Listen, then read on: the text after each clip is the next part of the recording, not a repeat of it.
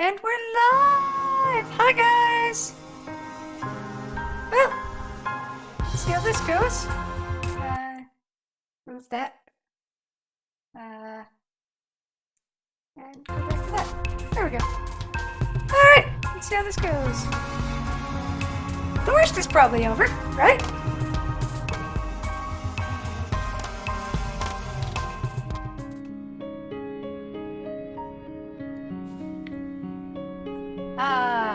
Fortuna.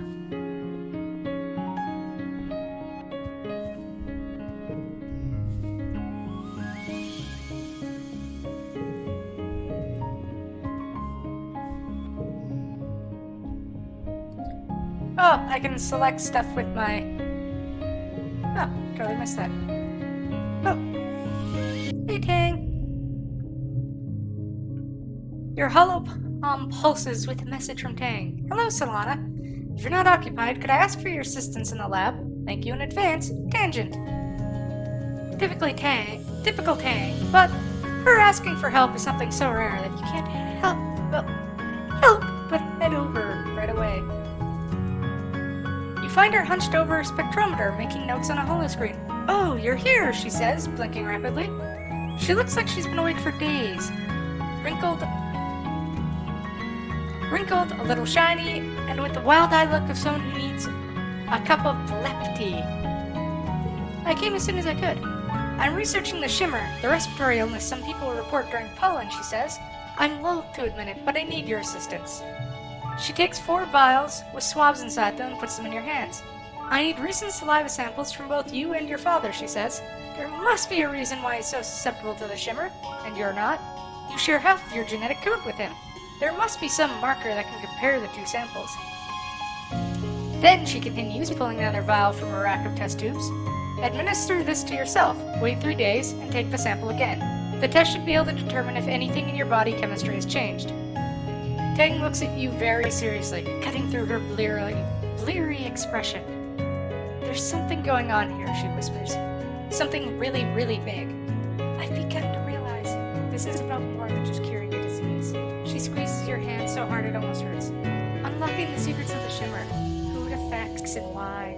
It could lead to greater understanding of all life on Vertumna. And knowledge. Knowledge is more than power, Solana. It's control. Okay! +1 shimmer cure, +1 health tangent, +2 friendship tangent. Thank you, Tang says. I've been researching so hard I think my eyes are going to fall out of my head. And for what? Well, for the end of a debilitating disease is a pretty good reason, but Tang just shakes her head at herself before you answer. We're at a disadvantage here, she mutters. We're fighting blind. We need to understand this fund if we're going to get it under control. Okay. God, I'm super stressed. Can't quite go on expeditions yet. I think the only place I can go is the living quarters. Oh, I could go to the walls.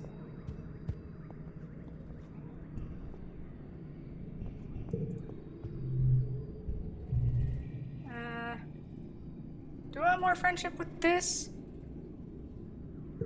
Sure. After the first attack on the colony, they added lookout towers to the walls. Now you have a place to hang out if you don't feel like working. And because it's all the way up here, no adults are going to come ask you to run any errands for them. On rainy days, you take shelter under the pavilions and listen to the pitter-patter of warm raindrops on the grass roof. You can do whatever you want. Ah, this is life. It's nice to help keep watch. +1 to perception. Sometimes you offer to fill in on lookout duty so someone can go grab a meal. Maybe someday you'll be allowed to work full shifts as a lookout yourself, but you find out it's not as relaxing as you'd think. Oh hey, Solana Dis pops his head up nearby ladder and looks surprised to see someone else here. You mind if I sit here too? Ew, just keep your stink downwind. Oh, that's so mean. Heck yeah. Sure, there's plenty of room. The two of you dangle your feet off the side and watch the valley below. Dis shuffles a little uncomfortably and doesn't say much. You wonder if this was his private spot to be alone before you discovered it. Relaxing. Don't really want to forget either of those, so... mid-pollen to late pollen.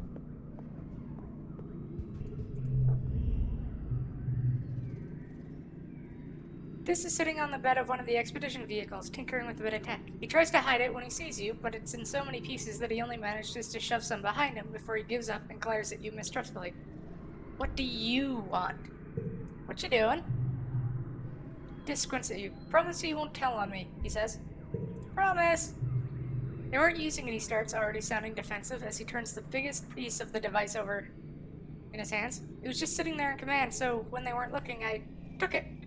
I took it and no one noticed. He seems excited about this fact.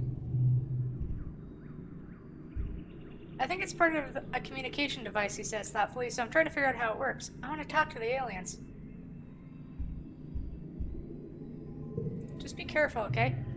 Dis nods and feels. Who cares, he says. People on Earth use this stuff like this, thinking that it could pick up the voices of ghosts, Dis says. But it was probably just radio waves, so I figure if I'm looking for radio waves, aliens have to exist, he continues quietly but with great conviction. They have to. You can't have this much life on a planet without some of it being smart like we are. He sighs. I just want to talk to them, he says. Maybe I'd fit in more with aliens than I do here. Anything is possible. Dis nods and look up. I know you're just trying to be nice, he says quietly.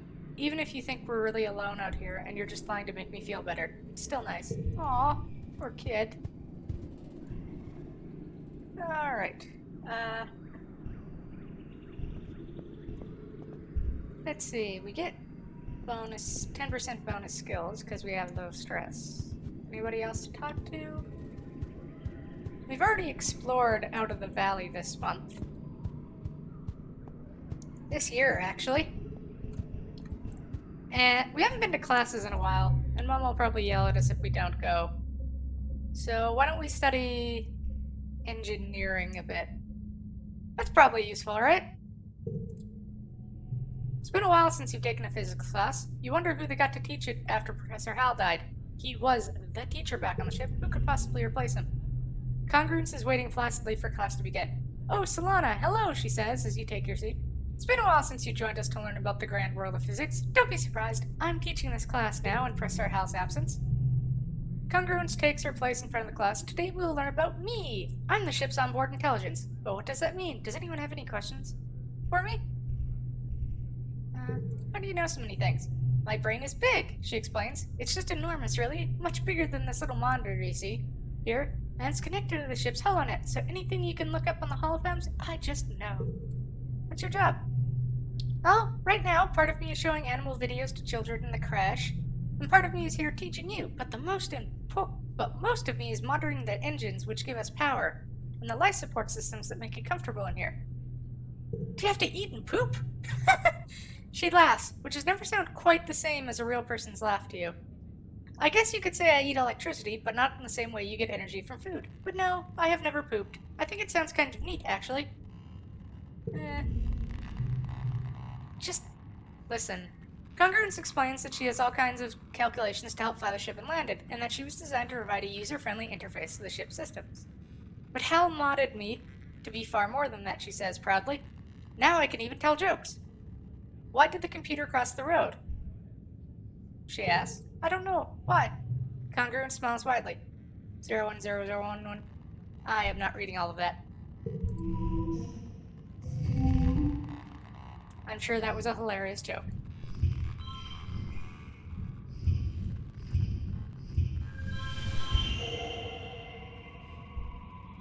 Win!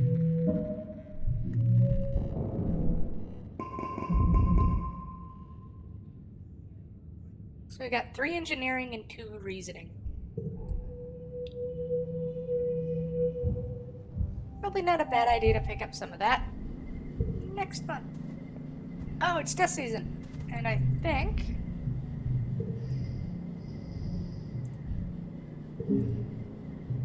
Hey, is this a birthday cake? Thanks for... Okay, I was right. This is her birthday.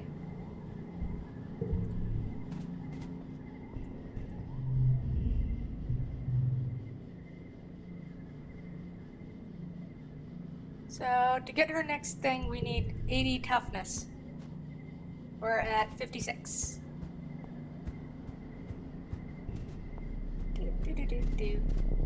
Oh. I think we know almost everyone's birthday. Okay, we don't know Cal's. We know Tangents. Do we know Disses? No. But I don't think anybody shares a birthday, so why don't we try them next week? See if we can get one of their birthdays. Hi. Oh, we still can't go out. Well.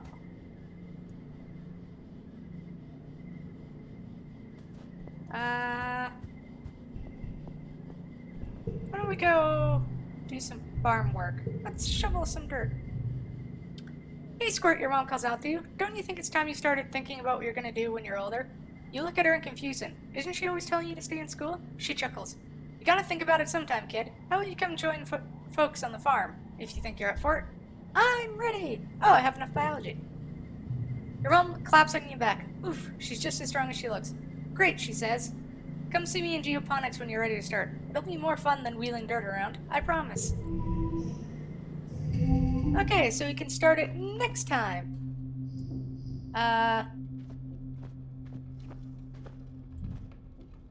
We drop that there. Oh. Actually, we don't even need that. 3, 4, 5, 6. And I could drop that, but I lose a kudos if I do. But I think that also gives me the highest possible bonus, so I think I'll get it back. Nope. So we got 6 toughness.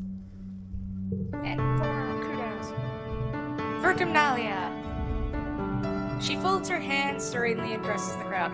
What a pleasure to address you all today as your governor, she says, looking pleased as she ever does. In under 3 years, we've built a colony of which we can be truly proud.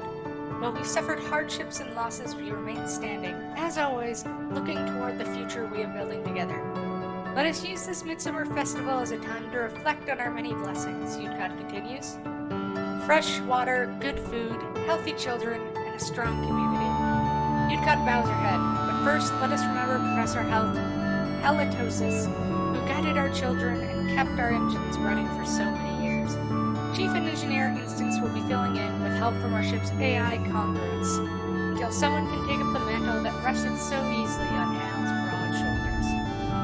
I would like to formally recognize our youngest council member ever, Utopia, representing Expeditions. Yudkot gestures for Utopia and Uncle Tonin to join her on stage. Thank you, Melatonin, for years of service as head of Expeditions. Tonin gives Utopia a shoulder squeeze. Utopia's been ready for this since we landed. I'll be staying back to work the columns from here, so I'm always a call away if need be. Yudkot invites the rest of the council to stand and be recognized among the crowd, including your mom, who huffs in annoyance. When the applause died down and the council sits, Utopia remains standing. Actually, Auntie Yudkot, y'all mind if I just make a quick announcement? Yudkot nods and Utopia clears her throat. I just wanted to say thanks to y'all who are trusting me with this job, she says, her clear voice ringing out over the crowd. A cheer rises from the expeditions. She motions for them to quiet down. Uncle Tonin's left some big shoes to fill, and, well, I'm gonna give it my best. We're fixing to get to the bottom of what we're calling the shimmer. The sniffles folks have been getting during pollen, Utopia continues. Until we do, please keep on wearing your mask when the pollen is thick, and let the doc know if you're under the weather. She bends down to hug the governor and she leaves the stage. Thank you, Utopia, Yudkot says warmly, and thank you to the rest of the council for your service. Live music starts playing and Yudkot smiles. And now it's time for games and feasting. The crowd disperses towards the feasting table, clearing the area of chairs so the children's competitions can be held. Which are we gonna do? Well, we can't really do anything. Except bot triathlon! Colin keeps adding complexity to his bot wrestling game. Last year was the hollow obstacle course, and this year there's an accuracy challenge. Sink 3 baskets and you can move on to the next stage, Com says. Unveiling something with a flourish, a vacuum bot with a basket tied to its head. It chirps as it stomps back and forth and the crowd cheers. get to friendship with these two little squirts. You're competing against Anemone and Cal. You notice they're not racing around together. Cal is playing with the Vakibot, and Anemone is standing next to her brother. You're up first. Start. Let's do this. Alright.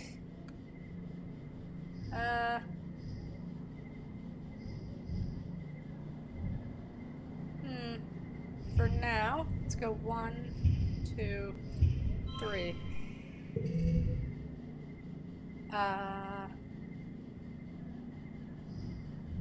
Let's try 4, 4, 7.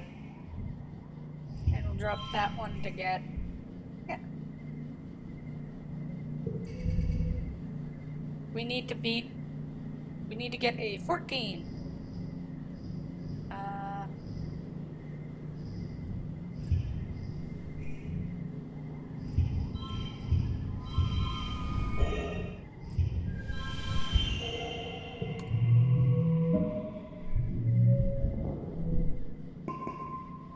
Got 2 toughness.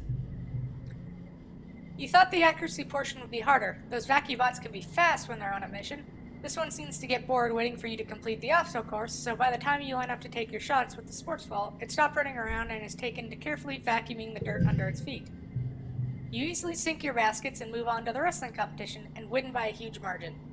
Anemone Pounce stomps over to Calm, yelling that it wasn't fair that you got it easy. She refuses to speak to you until Calm sits you both down and makes you shake hands, pointing out that Anemone also got hit by 5 hollow obstacles and couldn't have won any. Anemone begrudgingly accepts your win. Aww. Lose 50 stress. Done. Maybe I should stop winning and let her have... Nah. That seems patronizing. Can we join expeditions yet? Nope. So I think we get bonus kudos this now, because we have the popular thing. What's working on the farm get us? Biology, toughness, kudos, and stress. So let's work on the farm. It's a proud day for your mom. You're finally following in her footsteps. She meets you at the gate of the gardens. Hello, Sprout, she says, sounding chipper. Come on, we've got a lot to cover before you'll be able to keep up with the rest of us. Finally, some real farming. Your mom shows you around the fields and the geoponics domes. You'll mostly be working in the fields with the hardier earth crops like the potatoes and corn, as well as the native plants we've managed to cultivate. She frowns. We'll figure out how to cultivate these native plants somehow. You spend the rest of the day pulling weeds and watering plants. You're dirty up to your waist by the time you're finished, but it's good, honest work. You're proud to finally be able to do something to help out the colony. Cal gives you a high five and invites you for a cool drink in the cafeteria. All the other agriculturalists join you. Of all the places in the colony you've worked, geoponics is the most like family. Maybe because they've always been your family, thanks to your mom and dad. Aww.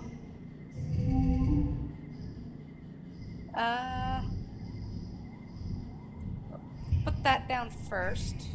I'll go 4, 5, 5. And if we drop that, we can get a higher thing, but we gain 10 stress. Well, we're already pretty low on stress, so what could it hurt? And we hit the super goal! So we get 4 biology, 3 toughness, 20 kudos, and 19 stress.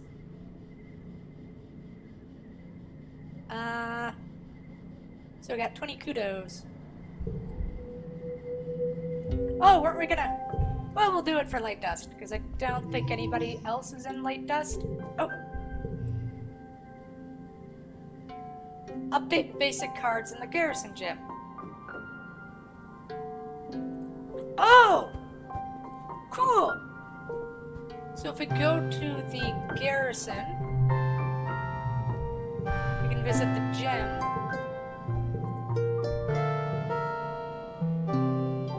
Okay, so we can't... So are we, like, able to upgrade these? Let's buy that for 10. Okay, so we can't... Can we not upgrade it? No. Oh, that was a waste then.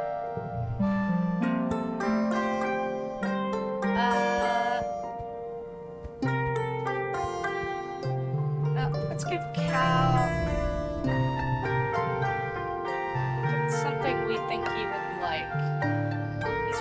is xenofauna. We don't really have anything for that, so let's try giving him a flower. Oh, it's his birthday today! Okay, so we got his birthday. It's in late dust. So that means it's probably not Disses this month. In which case, we don't have anything else to give. So why don't we go up our organization skills? Since if we get to, I think it's about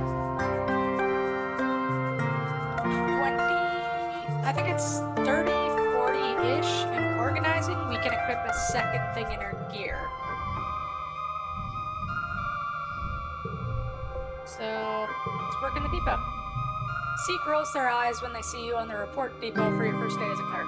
Oh, it's you, they deadpan. Well, at least you might learn something useful while you're here. The depot is where the precious nanoprinter lives. Seek lords over it like a tyrant, and they don't like children. They load the depot module on your holopalm and walk you through the process. People submit requisitions for the nanoprinter through this portal, they explain. It's your job to program the correct routine into the nanoprinter to fulfill their order.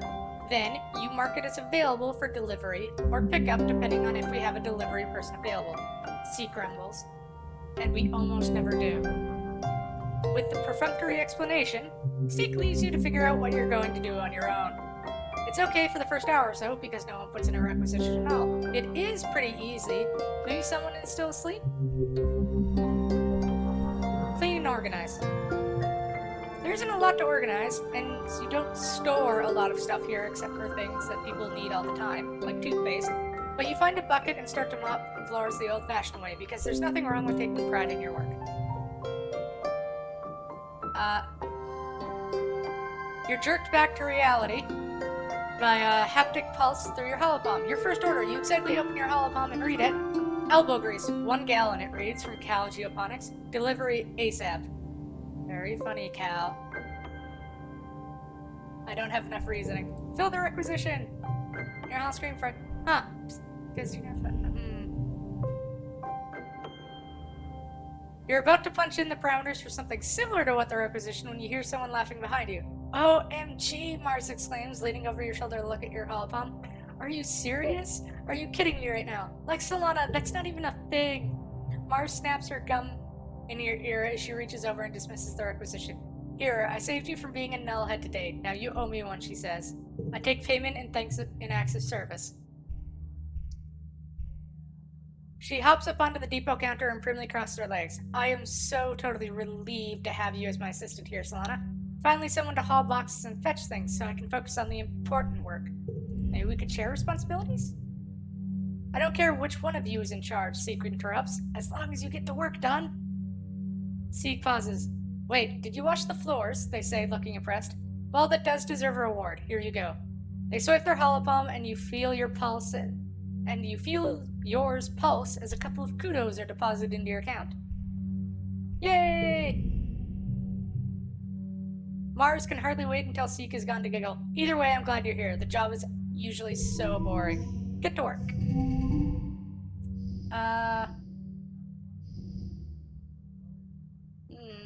Oh. 2, 3, 4, 5, 2.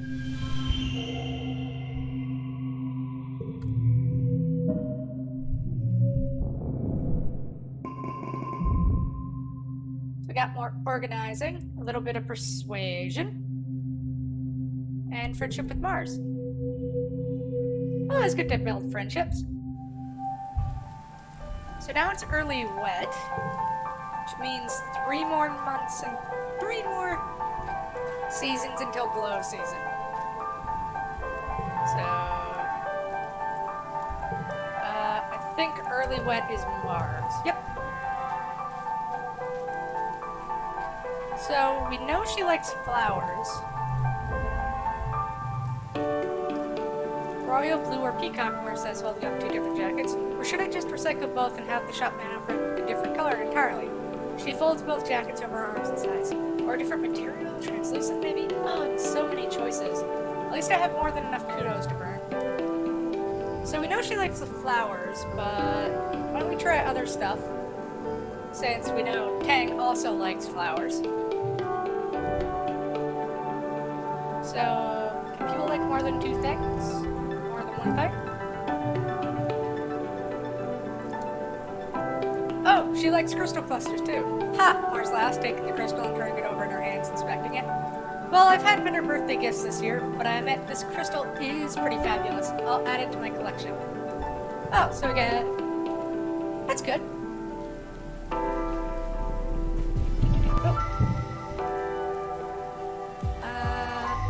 So I'm pretty sure they don't share birthdays, so... We will try Dis and Midwet.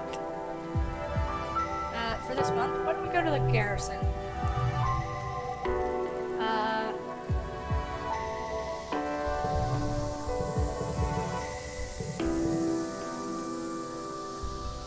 Do I have to go into here to select a car?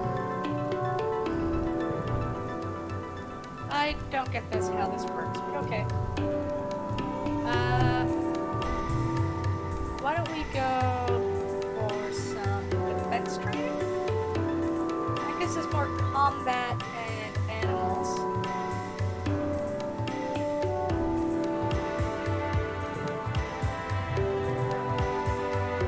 Part of self-defense is training your body so that it can be ready for any situation. The security chief has you running laps through jumping through tires, climbing walls, and sprinting back and forth.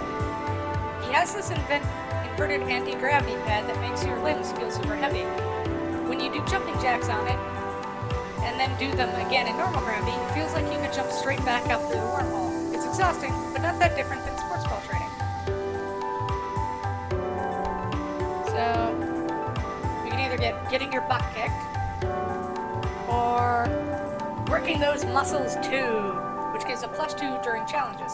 And I think that's... I'm not sure who that is, but it's probably one of the kids growing up.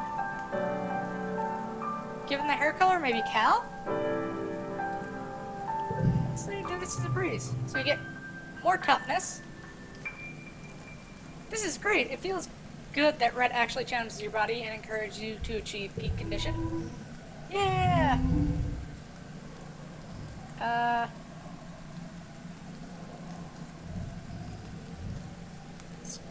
Maybe you can get a run of...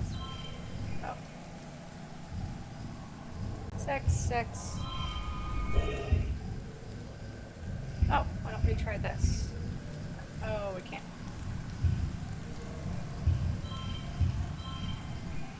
Yeah, we can. In that case, 6.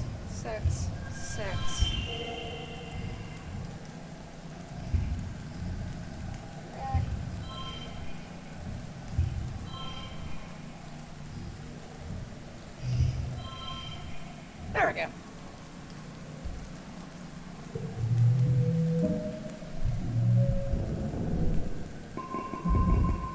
So we get a lot more combat, some animal stuff, stressing kudos.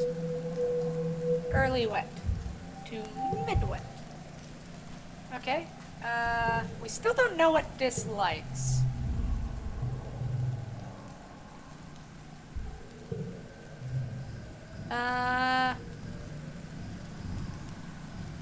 Why don't we try Bubberfruit? He's ambivalent about it. And Tang's birthday is next month. So we should probably go to school again. Why don't we try raising our biology some more? Our reasoning is almost 10, so why don't we study engineering? Hi, kids! The ship's onboard intelligence, Congruence, glides into the room on her ceiling track, and the class cheers. Congruence is so cool. She's like a person, but also a machine. She knows a lot of jokes and can tell you anything about space. She never gets bored or frustrated by your questions. You all know me, she says, but I'll bet some of you have questions about how I work. What do you want to know? We already did this. Yeah, we did that before.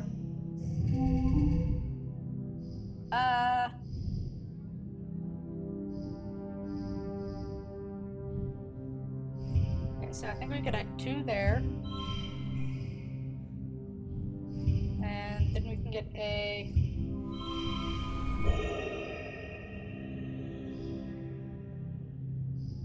the switch to open. Put that there.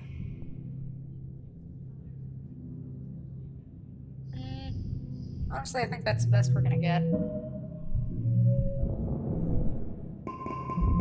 So we got 2 engineering and 2 reasoning. So we have 10 reasoning. Light wet.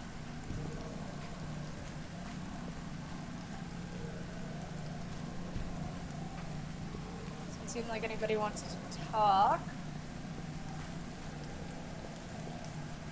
So let's go give Tang her birthday present. You know, she's researching medicine, so maybe she's interested in medicinal roots. Oh, yeah, she is. Seems you remember my birthday, Tang says, taking the roots and turning them over in her hands. Her lips curl into taste at the dirt that still clings to them. How thoughtful of you. I have much to do today, but I'll set these roots aside to analyze later. She turns to walk away, then remembers herself. Thank you, she adds, almost as an afterthought. Learn Tangent likes medicinal roots. Oh, she wants to talk again. Tangent is deep in conversation with one of the other scientists. He seems to be consoling her, though Tangent's face betrays no emotion as he claps her on the shoulder and reassures her that she's doing really well for someone so young. Not everyone compromised some of their samples when they were first learning. He leaves and Tangent sighs as she puts her head in her hands. Stopping short when she realizes she's still wearing gloves, she peels them off and digs her fingers into her eyes. You okay? I'm fine, Tangent replies immediately. I compromised an experiment I was working on because the vent was still open when I was spraying the workstation down with sanitizer. She sniffs. It's so gross in here, she says. I probably did that fungus a favor.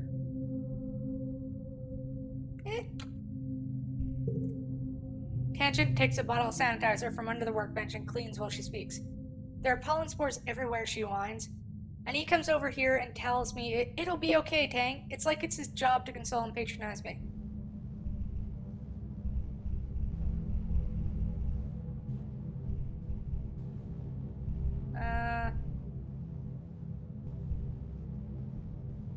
What's wrong with him being nice? I don't need people to be nice to me, she mutters. I need them to respect me. There's a difference. Tangent's focused. +1 if this has the highest value. What I don't need, she continues icily, is someone to pat me on the head and tell me it's okay, that the adults will make it all better. I messed up, she says. Just let me fix it. Don't make a big deal about it like I'm a child with a boo-boo. Okay, so maybe that wasn't the best answer. Well, we know that for the future. What should we do this month? More combat training? Or should we do something else? Because all this stuff is going to increase more as we do exploration when it eventually comes out. So maybe increasing some of our other stats to help out with that would be a good idea. Why don't we go do organizing some more? Never hurts to be organized. So, is there anything we can pick up in... Pick another cake for somebody's birthday. Specifically for Anemone's birthday, because that's our bestie right there. And done. Oh, and let's go work in the depot. Yeah. Mars has asked you to recruit some new members for the Secret Fun Times Club. Who do you approach about this fun, exciting opportunity to make friends and be your own boss?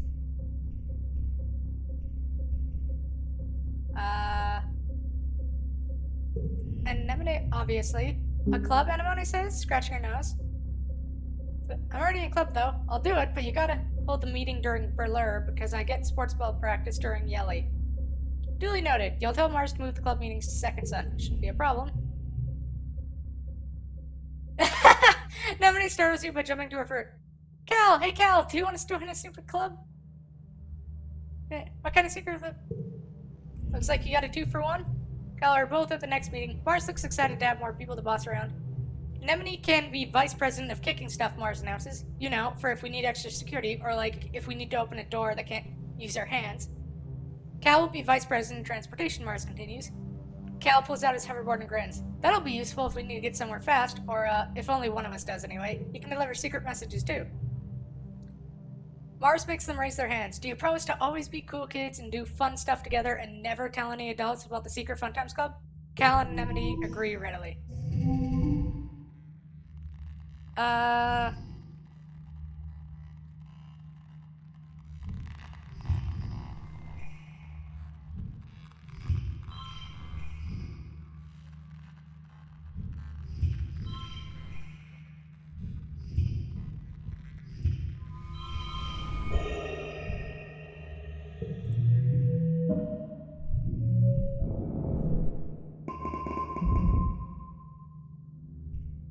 Okay, not a bad haul.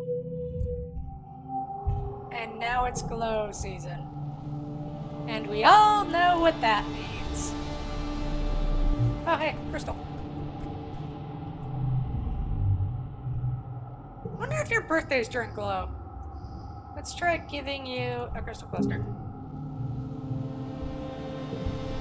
No, he doesn't like that, and it's not his birthday.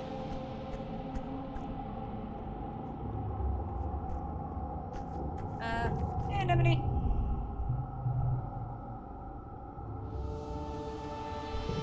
Need some more toughness. We're at 69. Nice.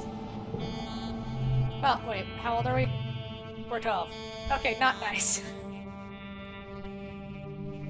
We'll relax in the lounge. You spot Diz listening to music and ask what band. He shares the playlist of something he calls post-punk mid-21st century. It's kind of whiny, but it sounds nice once you get used to it. We are never forgetting Pink Cotton Candy. That is both a nice memory and a horrific one. Yes, Cotton Candy is a horrific memory in this.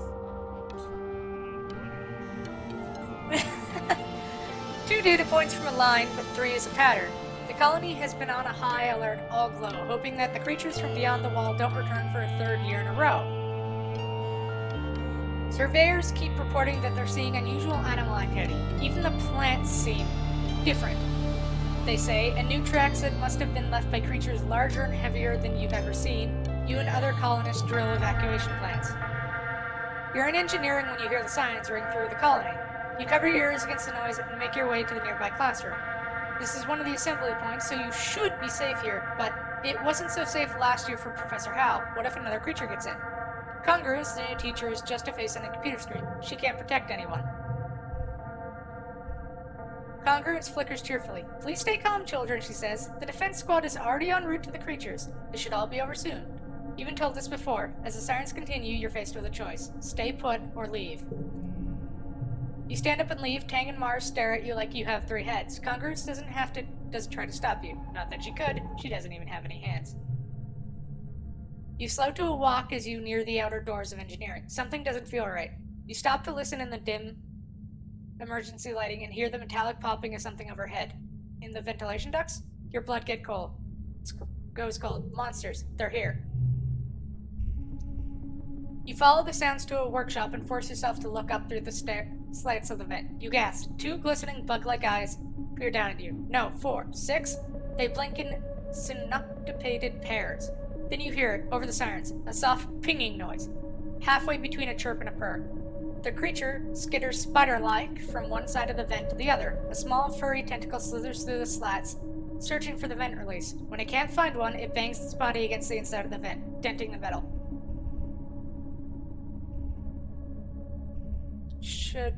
That's a lot of options. Attack it, try to scare it away, tame it, or help it escape. Let's tame it, see what we do.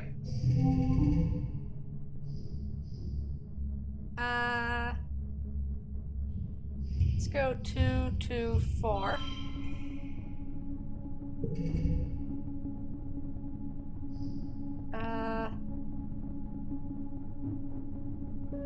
we can get a 6 going.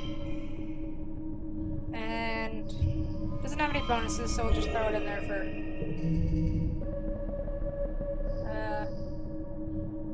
2 and 4. 2 6s and a 4. So switch that with that. There we go.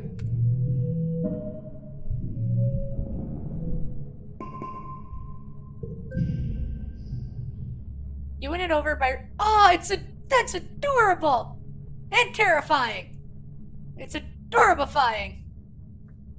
You win it over by reading its body language and slowly building trust. It seems to want to join you, and you hope you'll be allowed to keep it. +1 to skill reward at the end of a challenge only if you win. +1 bonus to strengths. You look up the species on your holopalm and learn that it's a frickie, so named for the trills they make, which yours is making now, cuddling against your leg, are neither male nor female. Though they do require a mate to reproduce, so it's a they then. You decide to name it Squiddly Feederson. No. Ricky Ticky? Fricky. It brings up way too many bad memories. We'll go with Bright Eyes. The eyes are kind of bright, and there are a lot of them. Well, that is fair. There are a lot of bright eyes. It isn't long before the sirens turn off, ringing 3 short pulses and an all-clear message flashes on your holopalm. You and the other children file out of engineering and you head back to your quarters. Your parents will want to know you're safe. You manage to smuggle your new pet Vicky under your jacket and hide it under your bed before they arrive. Your dad gives you a big hug, but your mom slumps into a seat at your small table. It's like they were going specifically for geoponics this time, she mutters, but your dad pets your hair, shushes her. I'm sure it was just bad luck, Flulu Bell, he says, but your mom shakes her head and folds her hands in front of her mouth, staring out her porthole window at the fields.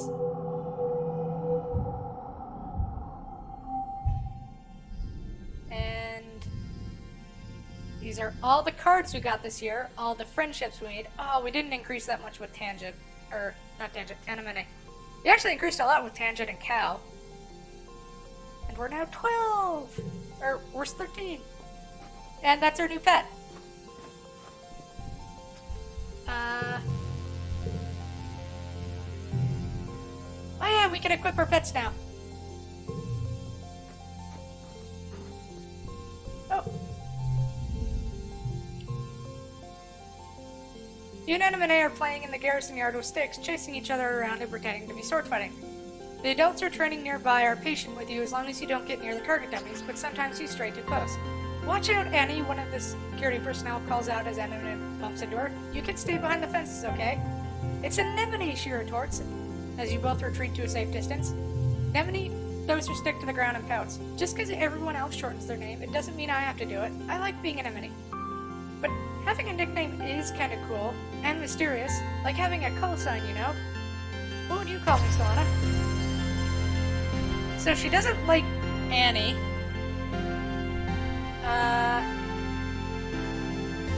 She kind of wants a nickname, so that would be kind of... And we wanted to... We could call her Scales, but I think that comes a bit mean. Maybe she doesn't like it when it's, like, really, really feminine? So she probably wouldn't like Nemi either. How about Nem? Nem tilts her head. Huh, I've never heard that one before. She mimes swinging a sword a few times. Nem. I like it. Short and punchy, just like me. It's kind of like I'm an adventurer from a story. She picks up her discarded stick. Now, she says, brandishing it at you, prepare to be defeated by the mighty Nem. You spend the next hour sparring with Nem in the courtyard. Aww.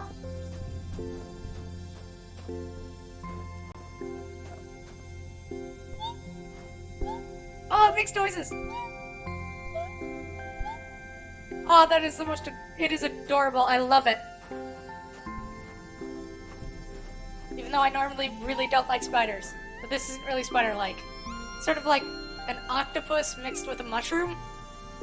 Mixed with, like, a bit of spider.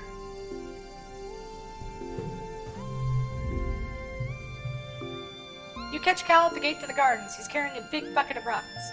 Hi, Solana, he exclaims. He pauses to pat your pet on the head. And hello to you too, Bright Eyes.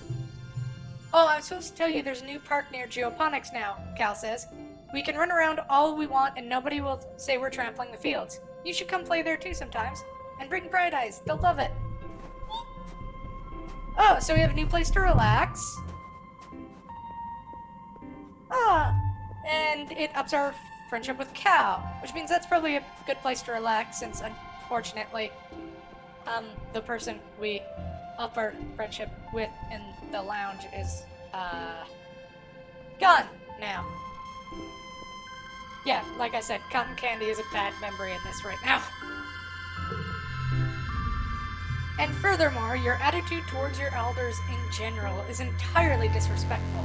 You find Utkat delivering a scathing reprimand to Mars, who is doing her level best to look like she'd rather be anywhere else. You speak out of turn, you question the council's decisions. If you agree with an order, you simply do not do it. Disagree with an order. I could go on, but do you need me to go on? Mars scowls. No, she replies. Utkat clicks her tongue. I honestly thought better of you, Marzipan, she chastises. You have the sort of natural leadership ability I remember from when I was a girl many, many years ago. Many years ago. Mars seems to roll her eyes, but you get the sense it's a close call. You need to set a better example for the other children, Utkat continues. It's okay to have your own opinions, but you kids can't just do whatever you want. You have to follow the rules and respect your elders. I am setting a good example, Mars retorts, stomping her foot. Hello, the only reason we're here is because a bunch of people knew living on Earth was nonsense and decided to do something different. Utkat looks scandalized, but Mars just continues on. Maybe kids should have more authority. We're the ones with new ideas that will take us into the future. Mars is right. See, Mars insists, everyone agrees with me. You might be on Vertumna, but your ancient old brain is still stuck back on Earth. She takes a deep breath for a moment and seems much older. Governor Utkat, we need higher walls and more aggressive farmland clearing, and we need it now. Are we here to stay on this planet, or will we just sit around until the jungle swallows us back up? Utkat's mouth opens and closes a few times, then she puts her hand to her forehead. Both of you, get back to your duties, she sighs. Marzipan, we'll talk about this later, in private. I'm not really sure about the whole, aggressive farmland clearing. Because, like, that kind of seems to be the issue. You know? Like, they keep going after geoponics, right? So maybe their issue is with the farmland? Is with the different things here? They seem fussy about us, but like we can tame them. So, like, I don't think it's just us. Maybe it has something to do with the fauna or flora we've brought.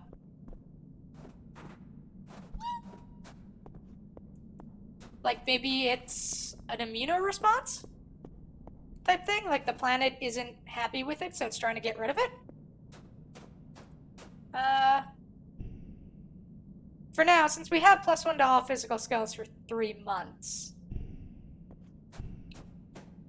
why don't we try sneaking out to see what we can find this month?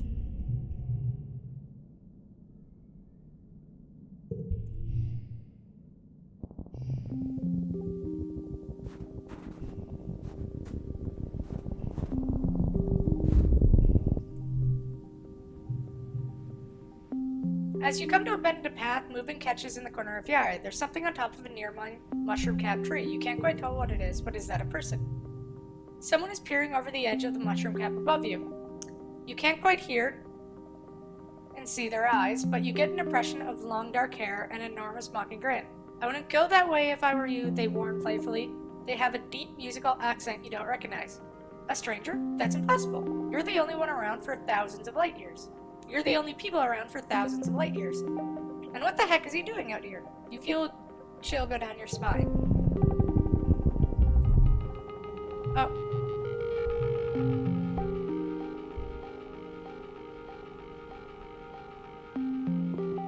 As you come to a bend in the path, movement catches... No, you think he's gone now. You remember the warning, though. Why not? You start to ask why, but he's disappeared again over the edge. You shout, but there's no answer. You can't even figure out a way to get up there. Can this guy fly, or was it just a mirage? You think you might be seeing things. Should we ignore his advice or continue on or find another one? See, does that cancel? No, it's still there. Okay, can we ask him? Ignore his advice. No. You've met everybody on the Stratospheric. This must be some kind of animal, one that looks like a person and sounds like a person. Maybe it's Diz playing tricks with you. You're on the bound and are getting immediately as something long and thin slaps against your face. There's another whack across your back and you spin to face your attacker. Whap whap! 2 slaps to your shins send you reeling. Who's ever attacked? Nothing happens, just silence. When you look around, there's no attacker, but the plants all around you are flattened to the ground. They're long As you watch, the roots slowly start to bend upright. You poke one experimentally and it slaps back down to the ground, stinging your hand. Attacked by grass. How embarrassing. You decide to call it slap grass. Oh, that is pretty embarrassing. Oh! A Unisaur! Let's be as quiet as possible and watch it.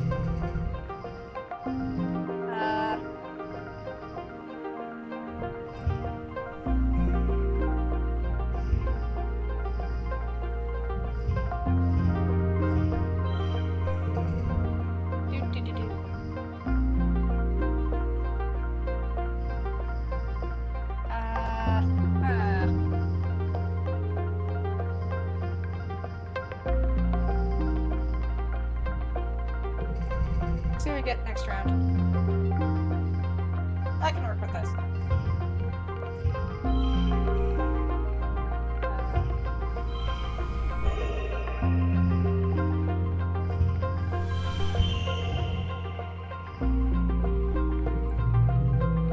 There we go. So we get more perception and more animals. As you settle in to watch it from behind a strand of mush trees, the Unisaur looks up towards you, startled by your movement. After a tense moment, it goes back to its business. First, it marks its territory and sharpens its horn. And we get more animal stuff. And we lose stress because we get to watch it. Oh, we got a new perk from our animals. So we can upgrade pet cards via relaxing in the park.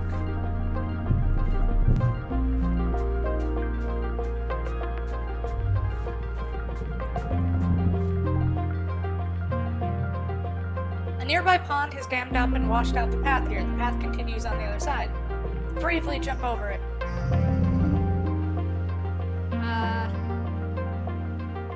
Well, let's do another 2. Garage. 2.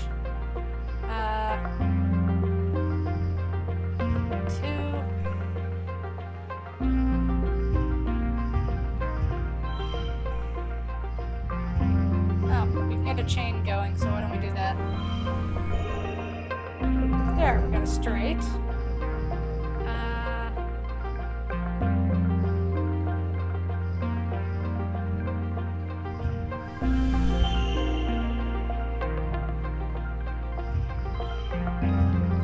Oh, that reduces. So that there. And neither of those increases anything. Yeah, I'll probably have to forget those again. You briefly fall in and get wet. You flounder towards the other side, soaked but victorious. And we get to increase our bravery. And find a medicinal plant! Yeah! You come across a cluster of mushrooms. They're... we've seen this before. Give them a friendly pat. And there's a little octopus, or starfish. Lots of long legs. So you get animals and perception. And since we get the heroic boost, we're boosting a lot of stuff really quickly this time.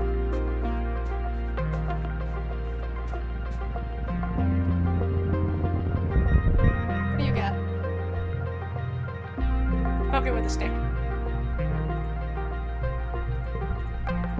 Why don't we try digging that up next time? Though, I think that might get us in trouble, because I think that might be them planting seeds out here. Yeah, we've seen this before. Invisible plants that kind of like stick to you. So got a chain of 6s there. 2, 3, 4, 5. We get a +7 from our straight. +1 from the Vricky.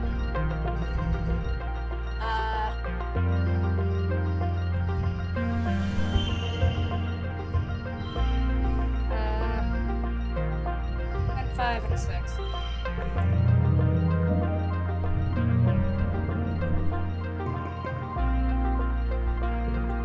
Yeah, we get through it. And we upped our stress again. Ooh, our stress is pretty high. I think we can probably do one more thing without getting...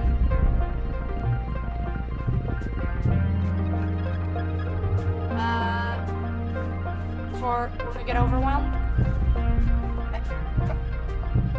Okay, so I can't get to that without... Okay.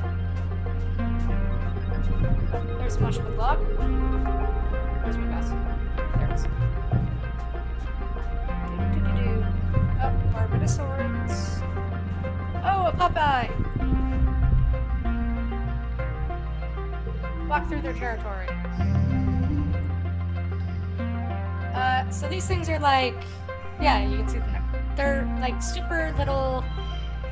I'm not really sure how to explain them. They're like rabbits mixed with cats. Which is kind of adorable. 2... Oh, that becomes a 4. Oh, up there.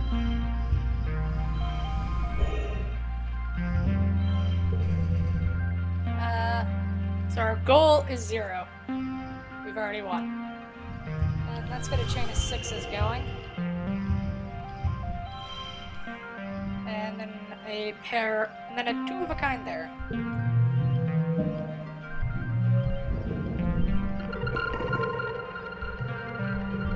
Alright, we head on home. And we gain perception and bravery. Wake up to the sounds of your parents arguing in a hushed tones, clear trying not to disturb you. You blink away the sleep from your eyes, eventually remember, wait, isn't this your 13th birthday? Where's your birthday cuddles? Your parents always make a big deal about your birthday. You peek through the privacy curtain of your bunk and listen in on their argument. You're being unreasonable, your mom says. Solana is a teenager. You have to give her the opportunity to take calculated risks, or she'll start acting out. That's just what being a teenager is. Going off into the wilderness isn't a calculated risk, your dad replies. It's too dangerous. It's weird to hear your parents arguing. If they ever disagree, they sort it out quietly or go to meditation. This time they sound really upset. It's upsetting. Unsettling. I think I should. They glance up at you, your mom holds up her hand to silence you and goes right back to talking. Geronimo, she grates. You said yourself that we need every person out there surveying for edible native plants. You're even going yourself. Why not your daughter? Your dad fells his hands helplessly. Because, Flulu, she's our daughter. It's our responsibility to keep her safe. You're not keeping anyone safe by calling them, your mom almost shouts, and your dad flinches in shock. Solana's survival depends on her understanding this planet we're living on. So you're not doing her or the colony any favors by pretending like that's not the case. I can take care of myself. You point out that you saved Tammy's dad while sneaking out, so clearly that's proof you can handle yourself. Your dad's shoulders sag as he shakes his head.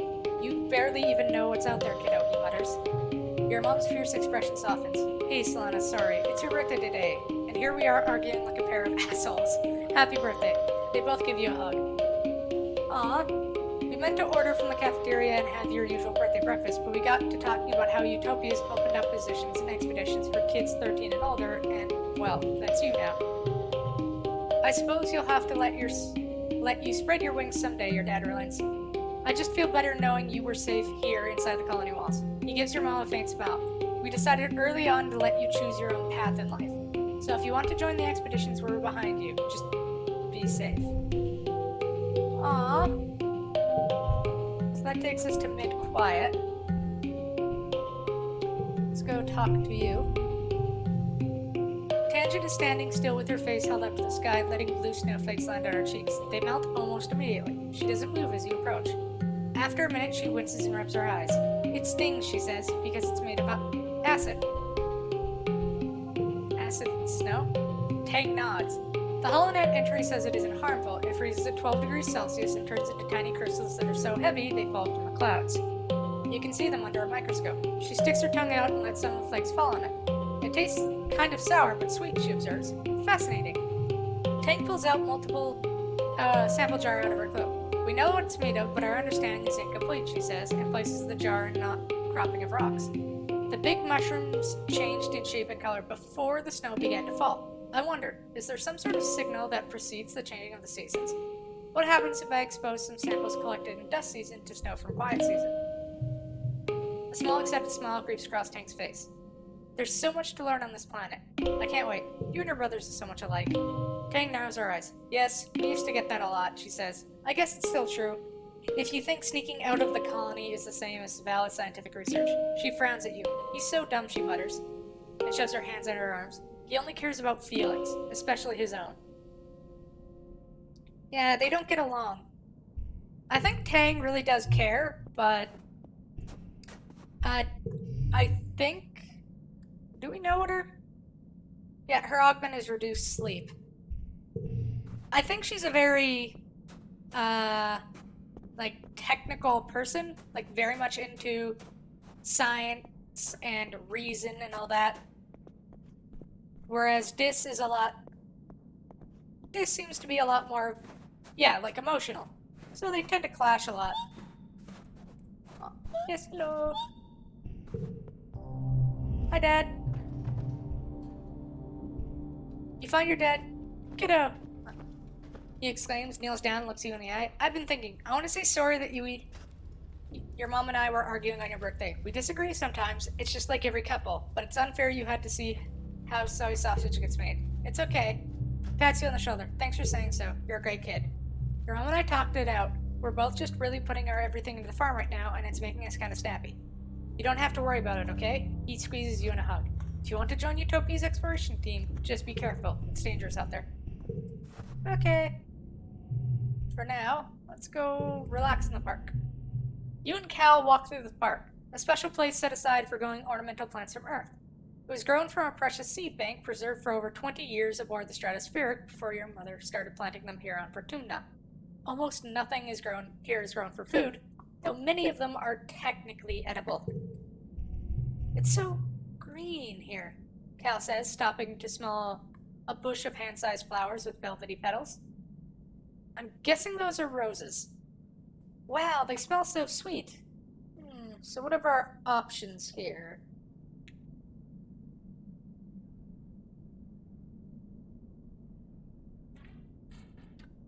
Mom worked really hard on this. It's so weird. This is such a waste of space. It's so peaceful. I think I'm proud of my mom. Your mom brought these flower seeds from Earth and somehow found time to cultivate them, even though there was so much work to do. It just goes to show that there's so much about your mom you still don't know. It's definitely weird. Since you've never seen Earth, many of these plants are actually more alien to you than Fortuna's native species. You see them in holovids, but you don't actually know their names or anything. You stop by a cluster of low-lying bushes with light purple flowers. They smell incredible, like Antecedent's special lavender soy cakes. This must be what Antecedent uses to flavor them. Oh, is this lavender? Neat! It's so peaceful. Cal breathes, a deep, funny smile on his face. It really is. This is one of my favorite places in the whole colony. You can feel the love in every plant. And +2 friendship with Cal. Yay! One pretty white flower in particular flourishing here, the Astrani, your mother's favorite. It seems to be growing faster than even native plants do, covering the paths and bluffs with tiny white stars.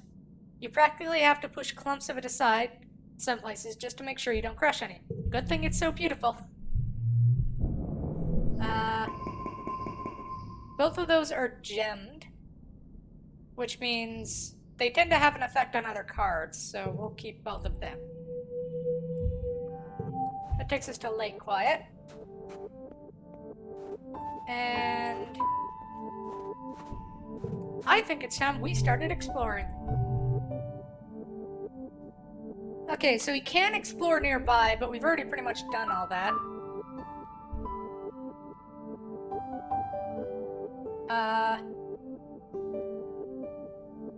Since there's a boss event remaining, think we should go do that?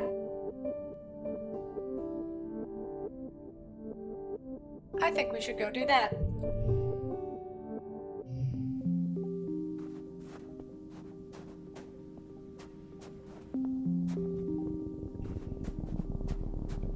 So I kinda wanna know what the boss event is. Spark snow has been drifting around you all day, igniting teensy sparks where it touches the ground, but now it's really started coming down. Hard like hail, not soft like soap. Except this hail ignites, more like explodes on contact with solids. Let's do something as an umbrella. You break off a large leaf on a long stem and hold it over your head. It makes a pleasant thrum as drops splatter on it. Oh, new perk. Oh, collectibles spawn and are filled faster. Oh, I think we get to pick up, let's see what that's about. That is our last one there. We'll go here. Let's just relax. See what other skills we can increase before we go deal with the boss of the area. You come across a float cow. Oh, I know what's wrong with her. Yeah, her ratio of liquid to gas in their membranous platters. So if we milk it, yeah, we help her.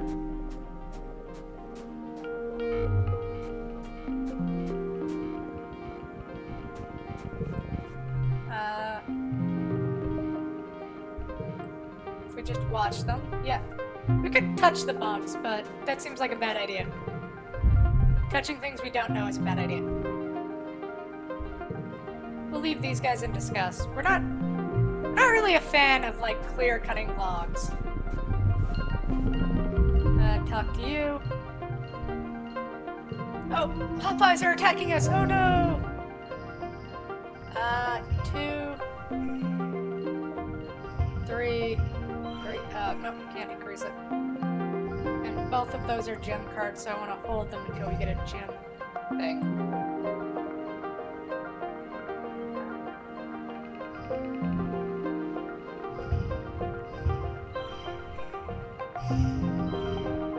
That's unchangeable. Let's get a little bonus going there. Just drop that. Nope, no gem things. No, if we go 3, 4, 6, 6, 4.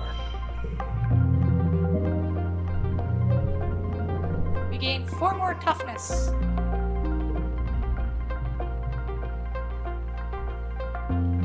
And I think another 3? Yeah. The cute little critters kick you, but you kick back, sending them scurrying away to find easier prey. We'll do this one.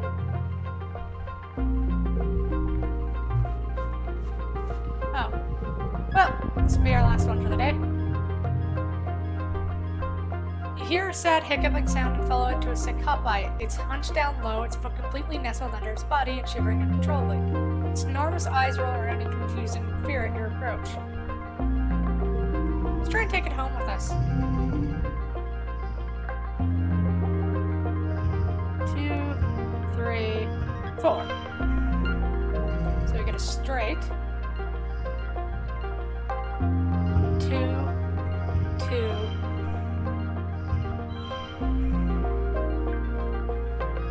Do we have another 4 on us? We do not. Oh, and that's a lot of reds. I don't think we can make a straight. Oh, no, wait, we can. So we go 3, 3, 3, 5, 6. Yeah, we get a straight. If I had a 2, I'd put it there. Wait. There we go, straight.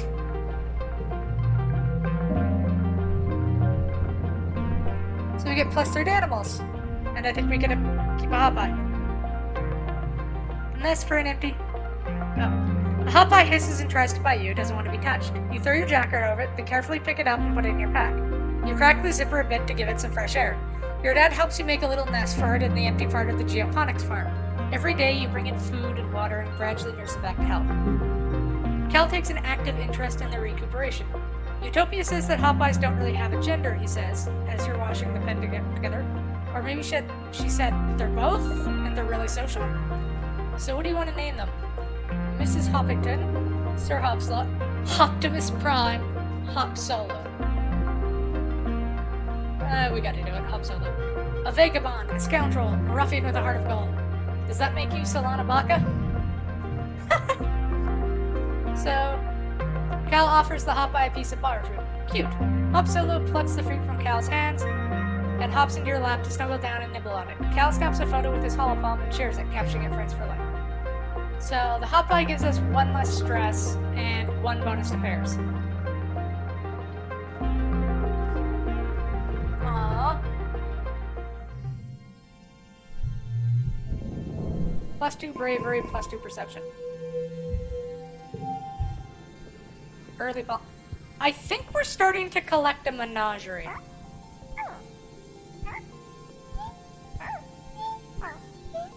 Aww. Okay, and if that might just be the whole stream if I keep doing that. I don't think... Is anybody's birthday in early pollen? Nope, late dust. Late wet. Early wet. I don't know. We never got the chance to learn. Sorry, Abby. We'll try giving this a guess. Well, let's give him medicinal root. Oh, he does actually like this. Wow, Dis is uncharacteristically excited about the roots. They're so colorful. I've never seen roots like these before. What kind of plants are these from? Okay, so he likes that. But it's not his birthday. But we can also dare him to go into the restricted area. You dare Dis to explore the creepiest, darkest part of engineering, deep down where even Chief Engineer Instance never goes. Under the cycling room where they say there are ghosts. You set the mood, then sneak around behind him, put your hologram flashlight under your face and shout, "Boo!" He rolls his eyes. Solana, think about it. If there were any ghosts on the spaceship, one of them would be my mom. Oh yeah, you guessed that would scare a normal person, but this still isn't scared of anything. Oh, that is both dark and badass.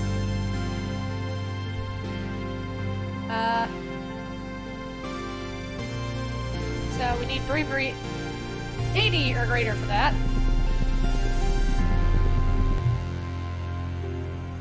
I think we can help Dad out with the animals again.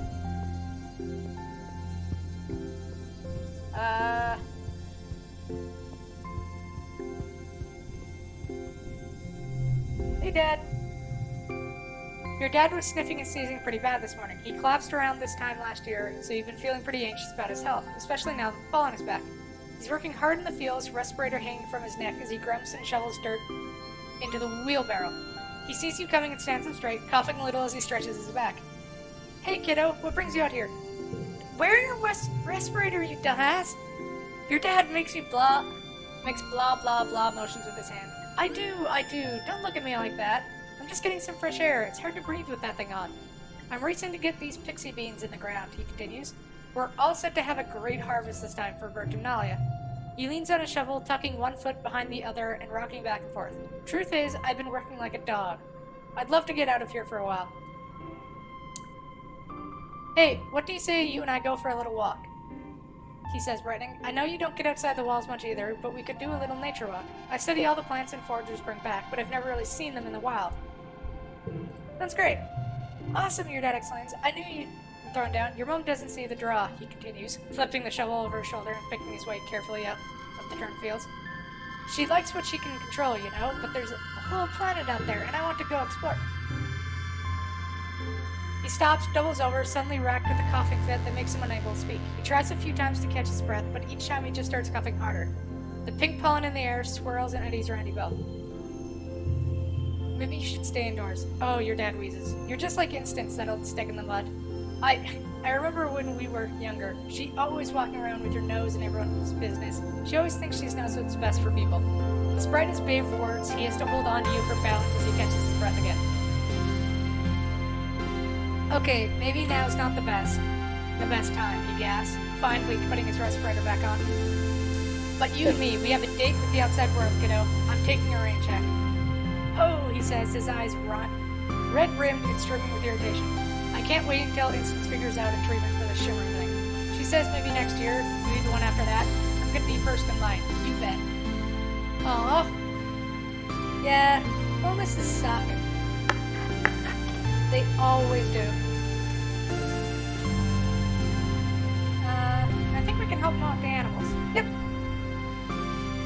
So we get a new pet, which gives us more shit. Let's help them out.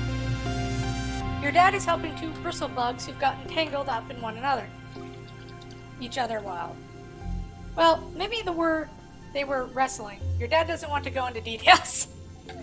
Ah! I see.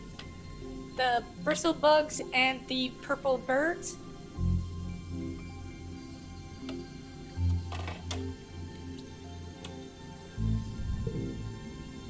He hefts the larger one, and you carefully pull apart the wrestling spikes, being careful not to get jabbed yourself. 10 minutes later, you're back at it again.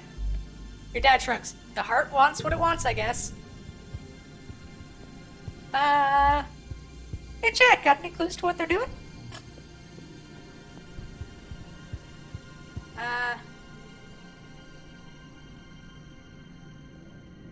You'd hire just about anything else to do anything else, so let's go relax in the park.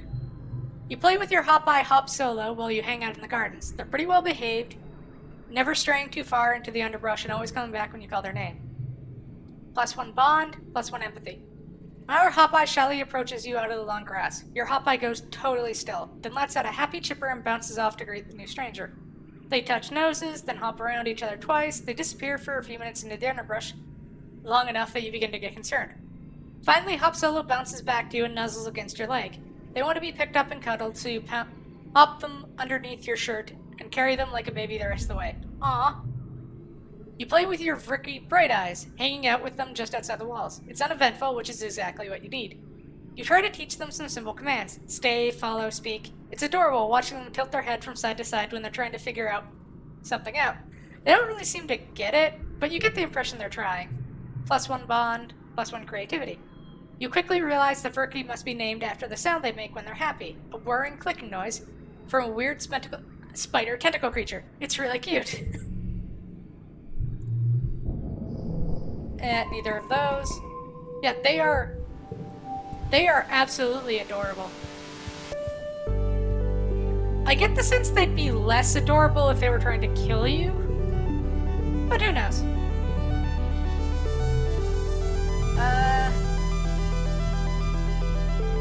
Why don't we go to get our organization up to 20? Because I think we can talk to our mom about our day once our organization is up higher.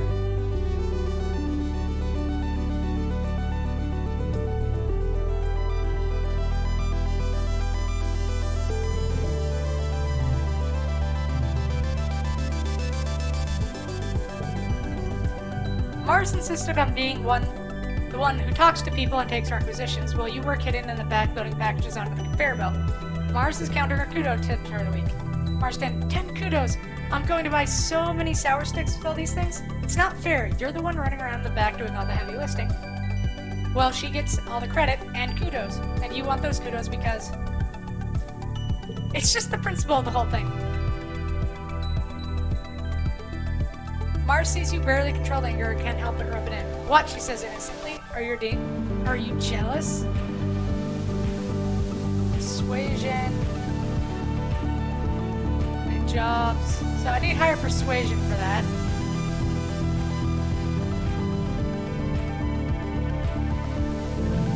Lose your temper. You yell at her. Those tips should be yours. Her job is way easier and you're doing all the work. She shouts back. Maybe I get so many tips because I have better attitude. You don't get any tips by yelling at everybody you know. You feel the blood rush to your face and open your mouth to keep shouting when Mars bursts into laughter and taps her holophone. Here, take the kudos. I was just joking. I didn't mean to turn you into the Hulk or anything. Your face looks like a giant tomato. She seems to be happy that you stood up for yourself. It's just a game, she tells you, to see how many tips I can get. I don't even need the kudos. I'm... okay. Not sure how to call that. Let's see. All cards under 2 become 2.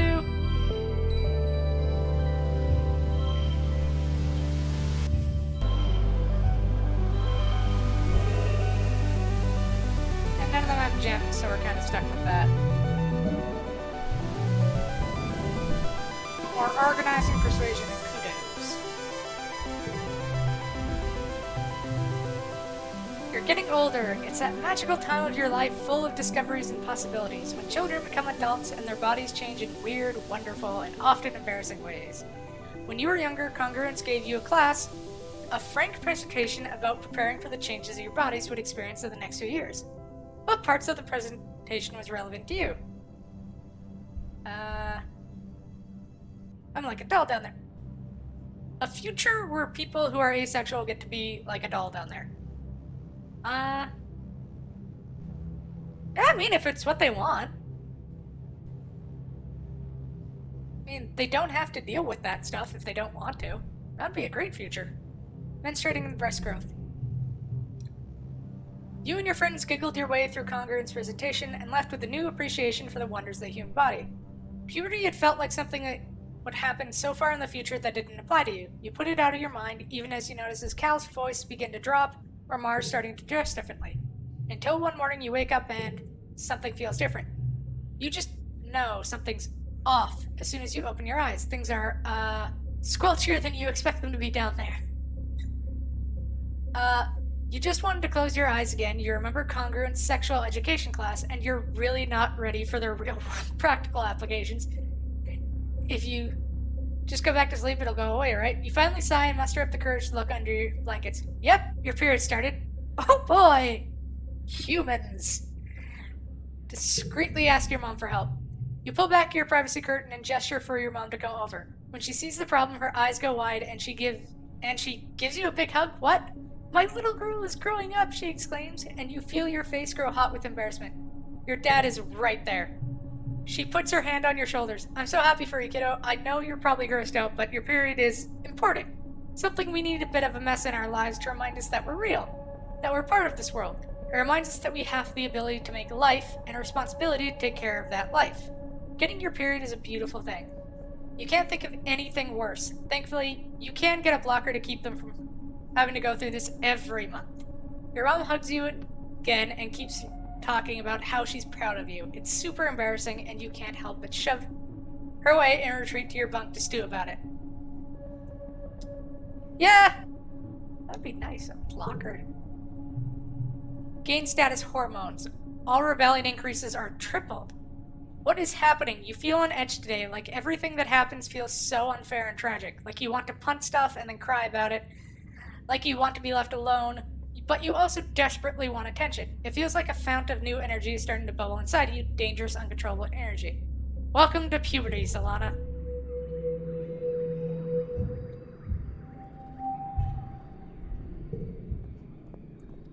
So, I think it's next year that our image changes, maybe?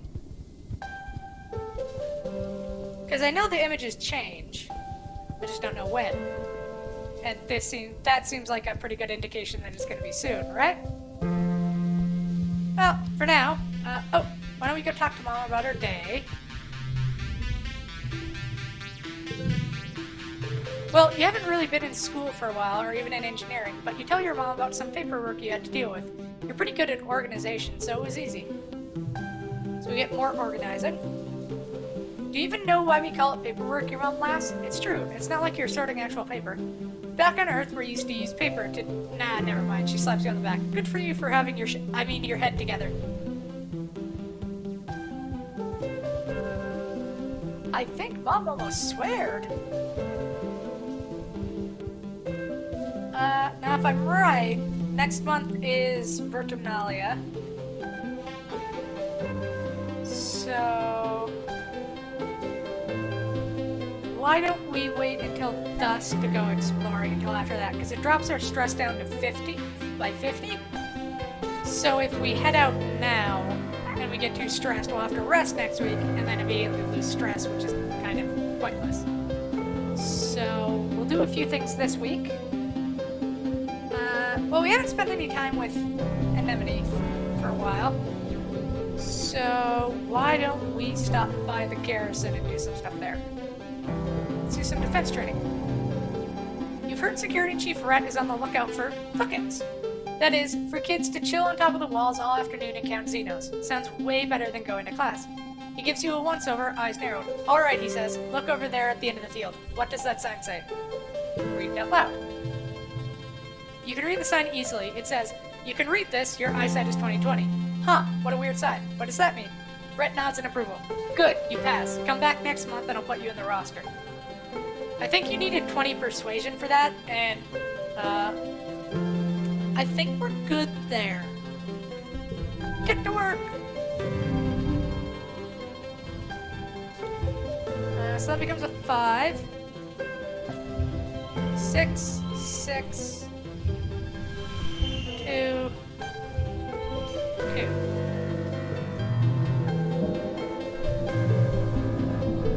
So we get 6 combat, 1 animals, 15 stress, and 1 kudos.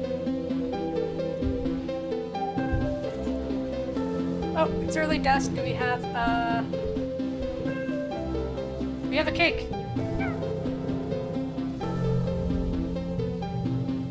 Nem is munching on a container cut up of pieces of dust melon. My mom is kind of bossy, but she sure makes a great lunch, she says, offering you a piece. Gotta keep your strength up. And give her a cake. Yeah, birthday cake! Thanks for remembering my birthday!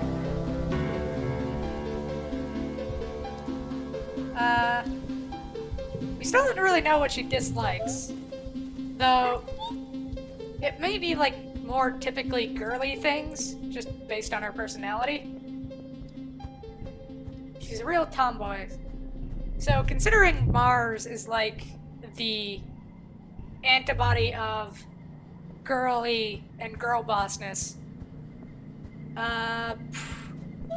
there was somebody who embodied like girliness to the extreme, but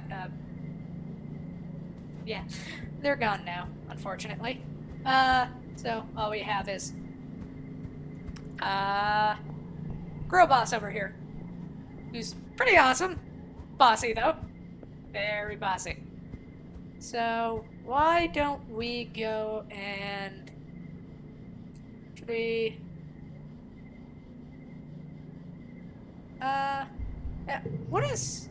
we're 13 years old and still the strongest kid in our class. We can take a beating and drop a brick on our foot without cursing, and our keen eyes can find things other people miss. So basically it goes off our 2 highest stats, which are toughness and perception.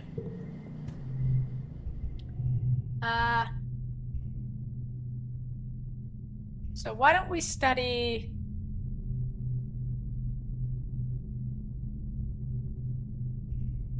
life sciences this week? Tangent stops you on the way to class. Solana, were you heading to life sciences? Good, I could use your help with something, actually. I'm working with Chief Engineer Instance in the biolab. If you give me a hand with it, I'm sure she'll give you credit for class. Of course I'll help. Honestly, admits Tang, we just need somebody to label petri dishes and move them from the cooler to a different machine. A hop I could do it. Instance is staring unfocused at her hollow eye as she processes the results of the scans. Tang goes and stands beside her, pulling up the scan on her own holopalm. They confer quietly while you wait. Sounds like they're studying the shimmer, the mysterious illness some colonists get during pollen every year, including your dad. Instance looks up at you as if you're noticing your existence. Ah, Solana, she says. We've been studying samples from some of the colonists who get sick during pollen, including your dad. Some of the stuff in his lungs. It's some kind of fungus. We think the shimmer is a form of reproduction, Tang explains. It's like a fungus trying to turn us into more fungus-like us. It's actually neat. Actually? So, like the cordyceps virus from like The Last of Us and stuff? It is kind of neat. So we get 1 more for the shimmer cure, and biology. You spend the rest of the week helping them study the illness. Mostly this involves following instructions and doing as Tang loves to repeat. Jobs a Hopeye could do. Nothing beats hands-on experience, though. So we get one more in biology. This would be easier if we had an actual sample of the fungus, Insert remarks. They're working with some biological samples, a fancy word for snot, but according to them, the fungus is all mixed in with human cells. Instance has to spend a lot of time in virtue space trying to disconnect the two in her models. Where could I find a sample? Our most useful reports have been from foragers returning from the Valley of Vertigo, she tells you, where the pollen is thick all year. That might be a good place to start. Okay, so if we're in the Valley of Vertigo, we could try that. 5. We'll lose one kudos, but a group of 5s. And then... Oh, so if I put that there, does it become... Oh, okay. I thought it meant last card as in the card before it. But no, it just means last card. Well, that's unfortunate.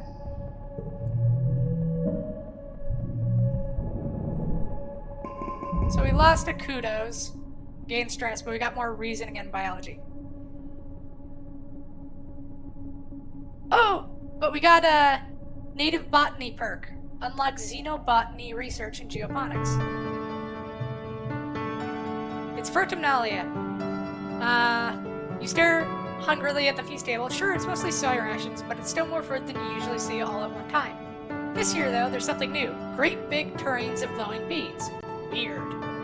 You try to sneak some food before the speech starts, but Chief Engineer Instance catches you and smacks your hand away. Your mom gets really mad at her, and it causes a huge yelling match. Your dad directs you away from the table as Instance blames your mom for the way things are right now. Whatever that means. Your dad passes you a soy sweet that keeps your tummy busy during the speeches. He's the best. Governor Yukot takes the stage and manages to calm everyone down. Welcome, everyone, to our 4th Vertumnalia celebration, she says, speaking through a mixophone. Her voice has been getting weaker lately, and you can't reach across the square the way it used to. I'm proud, as always, to stand before you as your governor and to celebrate another year of peace and prosperity on this beautiful planet.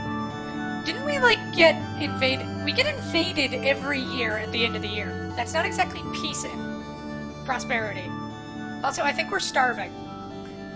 Yukot steps aside, wobbling a little as she walks, leaving Seek to complete the annual formalities.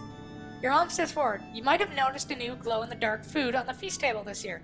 These are pixie beans, our first domesticated Vertumnan crop. The crowd applauses, and your mom raises her hands. Credit goes to Geranimum. He insisted we dedicate a third of our field to them. So you'll also have him to thank for the light show in your toilets tonight. Ew! A smattering of laughter ripples through the crowd. Your dad chuckles nervously. Your own smile is strained as she continues. As you know, we lost our hydroponics and microbial soil when we crashed on this planet, she says. These pixie beans will go a long way to making up for losers we faced with our Earth crops. Yukot's weedy voice rattles through the maxophoner. Thank you, everyone. Let's get on with the games. But Quatathlon. Oh god, what has he done now? Calm directs your attention to this year's edition. A cloth-covered mountain as tall as 4 adults, studded with mysterious protrusion. He pulls it back to reveal the Tower of Terror, he announces with a flourish. Test your courage with 3 stories of ladder climbs, followed by a death-defying leap of faith onto the poof shroom mats. Gain more friendship with Anemone and Cal. You, Nem, and Cal, in the majesty of the Tower of Terror. Both of them are hooting and pumping their fists, absolutely bonkers about jumping from 3 stories. You'll all still be doing the wrestling, agility, and accuracy portions of the course, but clearly this is the winner by popular vote. How about you? You ready? Let's do it!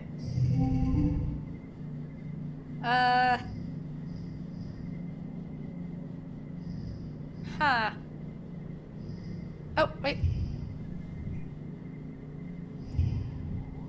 There we go. We got a straight of 4. 0, 1. That becomes a 5. So that doesn't really work. Let's just play that and see what we get this round. So we need 38 in one go. That is a 6, but that is a 6.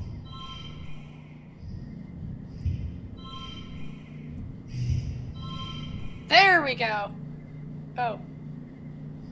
Uh-huh. Well, we have 11 logs. If we get rid of our straight, though... So, don't do it to the ending one, just do it to that one. Hey, we won!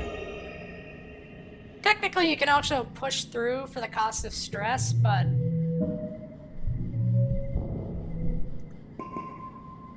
"78 toughness. You blow through the obstacle course, the basket shooting and the bot wrestling with ease, and you arrive at the base of the Tower of Terror with a determined gleam in your eye. You scale it easily, of course, it's only ladders. Sure, it's really high ladders, and a huge jump, but you just close your eyes and pretend you're jumping into a big vat of pudding. Calm awards you first place in the quintathlon. Congratulations. Finally, it's time for the feast. The pixie beans are a hit. Your parents tell everyone about their many benefits. It's a native plant, so it grows well. They're super nutritious, taste great, they're really versatile, and kids love their bright, multicolored glow. Your rumbling stomach has made you grouchy. You can't eat until your parents finally stop bragging about their dumb beans. Well, that's a little harsh. You consider the options: pixie bean soup, pixie bean salad, pixie bean chili, even a pixie bean aquafaba based dessert. Everything glows in the gentle evening twilight. You suddenly shove your pixie bean everything around on your plate. You don't even want to eat them anymore. Stupid beans, stupid feast, stupid games, stupid everyone, arg.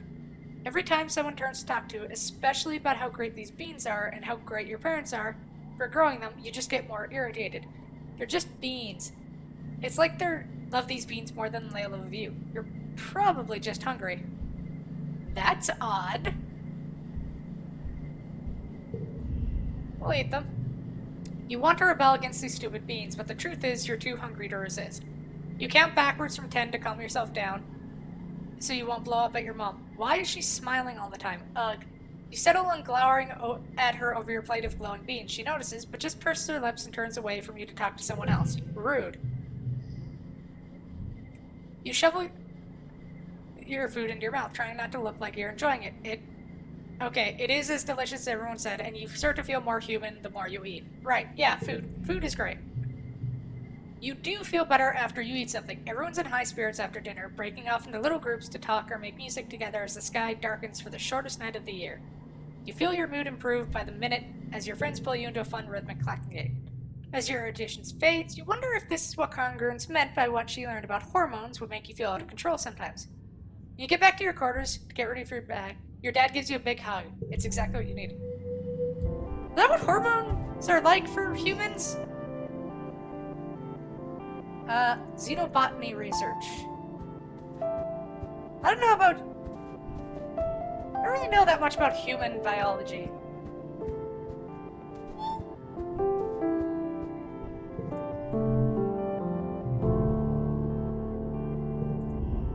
Okay. Hey, kiddo, your dad says, looking up from his work desk where he's dissecting a huge bell-shaped flower. Can you hand me that separator?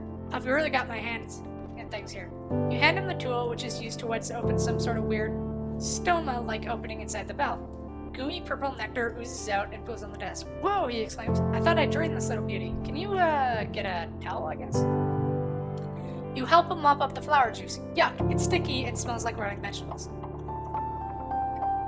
When you're done, he looks at you with pride.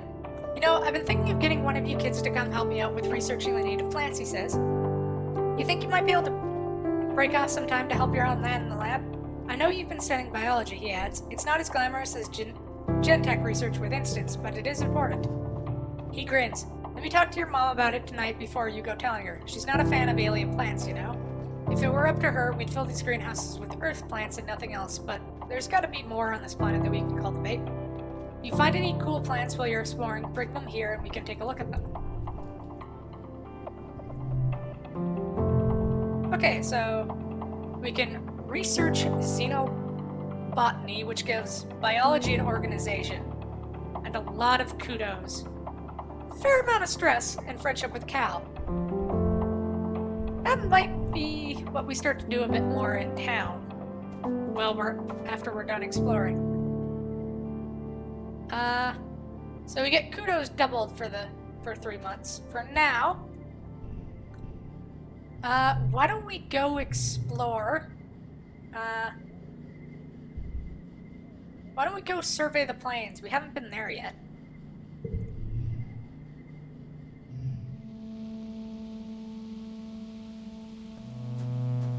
So these are the plains. Let's talk to Utopia. When you boarded the Expedition Autobus this morning, you didn't know what to expect. It trundled you and the other surveyors a few clicks north to the Prosaic Pines, a high flat area with cooler weather than your colony. You could barely control your excitement as you watched the landscape change. And now you're here. You're finally old enough for a real survey mission away from the colony. Gained gear, Plasma Cutter. Gives +10 to combat, +2 to strength challenges. You greet Church Surveyor Utopia at the depot. This here is a Plasma Cutter, she says, handing you one. It's a tool for cutting and heating things. You can use it to make fire, cauterize a wound, boil water, and it cuts some materials pretty alright. You can use it for self-defense too, but I don't suggest it. Are you going to be in danger? She makes a so-so motion with her hand. This is a quiet area, and what we're doing, we're not supposed to be in danger. We're just going to be taking notes and pictures, keeping track of all the flora and fauna we see. Just don't touch anything unless I ask you to take a sample. Everything is potentially dangerous. We don't know much about what's out there, which is why we need surveyors, even young'uns like you. The Prosaic Plains are a sparse region. Like you can assume from the name, you can see things from a long way off. Utopia sees you squinting at the horizon, and what are you going to do if you see something coming for you? Try to pet it! Utopia puts her fingers to her temples. I'm going to hope you're joking, she sighs. Dis joins you. He must have come up on an earlier autobus. Ah, good, you're here, Utopia says, digging out another Plasma Cutter for Dis. You two greenhorns are with me for the foreseeable. Now, we don't gotta sniff out each other's butts all the time out there, but I do expect y'all to be in yelling distance. Comms can get spotty out here. You and Dis share knowing glances. You've both been sneaking out to explore long before you were officially allowed to. Utopia also hands you a surveying drone and shows you how to launch it. It'll automatically perform local scans of wherever you go, though detailed scans still need to be done manually. When you return here to the depot, it uploads its findings to the holonet. Your job is to cover ground, see what's out there, and so long as it isn't dangerous, record it. She slaps you on the back. Alright, team, don't get yourself killed out there, okay? Yeah, that's how you send a kid off. Don't die!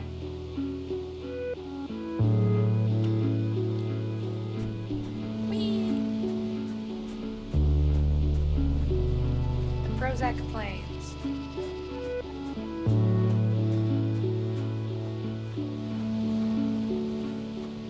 I wonder if at some point I'm just gonna have a small army of animals behind me. Ooh, what's this thing? You're close at a clearing when you hear a terrible cracking, pounding sound. A massive creature bursts through the trees, a boulder with arms, a bush growing out of its back. A bush bub. Utopia's mentioned these before. Part animal, part vegetable, and part mineral. These usually gentle giants camouflage themselves as part of the forest. Bravely stand your ground. The one thing we weren't supposed to do. The 1, 2... Oh, that becomes a 2? That's annoying.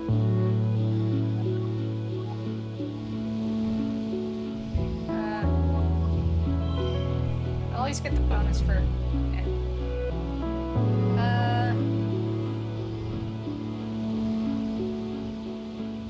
It's all too beautiful. Super strength. And that. And since it becomes a 2, I might as well just throw the 0 on there.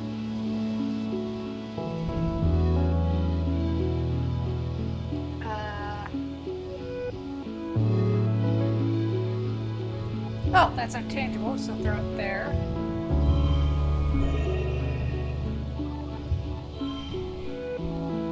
And that becomes a 0, since...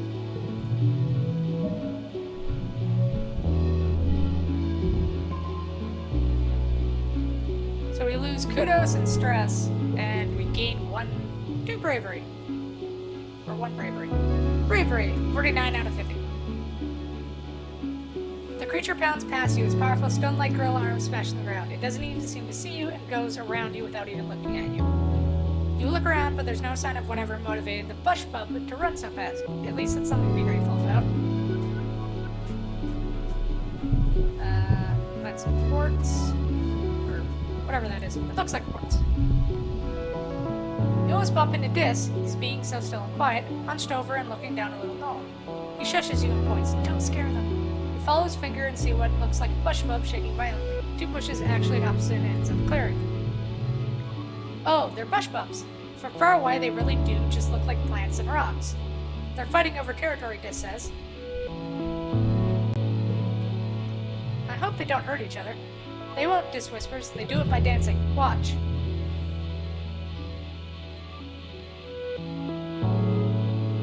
So it increases the strength card to the right. You watch these 2 creatures face off, rhythmically rustling the leaves that grow out of their heads and backs. Their gangly branch-like antennae swing over their heads as they rear up to their full heights. Even from far away, they look like imposing, agile boulders. So we gain some more animal knowledge. One goes, then the other. They watch each other carefully, alternating and repeating the other's motions, trying to outdo each other. Ultimately, the smaller, more graceful one seems to be declared the winner. The loser plops back down and then shuffles away into the jungle, defeated. Would be a great way to solve arguments. Let's see what this is about. A mass of dead bushes block your way. They have pointy spines at the end, the size of short swords, and they look very, very sharp. Blast our way through it. Good thing you brought your blast cutter with you. You cut a hole through the bushes and set a bunch of the surrounding forest on fire while you're at it. Oh. Okay, next time we'll just go around. I didn't expect to actually burn down the forest. At the edge of one of the circular ponds, something sparkling catches your eye. Well, everything around here sparkles, but this thing really catches your eye. The water in the lake is a little deep and milky, though, and you can't see the bottom, and it's completely still. Almost too still. It's so perfectly circular. You remember you've been warned about getting too close to these ponds. Wait and observe. You stare at the perfectly still, milky water for several minutes. You think you might see something moving in the depths and shift to get it for you. When you feel worried about, you look at the sparkling object again, but can't find it. Was it just sunlight in the snow? Oh well. Wonder what that was about.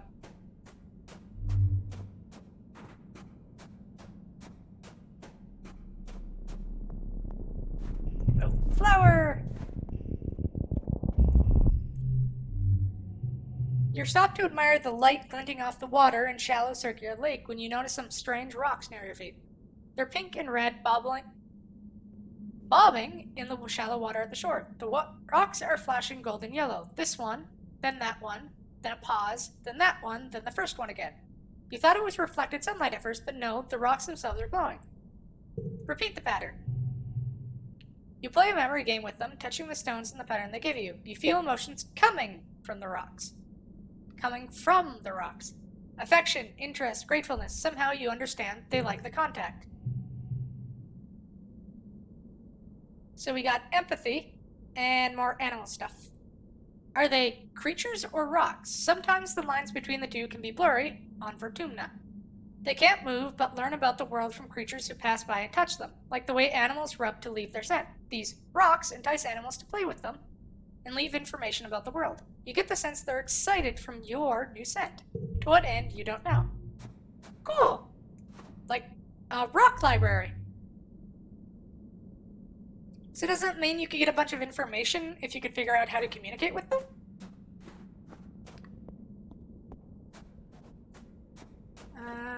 Let's go south before we go north. Though I don't really know if this is south. I guess we'll...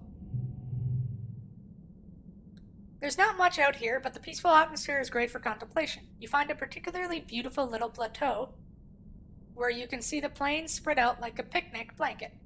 Round lakes dotting the land like glimmering mirrors of sky. Dis is scouting further ahead. He was eager to find some adventure. We catch up with him, or we could stop to meditate. Or we could remember this for later. Our stress is pretty high, so maybe meditating will lower it. Yep. You focus on the sounds around you, on your breathing, on the feeling of your butt on the rocks and the slightly cool breeze on your face. It's very peaceful. And you feel yourself relax as you become one with the planet. So we lost some stress so we can keep going around. And pick up the flower. Suppose we'll go figure out what you want. bush boat's blocking the path, lumbering slowly back and forth between a dense strand of globmushes, or whatever those plants are called, and a wide circular lake. It's like on some kind of patrol. It growls a warning when you try to squeeze past it, so you back off. From the look in its eye, this one isn't letting you through easy. Let's find a route through its territory. It's a perception challenge.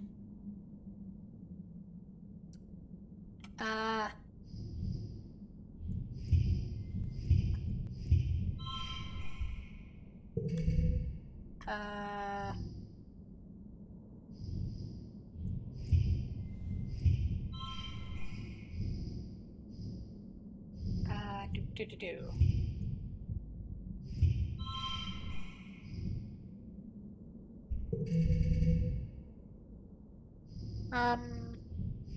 That's already a 2. So 2 4s there. A 5 and a 6 there. We win, but we don't get much. So we gain some more perception. You sneak through the globshrooms, crawling under them so the bushbub doesn't see you. You nearly get stuck at one point and wonder, what if Dis has come to rescue you? That would be embarrassing. You find another route through and continue on your way. Okay, so medicinal roots.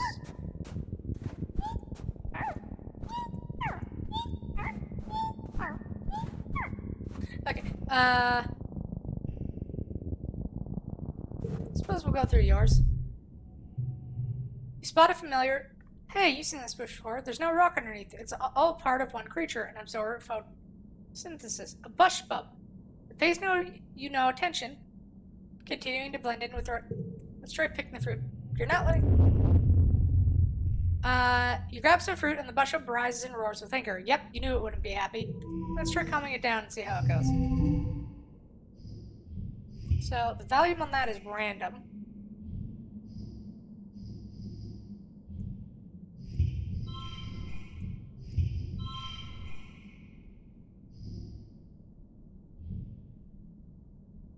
Oh, so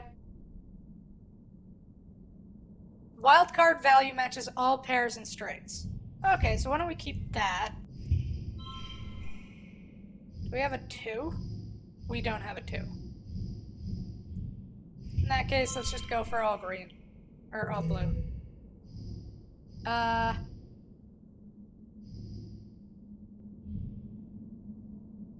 2.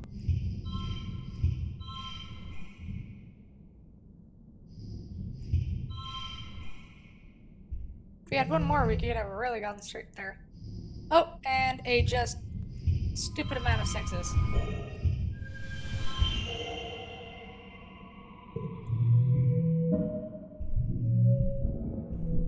So we get some more animals bonuses there.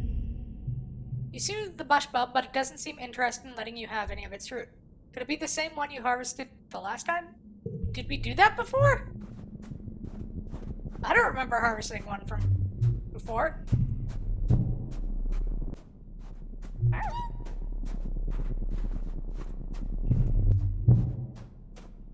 Maybe if we keep doing that event, it'll eventually let us have some fruit.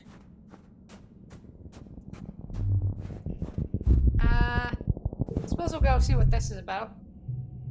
A series of small circular pools chained together to form an impassable body of water. Let's look for a place to cross. Perception challenge.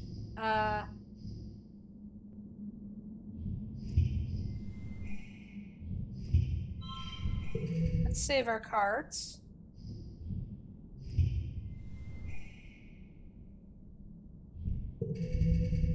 Let's see what we got.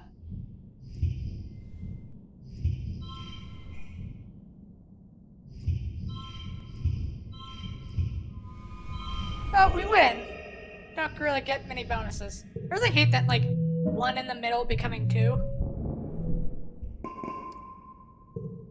Plus 2 kudos, plus 1 perception. And another perception boost. So our perception seems to be overtaking our toughness. There's a narrow place where 2 pools meet that you think you can leap over. These little pools look too small to house anything really dangerous, you hope. You approach the water's edge. Leap of faith, plus 1 bravery. You make it over the narrow gap. Nice, you feel empowered. You're too worn out, you have to go home now. Okay. Spent the month exploring. +3 perception, +1 animals. That takes us to Lake Dust. I don't know if anybody has any,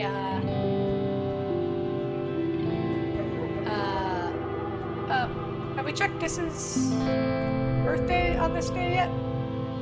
You find Dis sitting in the mouth of one of the walls drainage sewers. In wet season, excess rainwater is diverted out here so it doesn't flood inside the walls.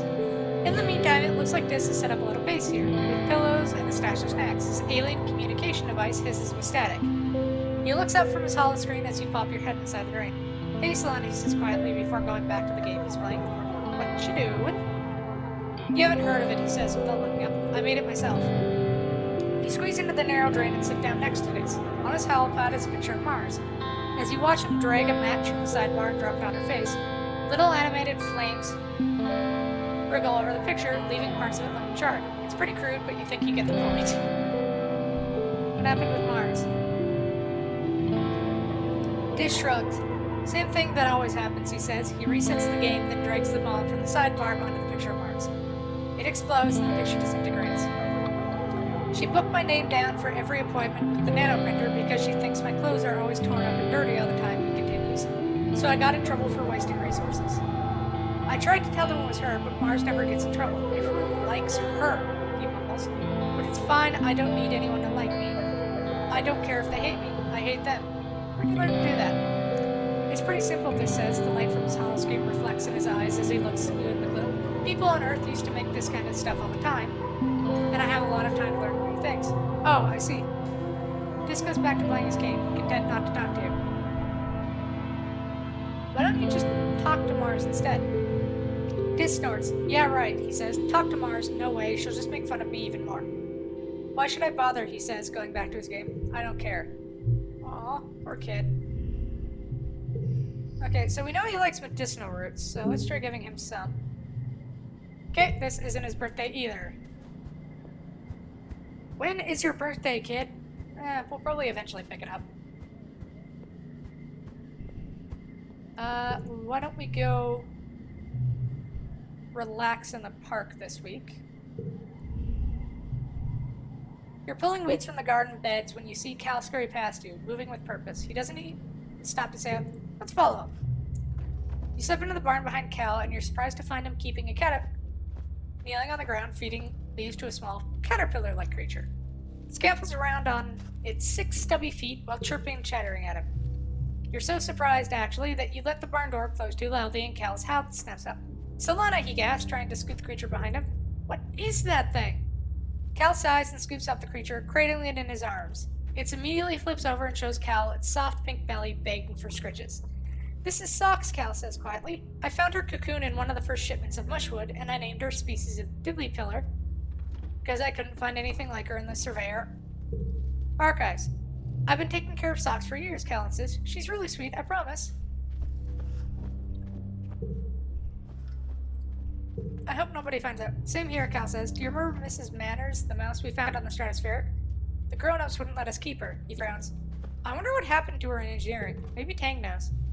He places Socks gently in the box and closes the lid. Go back to sleep, little buggy-wuggy, he croons. Sleep tight. Solana, can I get your help with something? In the barn, Cal asks. You excuse yourself, planting, and follow Cal. Something's wrong with Socks, Cal says, closing the door behind you. She won't eat and cries all the time. You look into Socks' crate. She's almost too big for it now and curled up in a ball. She raises her head and peeps miserably at you, then curls even tighter. Dropping. She looks paler, right? Cal says, coming beside you. And she's always sleepy and cold. I don't know what to do. She won't eat leaves anymore, and anything else I bring her, potatoes, corn, wheat, beans, she just chews them and spits them out. He points to the lid of the box. She's been chewing on her box too, he says. I'm worried she's going to chew her way out and escape while I'm not here.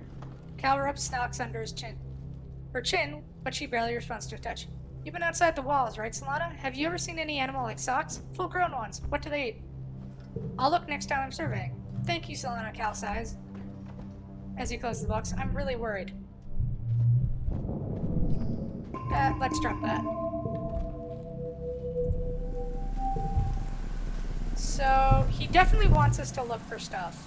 So I was planning on doing something else this month. Well, not really. I was planning on doing something else for today, but just in case we don't find it while we're out the first time, we'll split up our... So let's go survey the plains. There are 5 events remaining. So let's go survey the plains.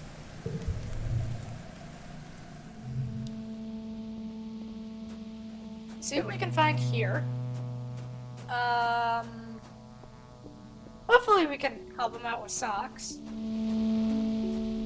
But, well, I mean, what are we gonna do if, like, we can't?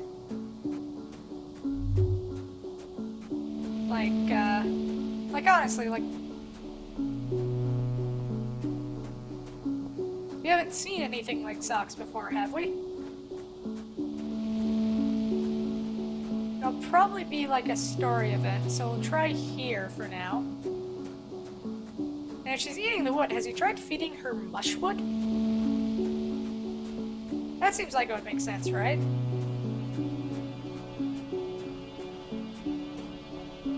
Maybe it's something it only gets from mushwood?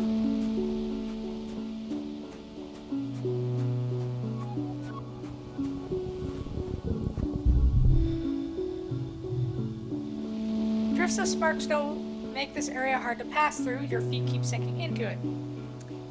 And you have to get to work. The only way forward is through a especially deep area. Oh, we get a card from it, so take a break and play.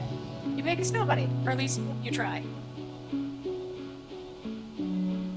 The tiny blue crystals don't pack together very well, and the stuff quickly melts just from the heat of your body. The acidic snow gives you a hot, scratchy rash between your fingers. You probably should have worn gloves. You appraise your lumpy snow bunny. It looks a little sad, maybe it just needs some accessories. With some little twigs and grass and some weird kind of jelly you find seeping out of the ground. You give your snow bunny antlers and fur. It looks kind of like a snow bush bump. So we got some creativity from that.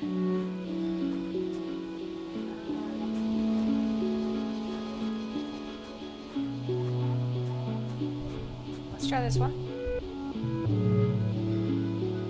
The water in this pond is a slightly greener color than you're used to seeing. It smells sweet, but kind of acidic too. That's odd. Drink the random mysterious liquid. Or identify it. Let's identify it. You collect a sample to analyze, then hide yourself under some large mushrooms to watch local fauna come and go. The smaller creatures sniff the water but leave it without drinking. Then a massive creature lumbers over. It's easily 3 times your height. Your hollow palm identifies it as a balneal photosynth, a docile creature that feeds only on algae by filtering water through its long snout. It lifts its leg and... oh. This pond must be where the balneal photosynths mark their territory. You check your analysis results to confirm, yep, it's literally brimming with balneal piss. Good thing you didn't try to drink it. Ew. Oh! Yeah! Good thing we didn't try to drink that. Oh hey, it's this. Hey Solana disgreets you cautiously as you pass the narrow path. Hey, do you want me to show you something? Dis almost never makes overtures of friendship. Whatever it is, must be cool.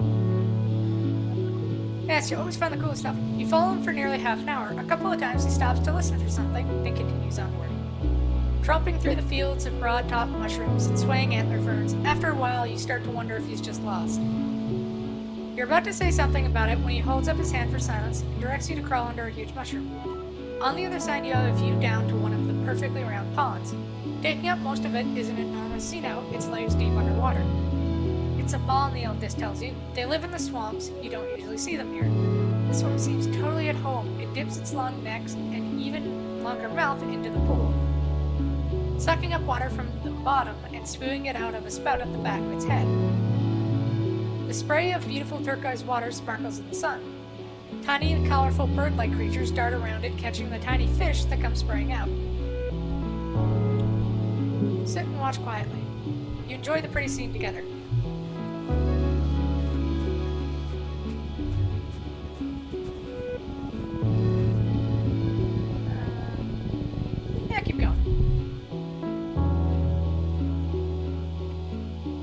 cloudy day, you hear the crash of thunder from somewhere nearby. Sounds like it's getting closer.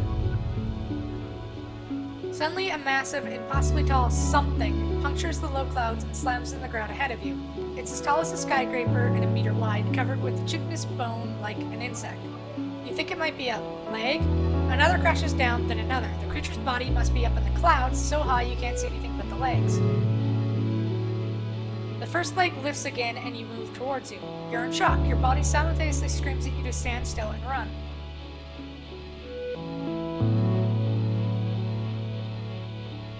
Stay calm and analyze its movements. So this is a special card. As you can tell by the color. I think it matches like every other suite of cards. So that's nice. You watch the clouds, and as the next leg breaks through, you dodge it. It slams down where you'd been with enough force to crush a boulder to dust. The creature is so unbelievably massive, you're like an ant to it.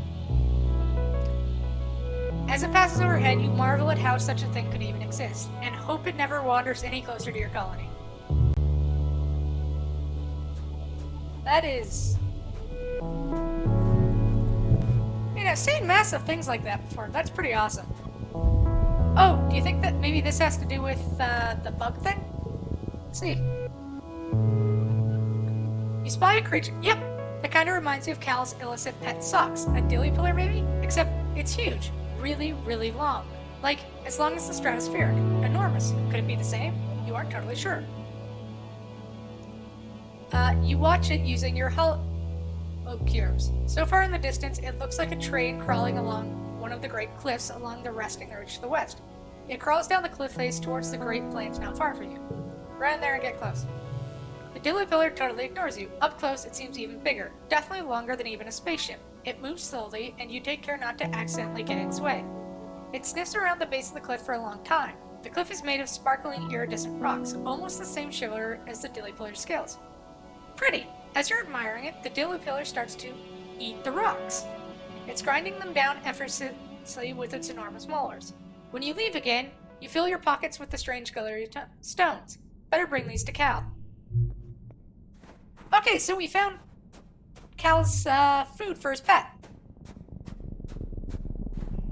And it looks like this is the end of the expedition.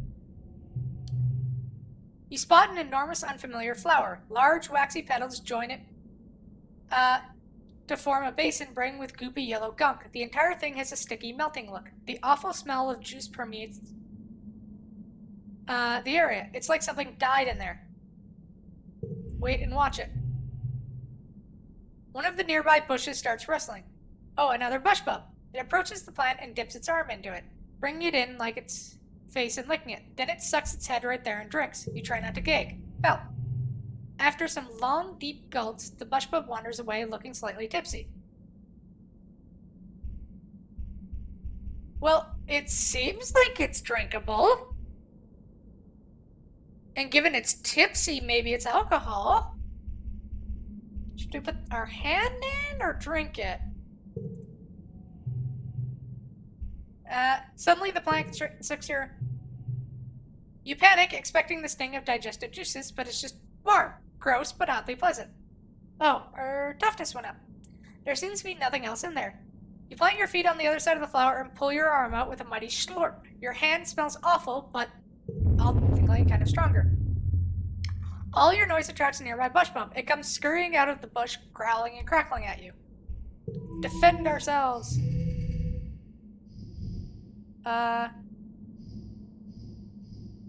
Or...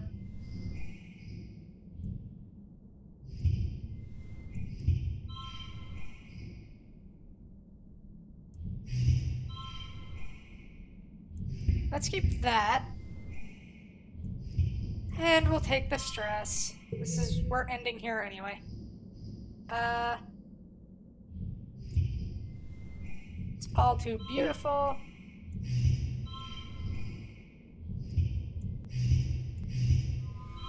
There we go. Now we got it straight.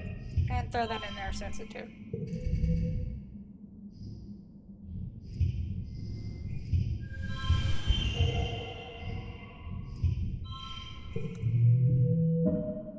Yay, we won! So we got a lot of stress. The funny creature rears up and stomps its ground intimidatingly, but by reading its body language, you realize it's just trying to move you away from the big flower. You back away slowly, talking softly to it. Our stress is at 99. Good bush bump. You keep your gross stink flower. It's all yours, buddy. Keep exploring. And we're too worn out, so we go home anyway. Get some more of my own pixie juice. So we get +3 perception, +1 to animals.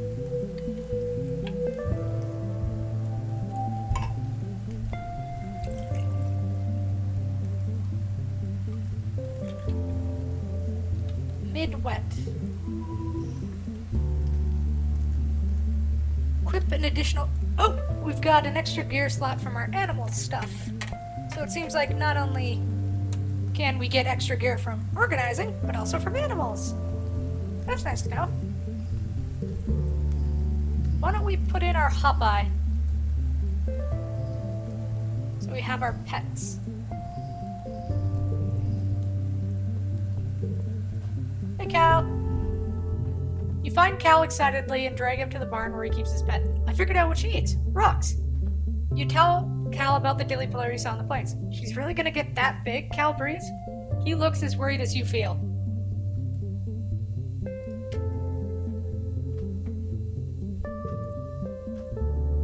Oh, we got a bonus to animals. Yay. Cal hesitantly places the rock before her. She takes one of her delicate little forepaws, nibbles on it, and then shoves it in her mouth. She trills and runs around in a circle, waving her paws for more. It worked, Cal crows, giving you a big hug. Thank you, Solana. You saved socks. Hey, we did it, guys.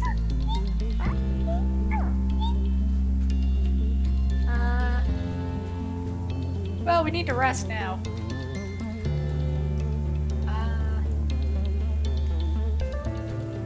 Oh, you know what we missed Mars's birthday.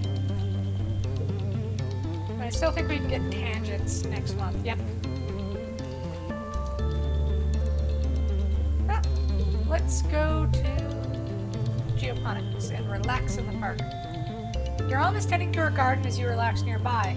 You're both happy to leave each other alone, but you can hear her muttering to herself as she pulls weeds. Every day, she grumbles.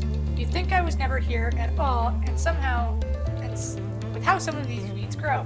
I thought that being only nice plants would mean we wouldn't have to weed as much, but these Vertunen plants, they're unstoppable. She pulls hard on one weed, which turns out to be a huge creeping vine that yanks out a few flowers. Ugh! I just want one place on this planet that's ours. Help her pull out weeds. You get down there and help your mom pull weeds for the better part of the afternoon. It's surprisingly hard work by the end. Your back and shoulders are aching and the palms of your hands are on fire. Your mom dumps an armful of weeds into a wheelbarrow. These go all the way to the edge of the colony, she says wearily. Whatever plant these roots belong to, they're invading my garden. She turns towards the walls and yells, "You stupid pink bastard, stay up there where you belong."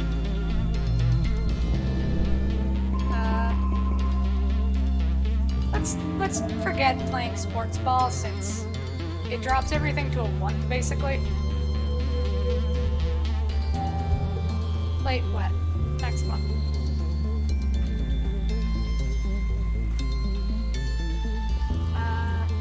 Oh, hey Tang.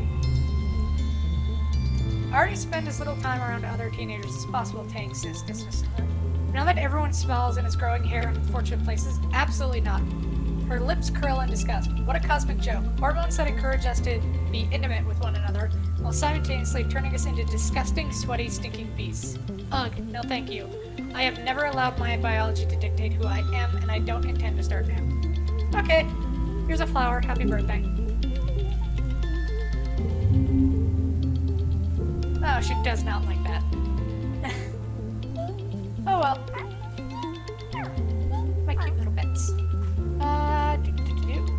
Should we drop by the spaceship for a bit?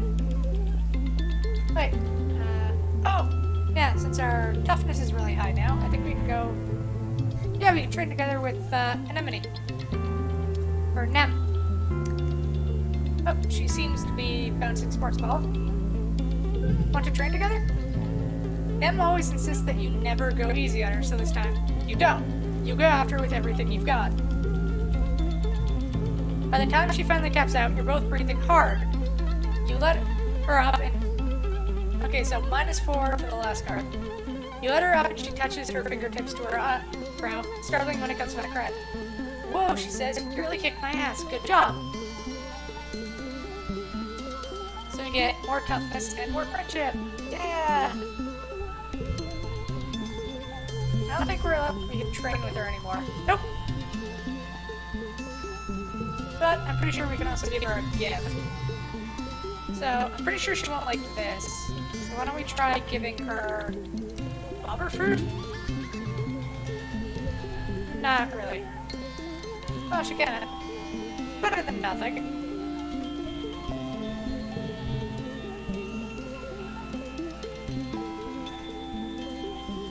Who the heck are you? Oh, one of Mars's dads. Younger child full of really... She loves games, especially sports ball. Little 7-year-old. Why don't we stop by Geoponics and research the xenobotany with Dad. Your dad introduces you to the little lab they have set up in one of the greenhouses. It's incredible, he says, gesturing all around him. We're surrounded by alien flora, and we know practically nothing about it. What's edible, what's medicine, what can we make fibers with, or build with, or use in ways we haven't thought of yet? He beams at you. You and me, we're gonna find out, my little potato. Your dad directs you to a research bench, and that's where you'll be working. The bench is buried under samples and beakers and weird-looking alien sprouts. More than just a simple table, the analysis bench is covered with buttons and little holes you can put things into.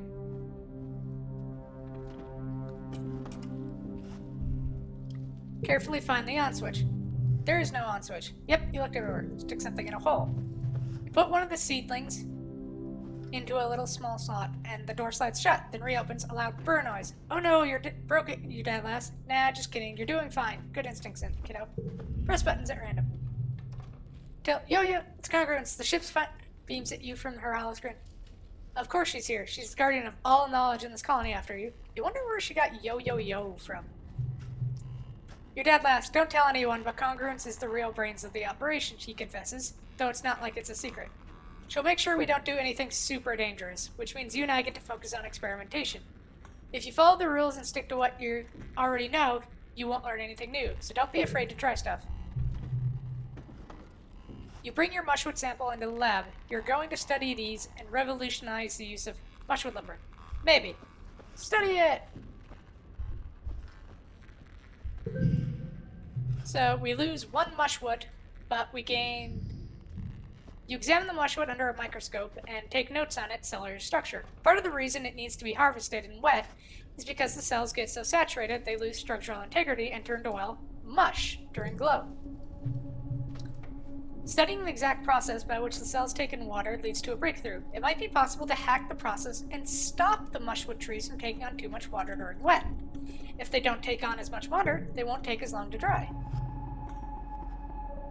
You should be able to develop a spray that loggers can apply to the fruiting bodies of the mushwood, the part that sticks out above the ground, to close its spores. Reducing the negative pressure in the body should stop it from pulling so much water from the mycelial network underground. This is great. Logging will be much more efficient now.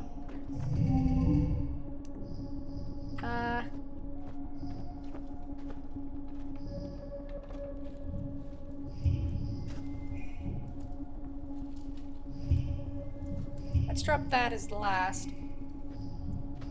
4, 3. Oh. What does that become a minus? Oh. Oh, that's why.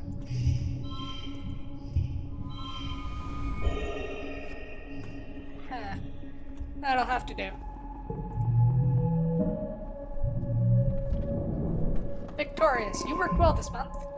So we get more biology, more organizing, stress, and clues. It's been a long, hard month of being cooped up indoors while it poured rain and everything got too muddy. Gross. You and the other teens are in the lounge again, and everyone's getting a little antsy. Tangent and Cal are bickering about something, and Dis must be bored enough that he's letting Mars paint his fingernails. Nem is trying to do a dance she learned from watching Holovids, and she's failing miserably. The sound of her music fills the room. You're starting to feel a little off too, but it's weird. Like you want to yell, but at the same time you want to take off all your clothes and streak through the colony square. Dem dances a little closest to Mars' collection of nail polish, bumping under the table and sending them all, and herself, clattering to the floor. Hey, watch it, Dis snaps. Dance your stupid dance somewhere else. It's not stupid, Dem stifles from the floor. You don't have to be so mean to me. Boo-hoo, Mars teases. What are you gonna do, dance about it? Ugh, you're all so childish. Who even cares? Hey, everyone, just shut up, Cal exclaims from across the room. Honestly, you're fight all the time. You stay inside where it's nice and dry, and you don't appreciate how hard everyone else is working. It's just whine, whine, whine.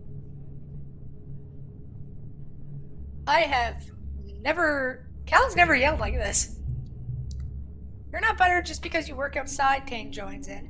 You're not special, Cal. If I wanted to, I could work outside. She opens her holopalm and flies her fingers over the screen. There, see? Next month I'll be working geoponics. How do you like that? Then you can nag me about my soft hands all you want. Yudcott pokes her hand in from the command corridor. Children, keep it down. We can hear you all the way from the bridge. Everyone goes quiet for about a second and then explodes into arguing again. Yudcott throws her hands in the air and retreats down the hallway in defeat. Calm down, everybody. Everyone ignores you and keeps squabbling. Mars chases Cal and everyone else chases her.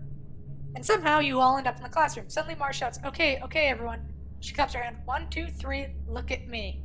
Everyone, shut up! Everyone starts arguing and looks at Mars in shock. I have an idea, she says. We should decorate the classroom. No one seems excited by this prospect until she adds, with toilet paper. Come on, it'll be pretty. Now everyone's on board. You can feel yourself getting excited too. This is so naughty. You might get in trouble, but who cares? You're having fun. Let's make it a competition. Split the classroom in half and break into 2 teams, and whoever completely covers their half first is the winner. Everyone agrees readily, even Cal, and he hates competitions. Your team is doing well until the other team sends Tangent over to sabotage your progress. Mars complains as Tang runs around tearing down your garlands, but Nem on the other team insists there was no rule against sabotage, so it's all totally fair.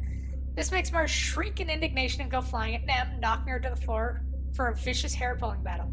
All the noise attracts the attention of Chief Engineer Instance, who throws her hands up in dismay at the state of the room. The kids scatter before she can make anyone clean up. The next day, you all feel terrible. It's like your arms and legs are made of lead, and it takes so much energy to do anything. You can barely make it out of bed. All the energy from yesterday has been drained out of you, and then some. It lasts for a week. Some of you can't even get out of bed, and when you do, your moods are all over the place. Aggressive, sulky, impulsive, until your batteries run out and you sleep for 12 hours straight. You're resting in the lounge with your friends, watching holovids and grazing on roasted pixie beans when your dad and Chief Engineer Instance come storming through the door. You! Instance snaps, smacking the bowl of pixie beans out of Mars's hand. Stop eating those this instant! Mars looks like she's about to smack some sense into Instance, but your dad steps in. I'm sorry, everyone. We were wrong about the pixie beans. They're not safe for you kids to be eating. You've been feeding us poison? Mars shrieks. Oh, ew. Does my dad know you tried to kill me? Your dad spreads his hands. No, they're not. Don't worry, Mars. Calm down. They're not poison. They're just a chemical in them that hyperbonds to estrogen and testosterone, your big teenage growing hormones, and the brain likes binding to that new macromolecule a lot more than the regular kind. It's been making your mood unpredictable and causing periods of hypo and hypermania. When Mars just stares blankly at him, he laughs awkwardly. Translation, he says, it's been making you act kind of silly and feel sick. I'm sorry. Instance frowns. If it's doing this to kids, it's not long until it builds up enough to affect the rest of us too. Until further notice, no one is eating a single pixie bean.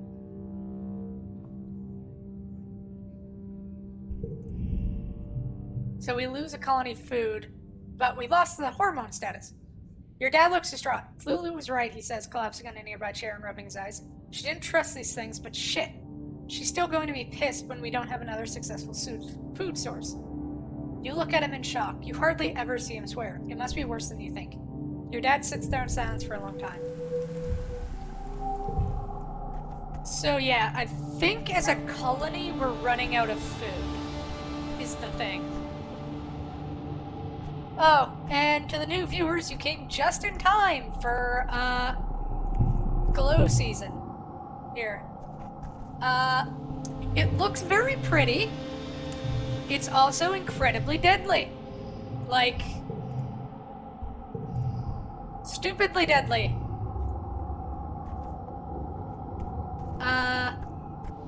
Like, there's a reason why the gate is shut. For now, why don't we go research xenobotany again? The geoponics domes are converting beacon of light during glow, while everything else is throwing off an unsettling alien light. The domes are stable, dependable, human. You like spending time in them, tending to the seedlings that will be transplanted into the fields of pollen. Does that? Yeah, it does transplant. But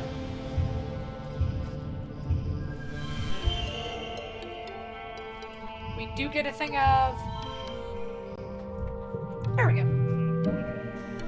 5's going. +3 biology, 2 to organizing, 15 kudos, and 9 stress.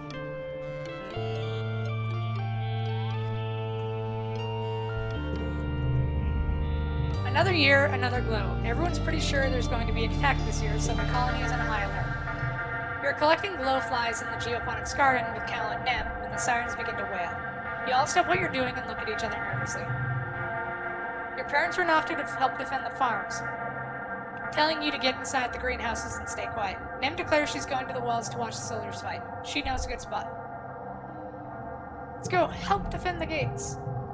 +5 rebellion, and you scramble down from the walls and are immediately faced with a seething wall of Hop-Eyes. You kind of thought they were only a handful of these unusually peaceful creatures in previous years, but there's swarms of them now.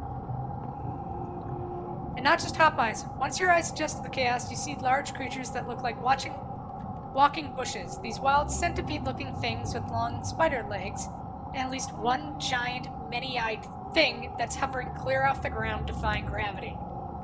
Oh boy! They all seem to be incited into a frenzy, attacking everything in sight and trying to get through the walls. It's dark and chaotic. +2 friendship with Amane. Or Nem. Colm sees you through the fray. Solana, he shouts. Get to safety. You're suddenly not sure this is a good idea, but then you look up and see Nem shouting encouragement from up on the wall.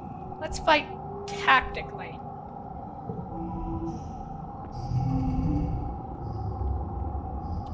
Alright.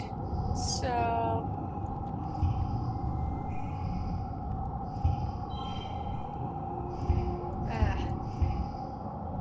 3, 3, 2. That becomes a 4. Good enough. Alright. Oh, there we go. So...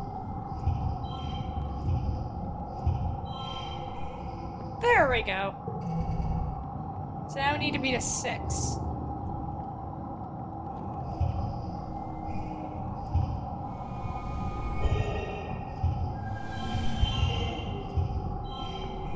There we go. Or, you know, we can drop that there, drop that, and throw that there. There, that's better.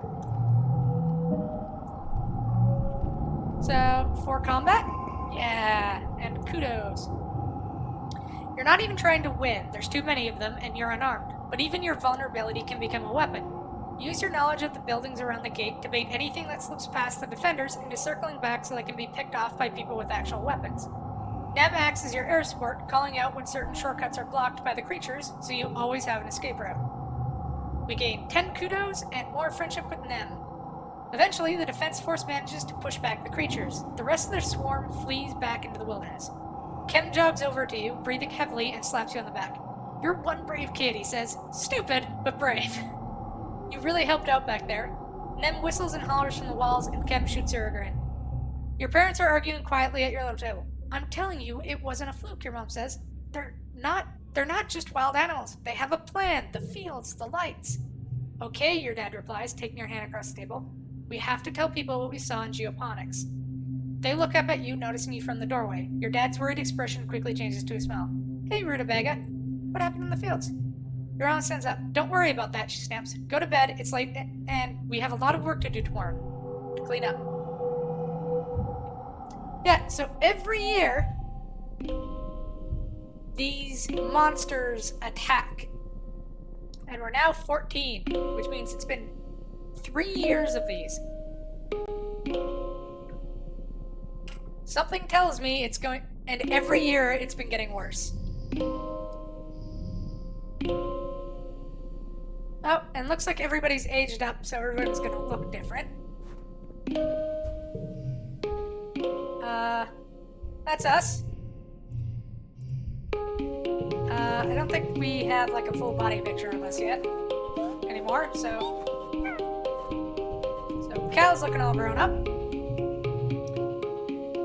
Cal is standing in the garden watching a pair of dwarfs flutter overhead. They're the worst, he says, frowning. We gotta find better places to put the grain, because they just get everywhere.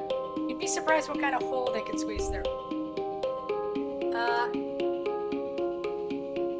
Want to hear a fun nature fact? You tell him about the time Tang brought a skunk bug from show and tell in biology, and it got scared and made the worst, most smelliest, grossest stink you've ever smelled. And everyone thought Tang had farted. Then Professor Hal had to clear out the whole room, and it took weeks to get the smell out of the beanbags, and it was so gross.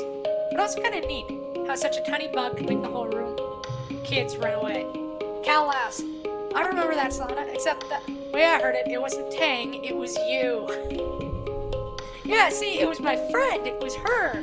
Totally, not us. We know his when is his birthday again? It's in late dust, so I think we missed it last year. No, I think we found it out last year. So we need to find Dis's birthday. We still don't know when that is. Yeah, this game is real. It's a real thing. It goes from chill, hanging out in the colony doing work to you're all gonna die. Real quick. Hey Dis, you look even more just... You really need a hug. You catch Dis scrolling through his holopalm. I used to watch a lot of videos, he says, frowning. I don't know why. It's all garbage. Who cares about the stuff? It's not real. Dis just through the wilderness. That's real. Give him a Disney alert. Okay, so he likes it, but it's not his birthday. Oh, hey, Nem, what's up? You spot Nem halfway up the garrison tower, her legs wrapped around the scaffolding as she cranes to look over the fence through the pair of hologears. You clear your throat and she peers down at you and waves. Solana, come on up here, I want to ask you something. You clamber easily up the scaffolding. Nem gives you a high five. Here, look through these, Nem says, showing you the hologears into your hands. You raise them to your eyes and look where she's pointing. A long ways out, much farther than the expeditions are going, you spot a dark humanoid shape moving through the towering jungle forest. See him, Nem asks? It's Dis, I swear it is. He's always sneaking out over the walls. So what? Nem stares at you. So what? She repeats, aghast. He's gonna get in trouble. Only if you tell on him. Well, yeah, Nem sputters, but someone should. They don't say we're not supposed to go outside the colony unless it's on expedition, Nem says, taking the hologears back and looping them around her neck. And Dis just goes wherever he wants. What if he gets hurt? What if he dies? She wrinkles her nose. What if he picks up a weird alien disease and comes back with 3 heads? Nem scratches her cheeks, where acne's made her skin dry and sore looking. Ow, she mutters, as bits flake off. I just don't know what to do about it, she says. What do you think? We should go after him. Nem stares at Lake like you've turned green. What, she exclaims? Outside the colony? By yourselves? No way. Nuh-uh. It could be fun. Nem shakes her head. Nope. Not even a little bit. No one would notice we were gone. Nope. Nobody, nope. Nope, nope. Nem sings songs. Come on, live a little. Nem punches you lightly in the arm. International House of Nope, dude, she says. We're gonna die a little if we go out there. The colony's got rules for a reason, Nem says, staring off into the wilderness. If we do our own thing and don't care about the rules, we're all gonna be toast. Kind of like a sports ball team. We're all doing different stuff, but we all gotta play by the same rules, so we can get as many points as we can. Anemone, Solana, you look down to the ground where a passing colonist is waving up at you. You two get down from there, it's not safe. Okay, sorry, I'm on watch. Now shoots back, indicating her holocures. She shoots you a smile. I guess we should get inside the watchtower, huh? You both climb up the rest of the way to the guard platform. Nem heaves herself over the edge and reaches down to help you up, and you notice that her hands are all banged up from scabbing over with blue scales. Probably from what scampering she does in the place, all over the place the way she does. She notices you looking and laughs awkwardly. She runs her hands through her fluffy hair. Maybe if I get beat up enough, I'll have so many scars I won't have no more acne, she jokes. We learned more about Anemone. And we got her Anemone's loyalty too. So all strength cards under 3 become 3.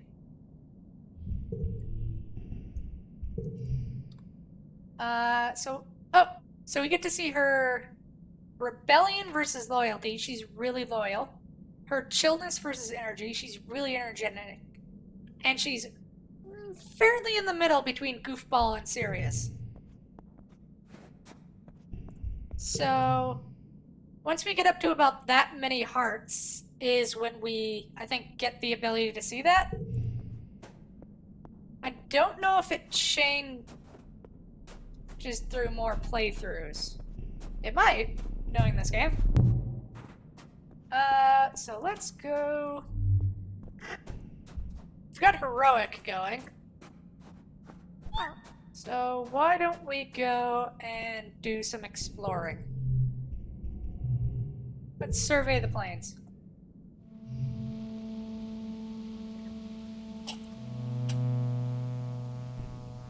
Hey, Utopia. Utopia is sifting through the stuff the foragers have brought back, putting them into bins either to get analyzed or taken straight to the kitchens. Hey, sweet, she says, not even looking up. You headed out? You and Dis take care of each other out there, okay? She sighs. I've got to get through all this before the day's end, she says. It takes me all day. Unless you're here to help out? Sure. Utopia lays out an assortment of mushrooms. Alright, here's a simple one. Which one of these fellas is poisonous? Pick the right ones. Mushrooms, you got this. You know what kinds of mushrooms are served in the canteen, and it's easy to pick them out in an assortment. Great work, sweets, Utopia explains, a big smile on her face. You're a regular pig. Don't worry, that's a compliment. On Earth, they used to use pigs to sniff out buried mushrooms. Go out there and dig up some, why don't you? Finish up what we're doing on the survey team, but come back next month and I'll put you with the foragers, she says. You'll be in charge of the Valley of Vertigo. It's one of the best places to forage wild berries and other edibles. Okay, so next month we can try foraging. That sounds like fun. And considering we seem to be running out of food, that probably seems like a decent idea. The bushbug's blocking the path, lumbering slowly back and forth between a dense strand of... Oh, we've seen this. It just wants us to figure out its way through its territory. Let's see.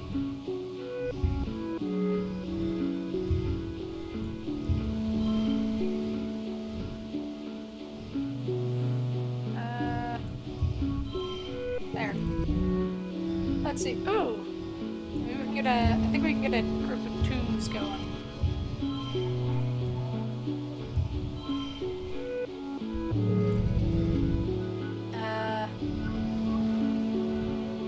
So 6.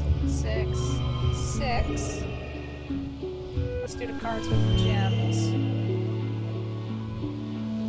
And +1 for each card with the gem. Oh, we switched that. Oh, because they stayed the same color.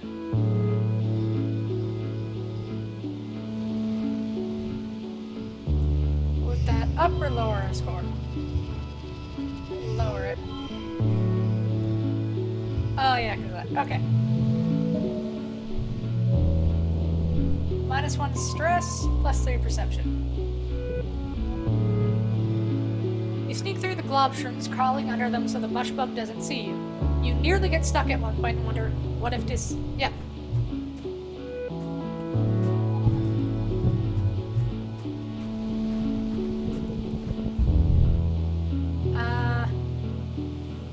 The terrain here is strange, some kind of smooth rock covered in lichens and tiny plants. It's weirdly warm and the spark snow melts when it hits it.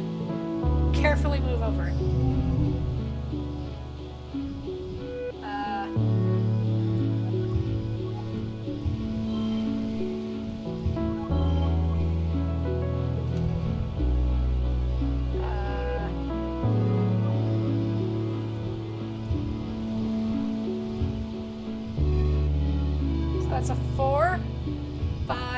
6. So we get a straight going. Yeah, and we can push through if we wanted to, but we can win, so why would we do that?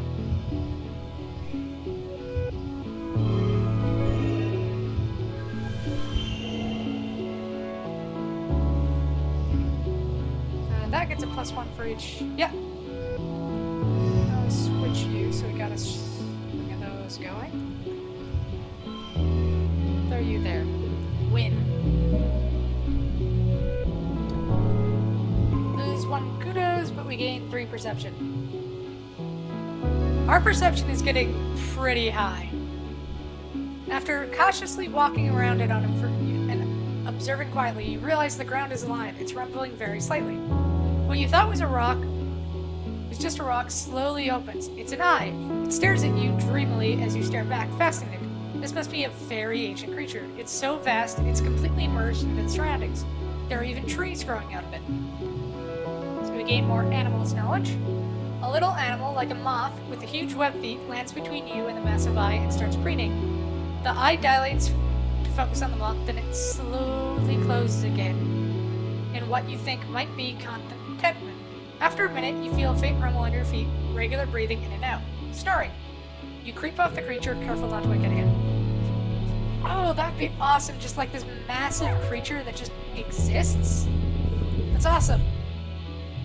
One of your jobs as a surveyor is to document the flora and fauna through photographs. You spotted a small animal in the crook of a tree. It's so perfectly camouflaged you can only see it when it breathes. You've got a camera built into your holopalm, but it's not equipped to capture difficult shots like this. You'll need to put in the work. Let's try and get close. Oh, we got a string of 6s going. Now we keep that and throw that.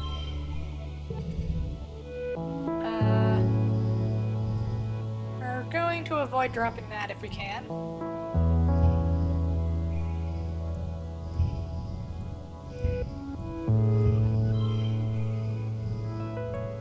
Drop that.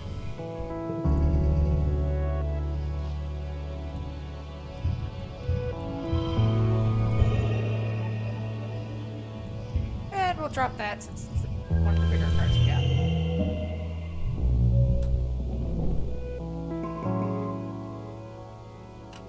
Ooh, I'm running out of fairy juice. You cautiously crawl up beside your subject, raising your holopalm to get the best close-up possible. Ouch! Just as the camera takes the photo, your subject bites you on the finger. Ah, you hope it's not venomous. On the bright side, you get the shot. Oh, we got bit. So we got some animals. There's a possibility we're gonna hit 100 perception here, which is intriguing.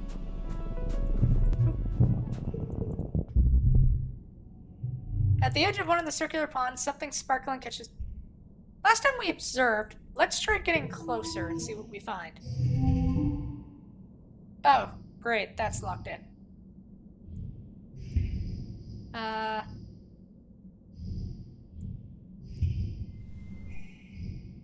Can't really do much there. What the hand I've got.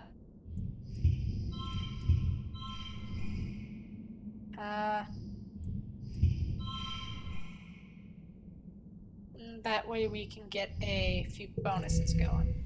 So we need a 22 or better. +2 to cards.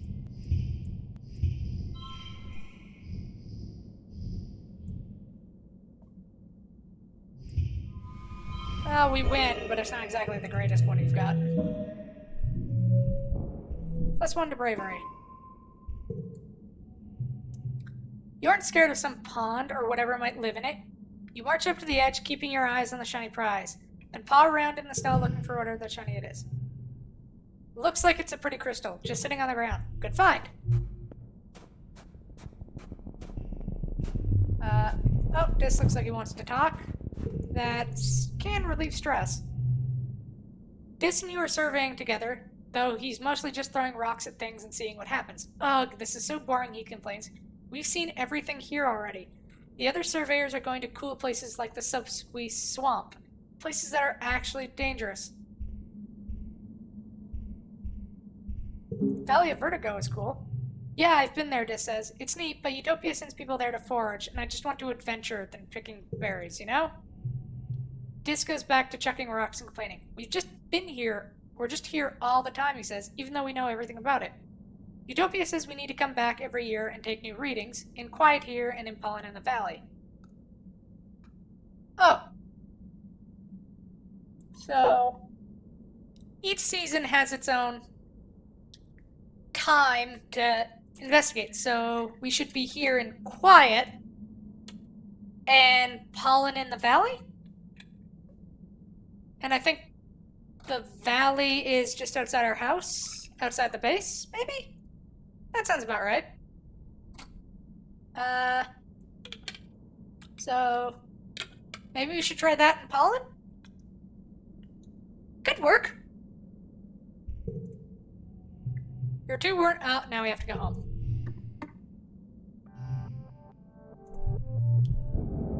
+4 perception, +1 reading.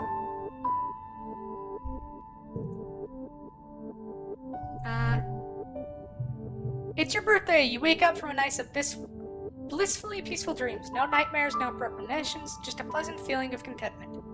You stretch your arms over your head, blinking in the watery, quiet sunlight that seeps through the porthole window. Things are always changing on Vertumna, but you can't help but feel like things are changing for yourself too. Not just your body, but your mind, your emotions, your future. 14 is going to be your year. Your parents have been working around the clock since the last attack, trying to get the fields right again in time for this year's planting. Spark snow has already started falling, and every year they come home complaining about having to clear it. They ask you to ping them when you're awake so you can share birthday breakfast in your quarters instead of sitting shoulder to shoulder with everyone else during breakfast service in the cantina. You fire them a message and lie back in your bunk, watching dust motes float lazily in the light. After a minute, there's a knock on the door. It's Antecedent. That's Nem's mom. She sweeps into your room in a bustle of skirts and shawls and sits down beside you on your bunk. Oh, look at you, she says. Happy birthday, beautiful. 14 years old. She leans in and gives you a motherly kiss on the forehead. It's been years since she took care of you in the children's crush, but all the kids still call her Auntie and think of her as a close relative. Her sweet baking bread smell is as comforting as it ever was. She sits back and takes one of your hands in both of hers. Solana, ever since I held you in my arms as a baby, I knew you were so special. So important. You're becoming a young woman, but I want you to know I will always be here for you. Just like your mom and dad, she says firmly. So, we can get that, which is smart for our age. Or Antecedent's love. That gives us a gem. That seems like a sweet one to have. So, yeah. She smiles and tucks an unruly lock of your hair behind your ear. I guess you're old enough to call me Aunt Anne now if you like. Or even just Anne. Now come on in here, Aunt Anne says, spreading her arms wide. Give us a great big hug. You hug her, enveloping yourself in the warm and familiar softness of her. Over your shoulder you see Nem standing in the doorway. Well, her hair anyway. She's been growing it out, and there's no hiding it behind a corner. She skips into your quarters. Happy birthday, bud, she says, bouncing on your bunk. Way to get older. Enjoy being 2 years older than me for a few months. Thanks. It's good you're both here, Anne says, now that you've both been menstruating for about a year. Nem makes a face and mutters yuck, but Anne continues. You're both eligible for the cessation implant. Among other things, it will prevent the bleeding and pain and the emotional roller coaster of your monthly cycle. Yeah, that's a pretty good face for that. Mom, Nem hollers. Gross. Do you have to tell everybody about my cycle? I just don't want to get pregnant, okay? And last, well, yes, that is, among other things, part, but I don't expect you two to be needing that part for a few years yet, right? Nem looks disgusted by the prospect, or maybe just by her mom talking about it. Eek, gross a rune. What's the matter, scared? Or we can flirt with her. Nem flushes the same color as her hair. Oh, no off, she mutters, scratching her neck. Don't be weird in front of my mom, Solana. Nem does look different, in a good way. More grown up. You tell her that her hair is pretty and she rolls her eyes. I just forgot to cut it, okay? She says, avoiding your gaze. Your parents finally arrive, still damp from the fields and bringing in the smell of crisp, tangy snow on their clothes. Oh, look, birthday visitors, your dad exclaims. Anne, are you staying for breakfast? Anne reaches into her bag and brings out a few stack of tiffins. No, thank you, but I brought your order with me from the kitchen, seeing as I was stopping by. She pats you in your head one more time. Happy birthday again, Solana. You'll always be my baby, even when you're all grown up. Your mom shakes her head as Anne and Nem leave. Oh, Anne, she laughs, sentimental to the core. She starts laying out the cutlery for breakfast, but I don't know how the colony would manage without her and the children's creche, she says, and points a fork at you. Family is more than the people that birthed you, Solana, and don't you forget it. Early to mid-quiet. Oh, what does Dis want to say? You catch Dis on a ridge overlooking the wilderness, bobbing his head along to something playing through his heart. Here, speak. He doesn't notice you walk up. He jumps when you tap him on the shoulder and scrambles to turn off his hollow bomb. Don't sneak up on me like that, he grumbles, then flops backward on the grass to look up at you. Man, I was just getting to the good part of the song. What you listening to? Dis looks away. Just some old music from Earth. You probably wouldn't like it. Try me. You sit down and Dis extends your hand to link your hollow bombs. Dis stares at you for a few seconds before pressing his palm to yours, and music floods your brain through your earspeak. Dis takes his hand back and weaves his fingers together timidly. I listen to a lot of Earth music, he says. Do you like it? Yes? Love this band.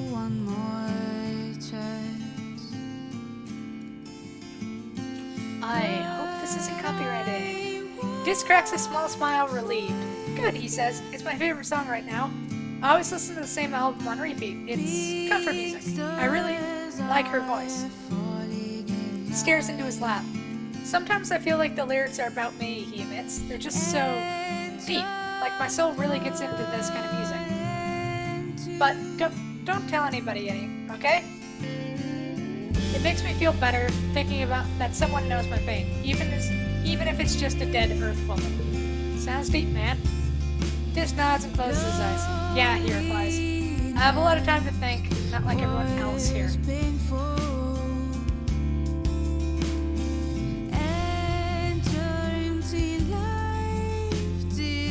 We need higher creativity. You lie back in the grass and listen to Dis's music for a while. I like you, Dis, but I'm I think in this playthrough, Solana is pretty focused on the anemone. So let's just enjoy our time with our friend. You and Dis lie in the grass and listen to music, trading different songs back and forth until dark, and the bell rings to close the gates for the night. Aww.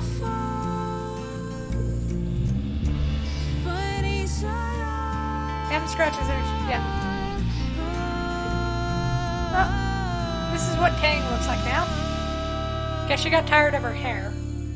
Tang is tapping with the hollow string, smiling to herself. Great news, Solana. According to the Hecate, culturally insensitive reckoning of mental prowess once used by humans on Earth, and by that I mean IQ testing, I am officially considered a genius. She shrugs. Tell me something I do not know. I need 20 reasoning to study with her.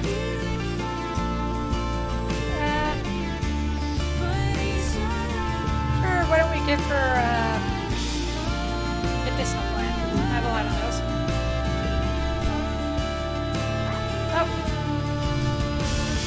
Gadget looks up from her hollow palm, blinking as her eyes refocus in the middle distance, and then on you. Her previously long hair buzzed close to her scalp. You almost didn't recognize her when you first saw her. You wonder if this was caused by a lag accident or something. Hello, Solana, she says, already cagey. Did you want something? No, I just came to say hello. Hair! I mean, what's up with your hair? I mean, it's her choice. The faintest hint of relief passes across Tang's face. You get the impression that not pressing her on her personal appearance was a wise choice. Yeah, I mean, like, it's her choice. Want to change yourself? Go change.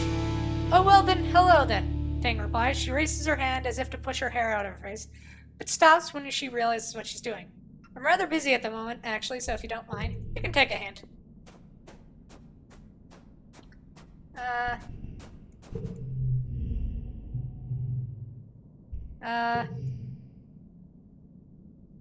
Well, his is, and I think it'll cycle through because he's there. So why don't we try giving him a medicinal root? No, he's just happy to have a gift. Do I have enough to go help Dad with the animals again? Nope. Don't have enough for that. No, need 80, and we get testing on animals. Not sure if we want to do that. Oh, look, Mars Wines. Her birthday. Well, we forgot to give her something last year, so might as well give her a flower and be nice. Oh. And we have to relax this month, so off to relax.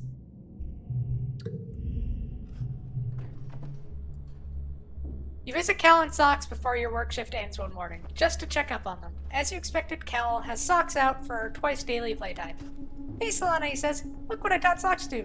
At his gesture, Socks stands up on her hind legs and wiggles her upper body at you, like she's waving. It's impressive. Who's a smart girl? You are. Next, Cal gestures in a circle and Socks curls into a ball. Then he raises both hands in the air like a scary monster, and Socks rears up and chitters menacingly. Cal says pew pew, and Socks rolls over and sticks all of her feet in the air. You count at least 14 legs.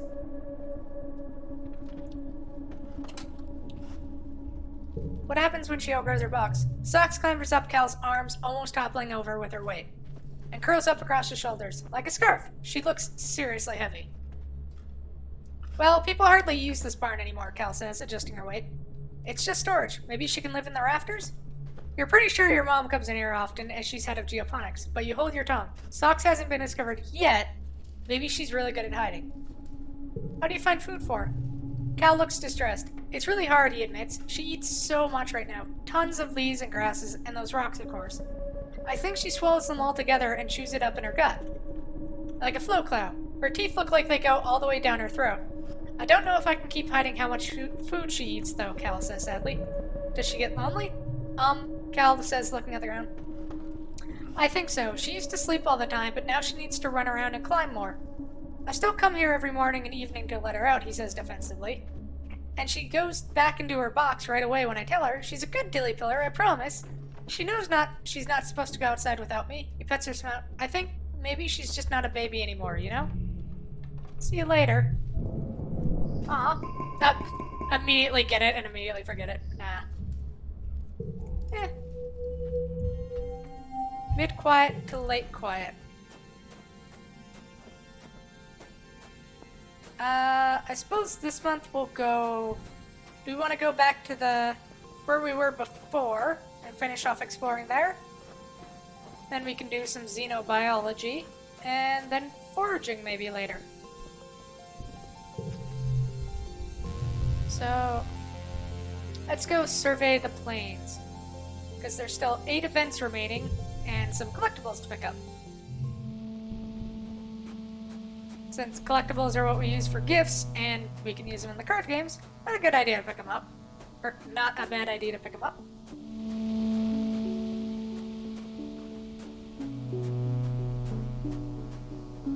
Oh, there's one.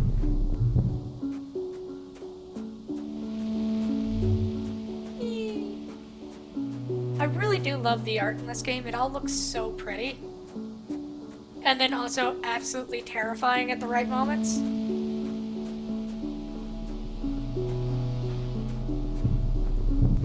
I think it's either going to be this close. I think this close season is going to be something special, just because the artwork has started changing. That's never a good idea.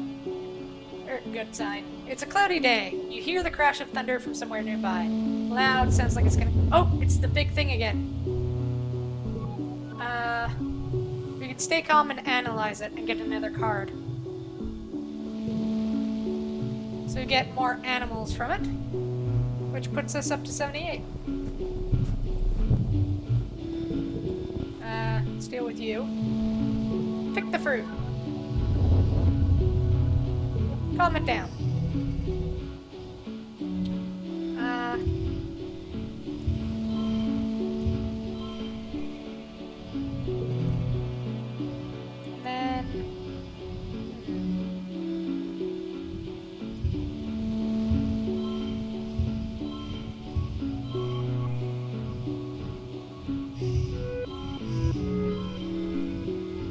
Need a 5 for that. But we'll go with that.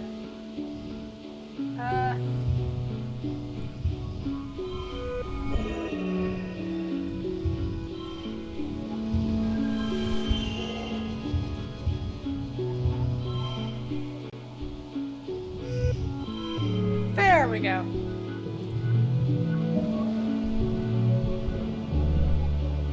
More animals! You soothe the bush bub, but it doesn't seem interested in letting you have any of its fruit. Oh.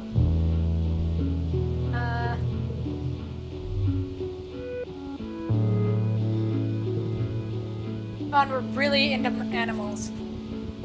I guess we're kind of like Cal, except less emotional.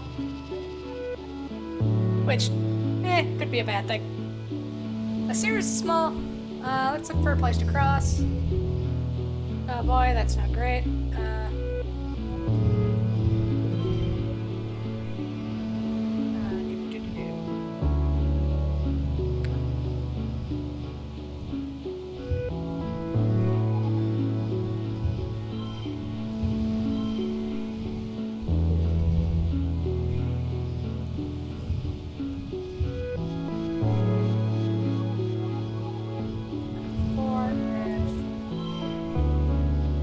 But that turns it into a 6. Oh well. Oh shit, this is the last one. Which means we need to figure out what to do here.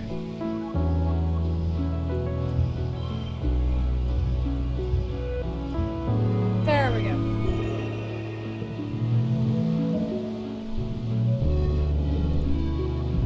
Oh, our perception hit 100. So I wonder what the new trait is.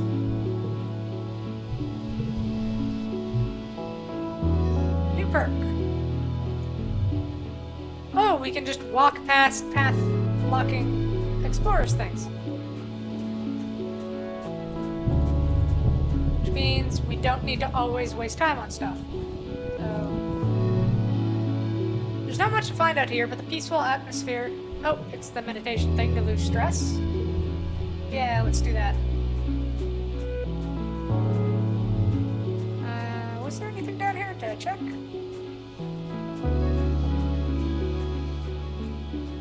Yeah, this is just meant to be like chill with moments of very not chill. Do we want to play in the snow again? Yeah, play in the snow.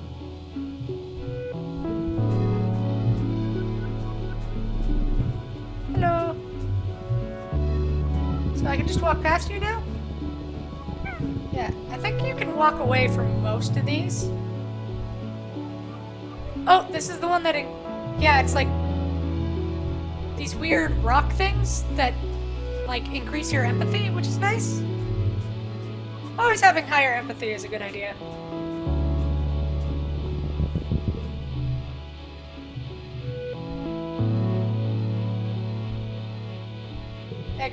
Ignore the P, Ron. Oh. Let's save our last one for... so if anything blocks our path, we're just going straight for the boss of that area. Which there isn't, so we'll talk to this dude.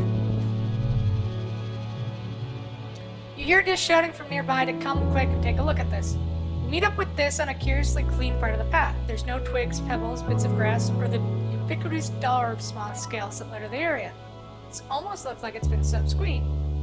And then there in the middle is a perfect circle 3 meters wide, is what you could only describe as a shrine.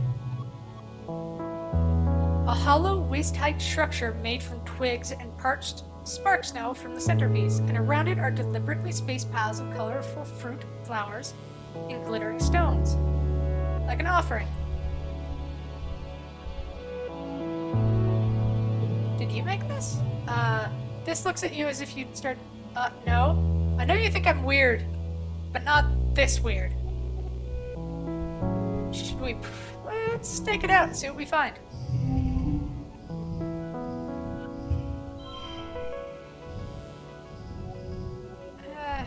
Next round.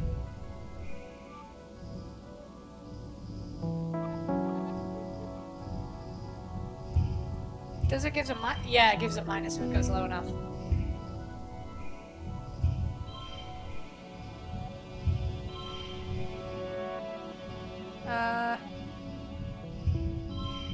keep that.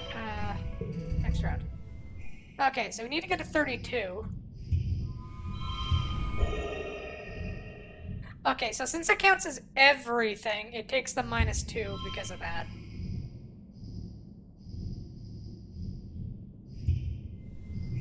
And I can't move that.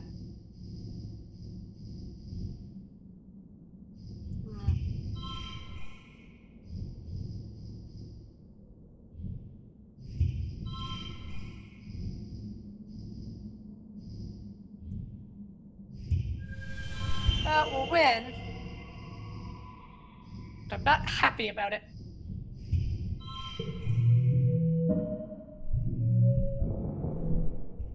More perception, even though I kind of don't need it. Don't discover anything except how boring this idea is. Just take snap. You're almost starting to fall asleep when something shuffles into the clearing. It's a bush pop. It crawls slowly along the path. It stops to pick up the pop flower. It stops to pick up a stone. When it arrives at the shrine, it carefully places the flower in the pile of flowers and the stone in the pile of stones. Then it picks up the stone and repositions it just so. You wonder if this creature is somehow religious, or is it trying to attract a mate with this little show of decor? There's so much you don't know about the animals living here. Oh, so the animals made a shrine. That seems cool. I think we've finished everything here, so let's go home.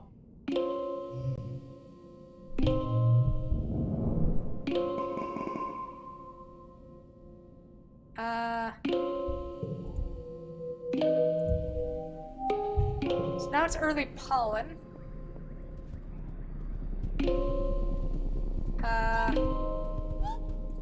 Oh, my little pets. Oh, hey, Dad. You can hear your dad sneeze all the way from engineering. It's explosive, like he's trying to scare away prisoners. He's wiping his nose as you approach, on a handkerchief blotted with shimmering pink. Lately, he's also surrounded by a fine dusting of pink pollen that clings to him wherever he goes. You keep brushing the glitter off things in your quarters. He sees you, he gives you a hug, and then brushes pollen off your shoulder, laughing self-consciously. You haven't heard him laugh much lately. He's been working hard trying to improve the colony's food supply. He's showing signs of malnourishment too. Though your mom is worse, you're worried for both of them. Your dad's skin is kind of shiny in patches. He sees you staring and rubs his hands over his arms. Sparkling dust poofs off him in little clouds, scintillating in the light. Oh yeah, that's a new symptom, he says. Seems harmless, though. Your dad waves you off. I will, he says placatingly. She's as busy as we are these days, though. There's no sense bothering. He flexes. He's pretty strong, though he's got nothing on your mom. I'm doing fine, really. Your dad sniffles. Gosh, I feel like someone stuffed a whole potato up my nose, he says. Like I could just poke a stick up there and pop fresh potato juice. Oh, Dad, gross. He just grins. What? It's true. You follow his gaze out into the field and to the lands outside the gate. I wonder if the foragers could use an extra hand, he muses to himself. Yeah, maybe he'll join them out there tomorrow.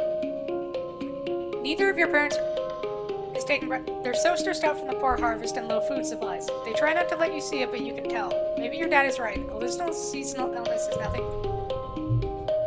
Yeah, but if he dies or gets, like, really ill, he can't do anything to help that. Take care of your health. That is always the most important thing.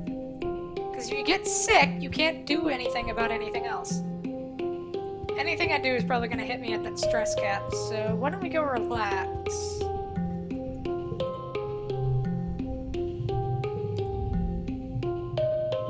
You and Cal go for a walk with your Hop Solo. Cal loves the little creature, and they love him right back. They must instinctively know that Cal is a safe person. +1 bond with Pet Hop-By.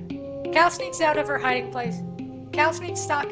place sometimes, so she can play with Hop Solo. It's risky, considering she gets bigger every time you see her, but the gardens usually desert during the workday. That is Socks? Oh, wow, she is huge.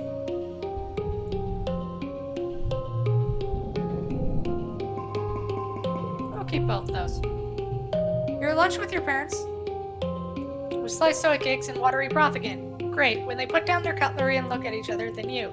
Solana, your mom says, there's something we should tell you. We've tried to shelter you from some things, but we think you should know what's been There's a meeting after lunch, and I want you to come with us. Okay. You follow your parents to the council room. Mars is also taken along, and you take a seat near them as your mom and Aunt Anne stand to address the council. After Utgott officially calls the meeting, she gestures to your mom. I'm not going to mince words, your mom says firmly. All of our efforts to increase food production in geoponics have failed, especially given the failure of the pixie beans. The destruction of the fields during the last attack put the nail in our coffin. By the end of the year, the colony will run out of food. The rest of the council murmurs in concern. You and Mars exchange horrified looks. You've been doomsaying about our food supply for 2 years, Flulu questions. Do you mean to say we're past the point of no return? Your mother nods grimly. I'm afraid so. Even with rationing, without securing a Vertumnan food source, our supplies will run out by wet season. She gestures to Anne, whose face is grave. Anne and I have gone over the supplies and come up with food plans. We've crunched the numbers. Your mother sighs and spreads her hands. I'm sorry, geoponics should have been producing better by now. We should have been able to wean ourselves off our soy rations. During wormhole transit, when we lost geoponics in the hull breach, she sighs again. I know I said it so many times, but our crops just don't grow here. We needed those algae tanks. We needed the microbial soil from Earth. Yeah, it's not her fault. It's not. The survival of the colony shouldn't rest on one person's shoulder. It's not fair. She's been working harder than anyone. She did everything she could. The council mumbles agreement. You decide they probably never really blamed her or your dad. The only holdout is Mars, who crosses her arms and grumbles that it's clearly a problem with leadership. So what do we do now? Instance asks. Starving to death isn't an option. No, it isn't, your mom replies. We need to secure a food source this year, before our rations run out. We're working double shifts in geoponics, but it's not enough. We need more people planting, tending, turning the soil. We need more hands. I can pull back the surveyors and focus on foraging native plants, Utopia offers. Even the young folks can help if they've proven themselves around the survey equipment. I'll send out a hall message later. There has been the burden of geoponics for too long, Utgott says. It's time we all step up for our future. So everybody's starving.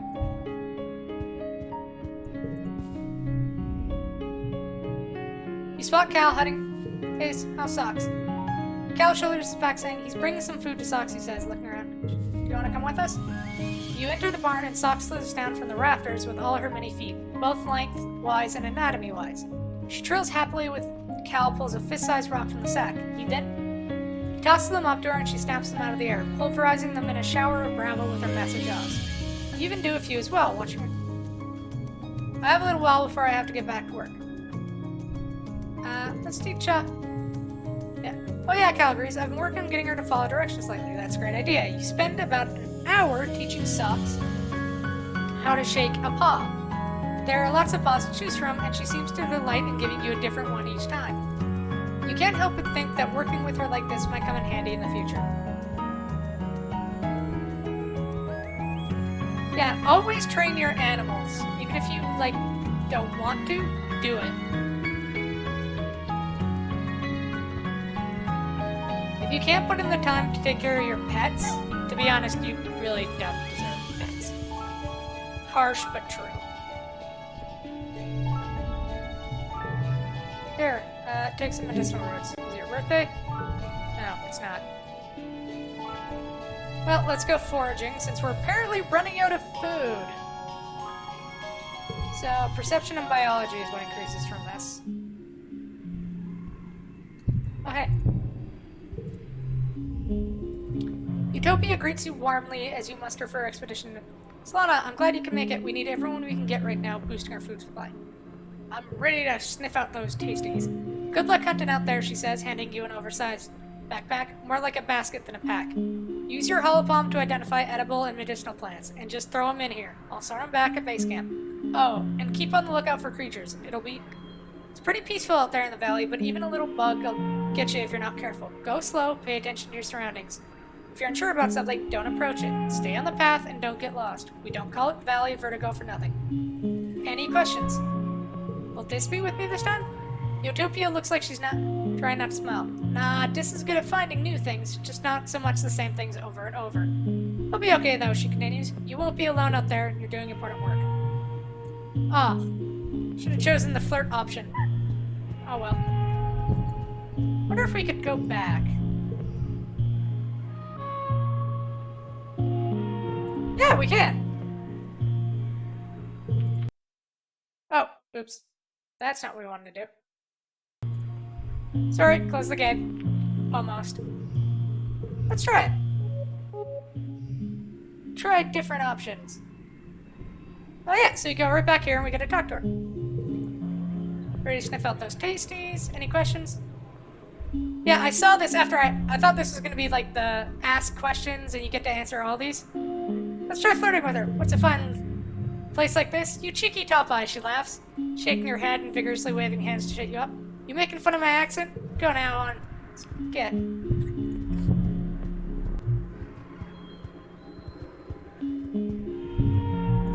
Well, I have always liked like the southern accent. It's always been like a real kick for me. You come across not just one Vricky, but a whole swarm of them, mostly just baby ones about the size of your head. They're all amassed around a massive tree, scurrying up and down the trunk. When you can see the tree itself under the swarm, you notice it's the same pale pink as the baby Vricky. Its tentacle-like roots meander a fairly large distance before plunging into the ground. When the Vricky see you approach, they get agitated. They look hungry, definitely hungry, like dozens of hungry, grapefruit-sized, furry pink spiders, the stuff of nightmares. Your pet Bright Eyes doesn't seem scared at all. Maybe they aren't so bad. You walk up to the tree and put your hand on it. The baby Vricky swarm around the tree trunk, very upset with you, but they calm down when they see you aren't doing anything. There's an unmistakable thrum of life under your hand, not just from the proximity of the baby Vricky, but from the tree itself. It's warm and leathery. Need 50 oh, we had just enough. It's warm and leathery, and you can feel something like a pulse. It's alive? It seems like the tree itself is a Vricky, just in a different phase of its life cycle. Does that mean the little clusters of fruit in its branches are Vricky eggs? Or maybe cocoons? There's so much you don't know, but you do know this nursery tree is a special place. There's nothing to forage here, though. These ravenous youngsters have stripped everything edible from the wide daisies. You move on. Okay, so they like turn into trees as they get older. What's this? You hear a rustle in the brushes and catch a glimpse of a shape. Could it be a person? Follow it. There's wilderness as thick here as the thought that comes. Track it. Oh, and it locked that in. That's great.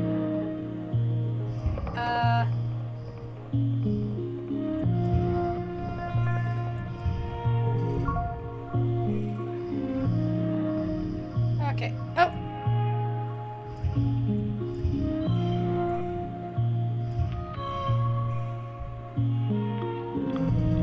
Okay, so now we need to get 35 with that 0 just sitting there.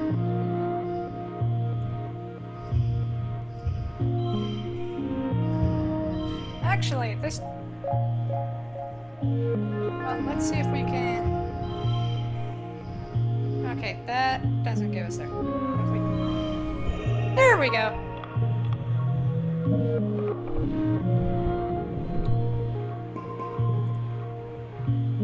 You're looking for a person, so it's surprised.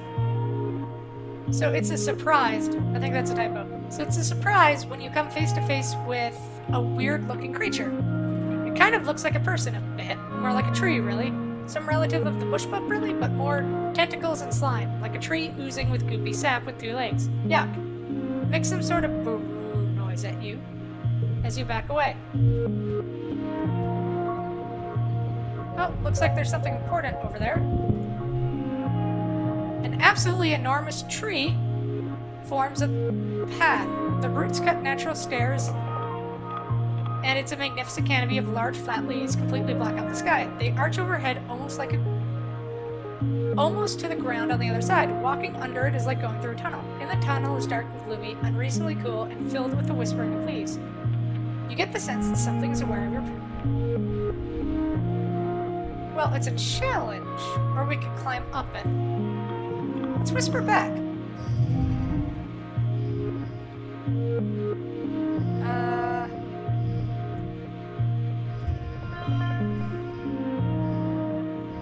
We'll drop you because you're the biggest one I got. Oh, we get to keep that.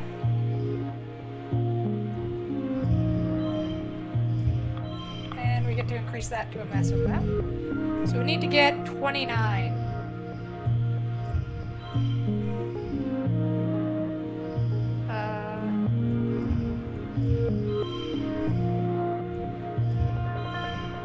Just about. Oh. I think. What happens if I drop this? Does that. No, it's about the same. So if I drop this.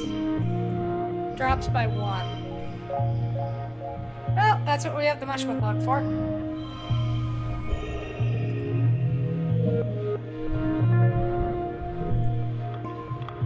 A nearby leaf unfurls and offers you 2 large, hard nuts.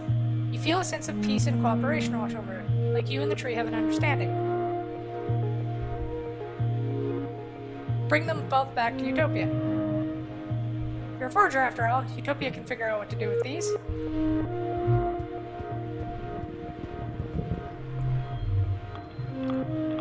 Feast of berry bushes. Gloopy, sagging bushes with enormous purple berries. They look delicious. Research them first. Biology challenge.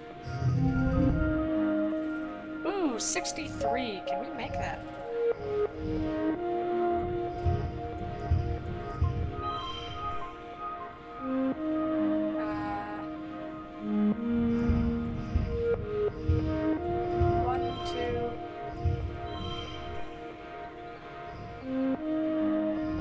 Might as well go with that.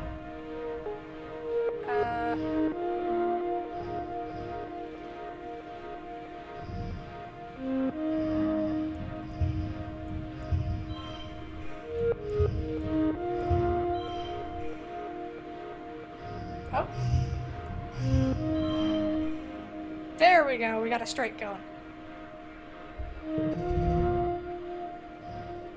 Oh, that would have been useful.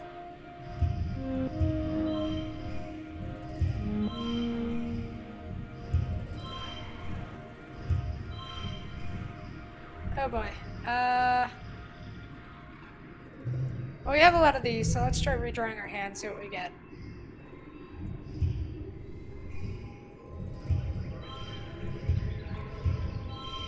That actually got a lot worse. Let's try that again. There we go. This is a decent hand.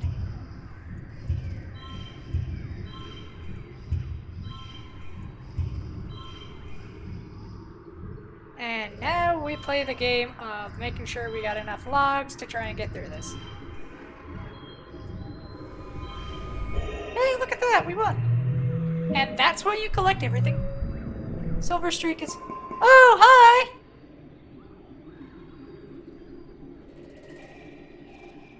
Hi, Silver Streak. Thanks for the raid.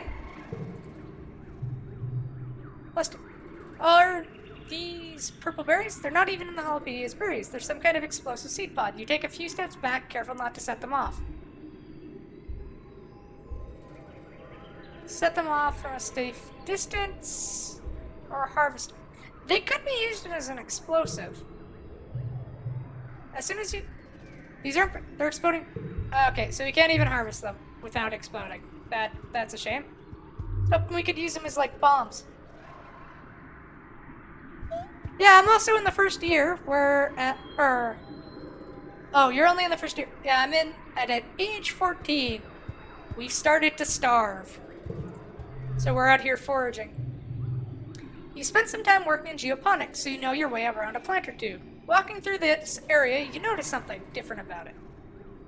Yeah, first year, you lose Tammy. That's always rough, huh? The bare ground feels bouncy, like a trampoline, and the plants all look weirdly stunted. Not a lot can stifle nature here, so it's honestly a little weird that there's no grasses or mosses here.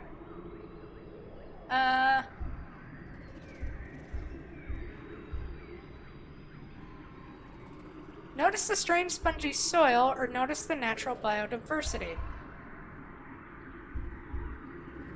Our perception is the highest, so we can do that better.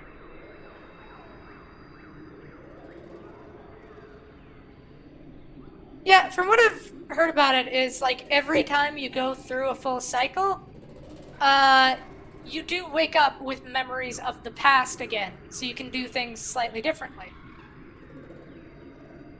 At least that's what I assume. Let's notice the unusual biodiversity. All the plants in this clearing are oddly stunted, and there are very few grasses or weeds, as though something has sucked all the nutrients out of the soil. Or wait, is this even soil? You kneel and take a closer look. More like a kind of dense moss or coral, maybe. You press your hand to the moist, squishy substance. It smells sweet, starchy like cake. It blankets the ground in a strange sponge-like layer, swallowing everything it touches. But it smells. You dig a large chunk of the sponge cake up to bring back to geoponics. Further analysis is needed, but you have a good feeling about this one. Okay, so we can head back once we're done and analyze that and see what it does. Oh, thanks for the follow, Silverstreak. Let's try you. A line of termite-like insects crosses the path here. Curious, you follow them to their destination. A massive sponge-like hive of crawling bugs writhing with life. The bugs are tending to larvae nestled in the holes of the sponge, feeding on rich royal jelly that oozes from the hive. You step closer, and a warning hiss from above. Atop the hive is a queen, whatever it is. Wait, no, she is the hive. Wait, this is a squeeger hive. Her abdomen is swollen and lodged in the ground here, rendering her immobile, but not defenseless. The hive queen groans and growls at you, but the air prickles with the burning flavor of acid. She must have some sort of defensive acid spray. The jelly looks pretty edible, though. It's an animal challenge. It's a hard one. Let's try it. Animals is something we're pretty confident in. So, do. Why don't we take the stress and get this straight? Because that's an 86, and we need to get pretty high on that. We want an unchangeable card if we're going to play that. So... 2, 3, 3. Don't have...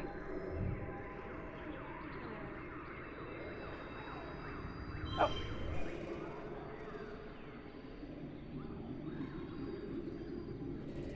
+3 bonus to pairs. I totally missed that. So then if I do that, it's gonna... Does it keep... Yep! Next round. So what we want to aim for is numbers this time around and not color. Well, looks unfortunate, but I think we can do...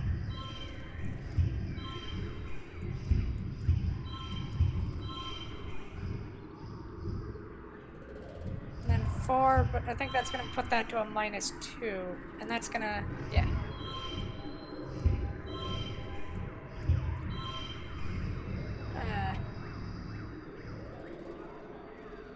You know what we could do? Let's drop 2 mushwood logs onto that. Oh. Wait, I think I just screwed up because if... Oh no, because anything in the last is going to get that -2. So, is anything in here? Nope. We have 8 mushwood logs though, so when in doubt, increase!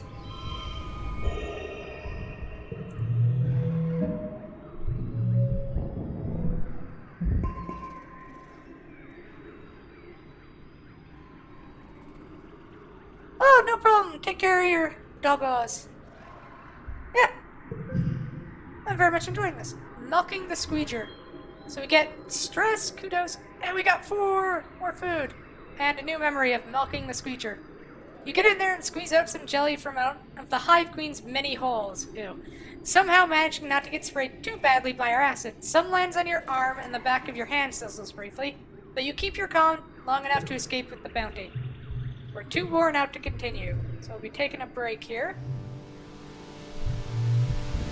So, we got some more biology and perception, though I don't think we need more perception.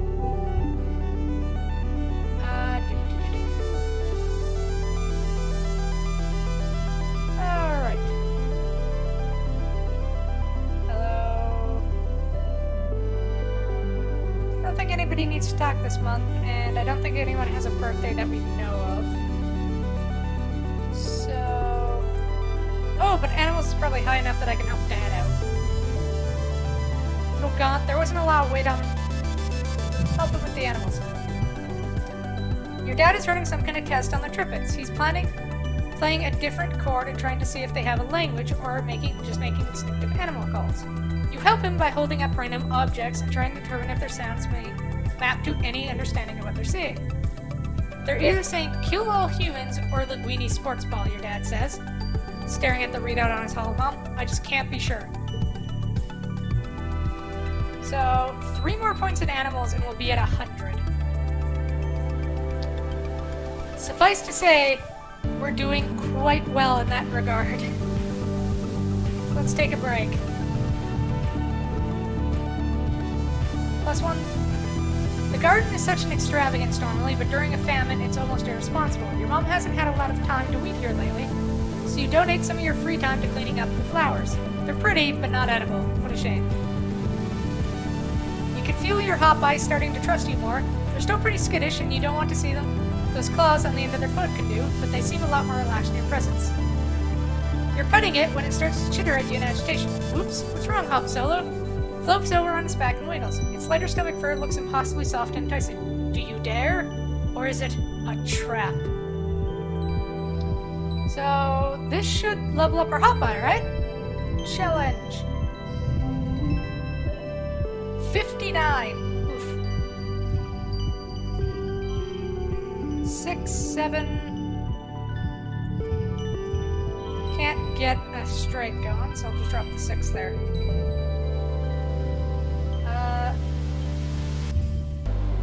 1, 2, 3, 4. Got a good streak going there. And 6, 5, 4, 5, 6.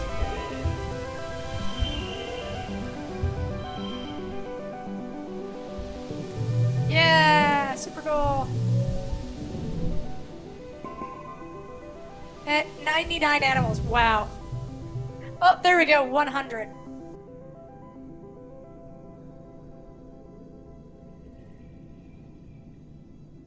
Okay, level 2 pet perks, upgrade pet cards via Relax in the Park. Level 3 pet perks, upgrade pet cards via Relax in the Park. He's too smart to fall for this trick. After a moment, Hop Solo seems to lose interest. They spot a bug lazily and flip back onto their foot, chittering as they begin to track it with their 4 blinking eyes. So Hop Eye 2, we lose 1 more stress and another bonus to pairs.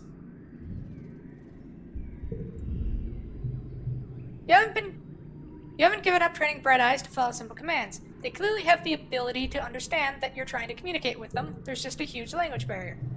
Cal gives you the idea to try clicker training, getting them to associate verbal commands with actions and rewards, using a clicking noise as positive reinforcement. Yeah! Yeah, so we're leveling up our animals. So 4, 3, 4. No, we need a 5. There we go.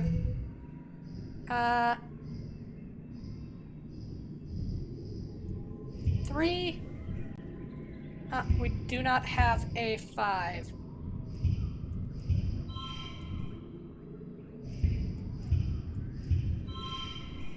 But we can do that. So we need 15 now.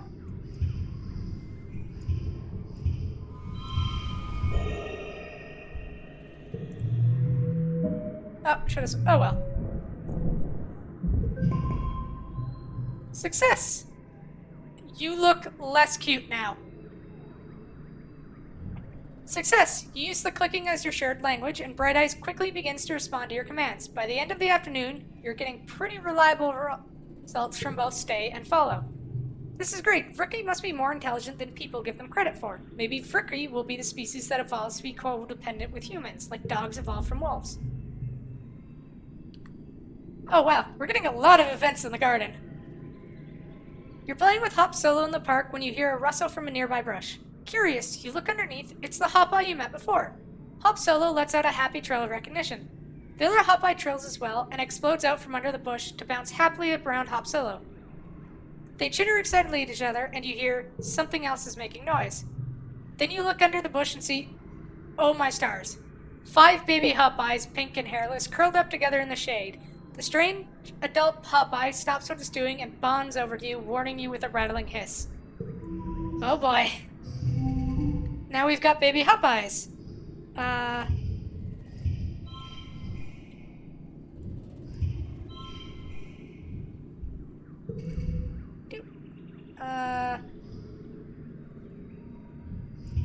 One, 4, 5. That's gonna drop us pretty low. Ooh, I don't know if we're gonna be able to push through this.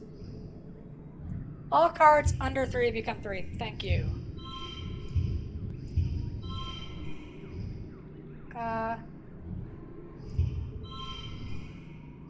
Well, let's...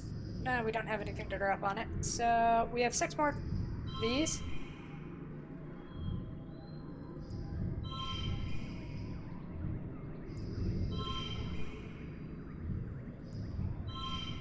Oh, that was a bad idea.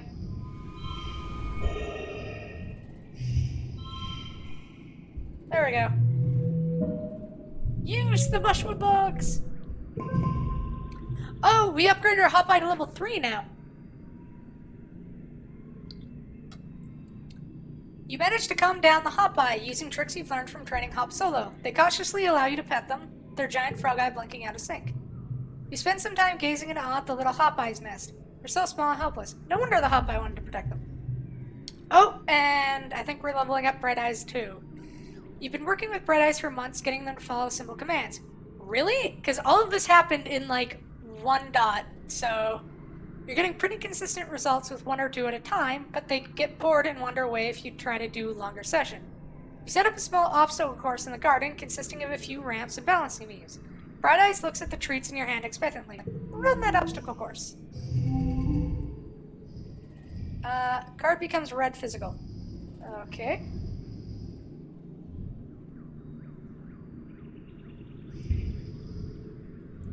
Let's drop that there.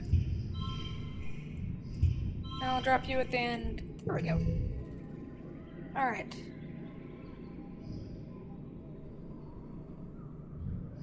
Oh, there's an idea. Drop it. There. There we go.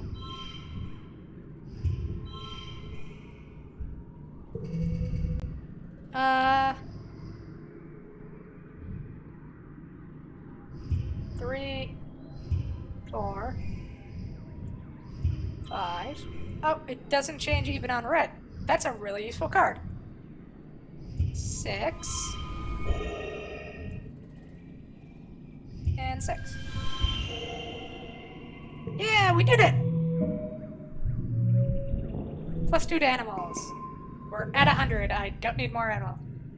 A stunning show from a young Bright Eyes. Admiral speed and dexterity. They and their trainer Selena are promising new stars of the field of ricocheting. Okay, now the Ricky looks a lot cuter. +5 bonus to straights. Bright Eyes finished the course and leaps into your arms, cheering happily. You did it. You've trained a Ricky to follow commands.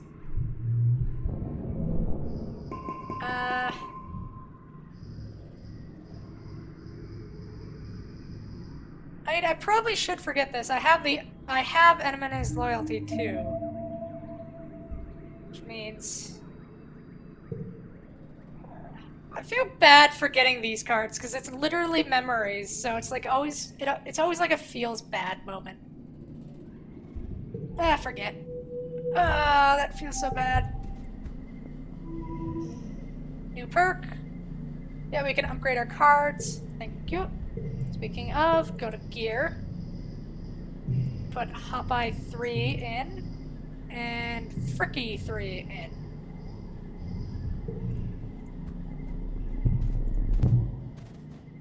So now we have super happy, loving pets. Oh, and guess whose birthday it is? Here, I got something for you. Here's a cake. It's her birthday! We've got 72 with her, and everyone else is sitting 40 to 50, except for Mars, because it's Mars. Alright, let's go see if we can find some more food.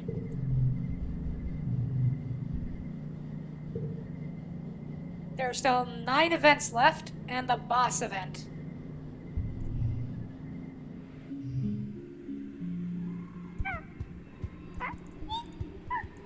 They're so adorable.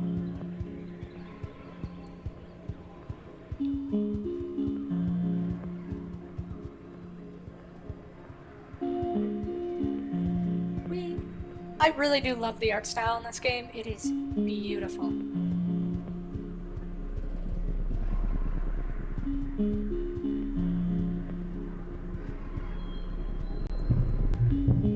Okay, so let's see what you got. You find a healthy blep bush and harvest some of the leaves to bring back to the colony. Utopia is beyond excited when you see your haul. When she sees your... Oh, blep, she cries, shoving your hands right into a basket of rustling leaves. Solana, you're a girl after my own heart. She pops a leaf in her mouth and chews on it and shudders happily. Whoo, she cries. That'll perk you up. But good. Aunt Anne brews a heck of a cup with stuff, but me, I prefer it raw. She points at you. Don't you go getting any funny ideas. They'll turn you green and give you spots across my heart. Stay away until you're older. +2 for... Ah, that's a good card. Let's try it. Ugh, just because Utopia was born on Earth, she thinks she's an adult just like the rest of them. She's closer to your age than all the other adults. What does she know anyway? You wait until Utopia leaves, then shove a leaf in your mouth. Ugh, you struggle not to spit it out. It's so bitter.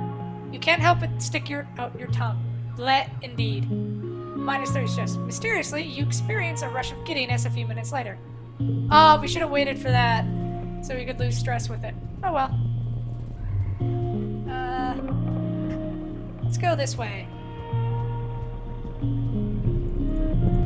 What is that? You find a triplet, a large, tasty, plant, kind of? You've heard it's sort of like an animal, too. Like a lot of creatures on Bertumba, it kind of defies classification. Whatever it is, it's huge. It's practically taller than you are. Harvest some stalks. You start breaking off the freshest and youngest looking shred. Analyze that shredder.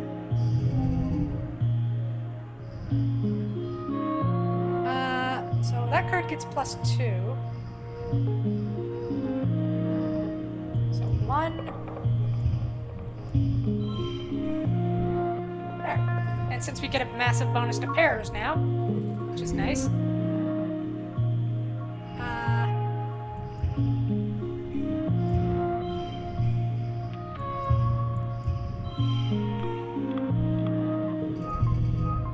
Okay. Now what?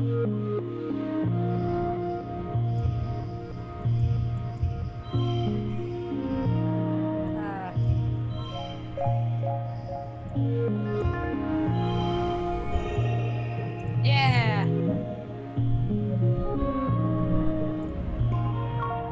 Yeah, the Vriki really helped accelerate like all the leveling for like any kind of stat, since it gives you a +1 whenever you win a challenge.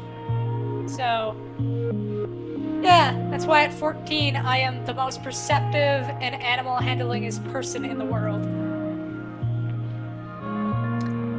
Yeah, this plant is alive and sentient like an animal. It's definitely not happy that you're ripping its limbs off. It's hard to tell if it's in pain, really. But you'd say, well, stop. Yeah, no, something about what you're doing just feels wrong. You make a note on your map of where it is, but oddly, you never find it again. Yeah, like...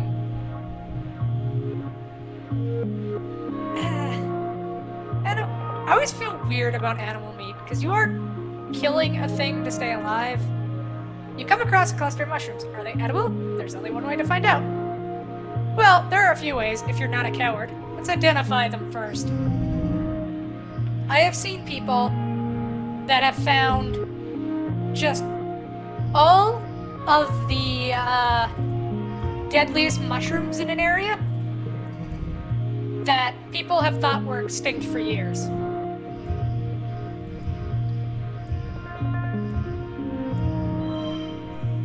supposed to throw up, and then we get 2 pairs.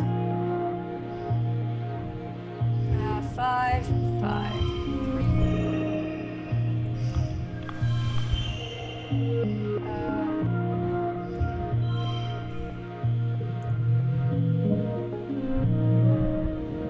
More biology.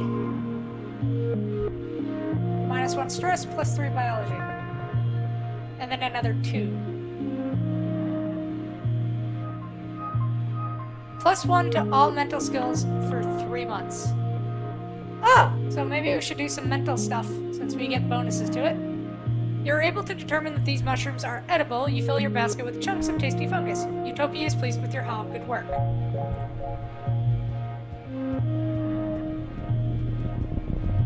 Oh, there's an important thing up there. But we'll have to save that for when our stress is higher. Also, side notes, if you're wondering how I'm running past these sometimes, when you get to 100 perception, you can just run past a lot of events.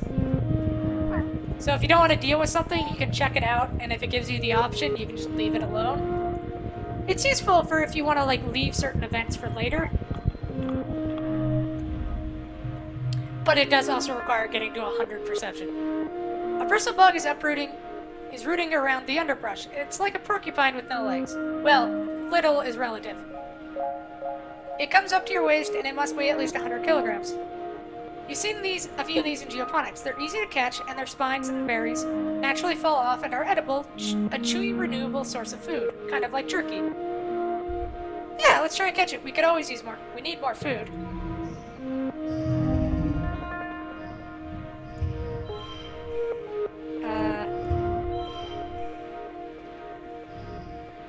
I only have one of those left, so no.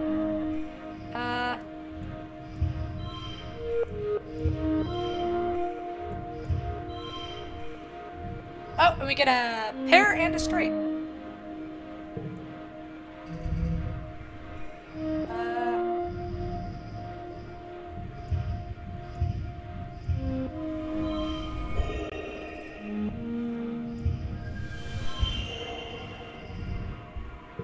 Yeah.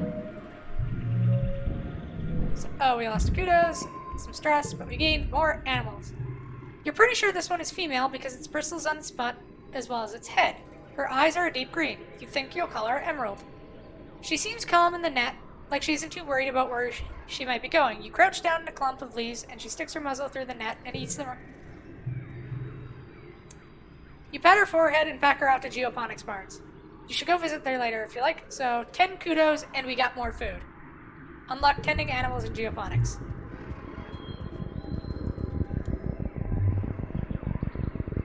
Let's see what this one is.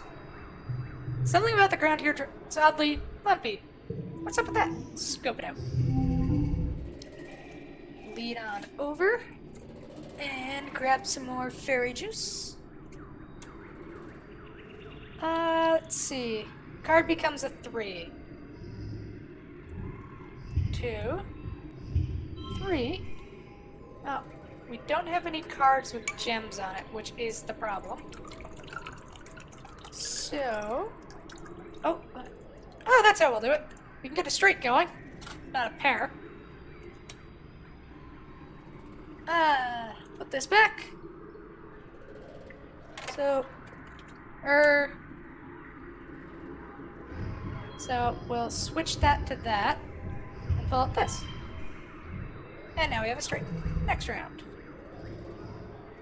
Okay, so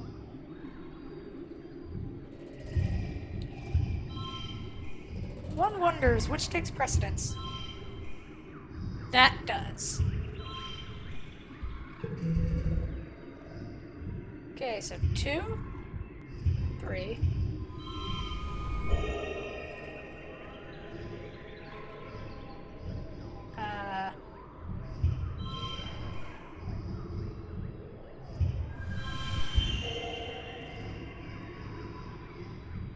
If I change that to that, do we get a straight? No. Win. Whoa, it's a water potato minefield underground. The recent rain has swelled to the... You better watch where you forage one. They're so dang heavy, the calorie-to-weight ratio isn't optimal. Most are too young, but you find a ripe one, dig it up, and roll it back to the depot. Got more food. I wish there was like a tracker for like that I could see for the food. Oh, maybe there's one in large. Well, you can only describe as a pedestal. In the middle of the cradle of flowers sits a lasso egg, easily larger than any egg you've seen before. It's white with red flecks, and it's just sitting there in the middle of empty clearing. That seems strange. We're gonna leave that alone. I think we could probably handle one more event before we go do the boss of this area. And so I think we'll do this one.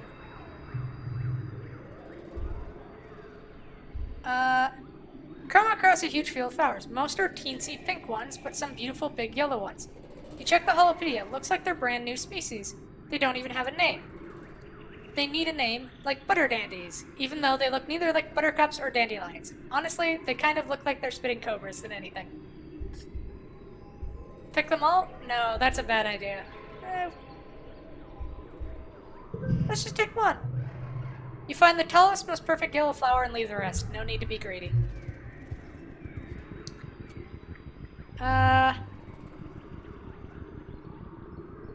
So it'll give us 13 stress, which will put us up to like 94. So we could do one more. Screw it, do one more. And now you're lost. Everything looks the same here. The plants are too high to see any landmarks, and you swear some of them move around when you aren't looking. You try to check your positioning with your holomap, but the damn thing isn't working, and you won't connect to long-range communications either. Typical. Utopia did warn you the comms were flaky out here. You think you can tell north from the position of the two suns, but that's it. Orienteer your way out of here. You climb a tree and chart a path through the wilderness. From above, with that information in your holopalm, navigating the forest is a breeze. 12 stress, because we lose 3 thanks to our pets. Pets! That's how you win at life! Alright, and this is the final one of the area. You're alone, exploring an unmapped area of the Valley of Vertigo. The pollen is thick here, and the air filter's overworked. A warning light has been flashing orange for the last 10 minutes. But there are plants that you've never seen before, flowers with intense rainbow hues, and strange lumps of fungal matter which pulse as if they're breathing. You cut some samples. Utopia will totally give you extra kudos for these. The pollen is especially thick up ahead.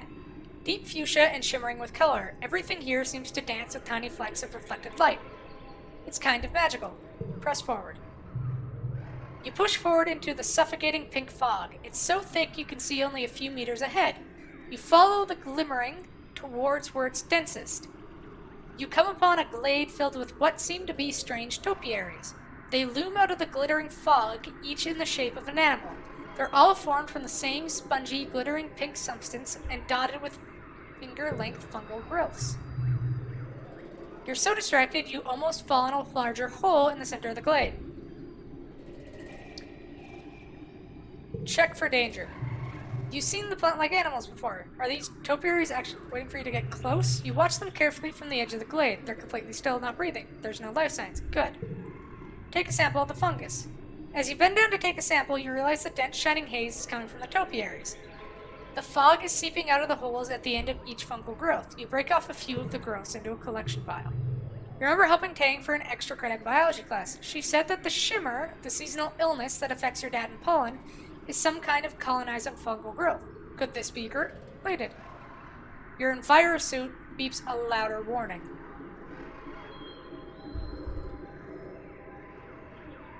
Should we go deeper?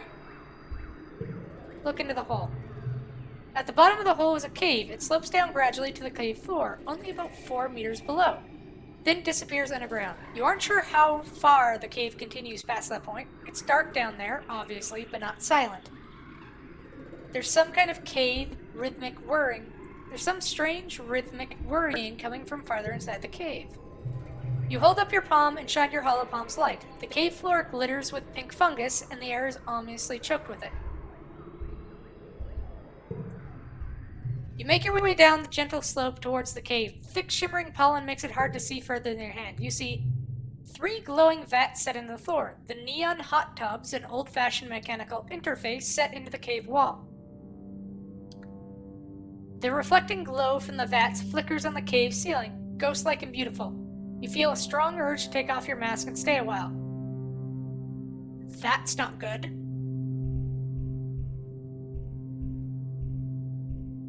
Get out of here. Inspect the topiaries. The topiary you chose, which appears to be, it's far. As you get closer, you realize with growing resolution this was once a living creature, now encased or transformed entirely into the sparkle. It's dead. The more you think about it, the more you're sure this is leave. As you turn to leave, your filter light begins flashing red and alarm sounds in your head. You realize with horror you've been standing in the dense pollen too long. You start sneezing. Says choke. You lurch back towards the checkpoint, barely able to breathe. Your helmet is so clogged you don't think it's getting air at all.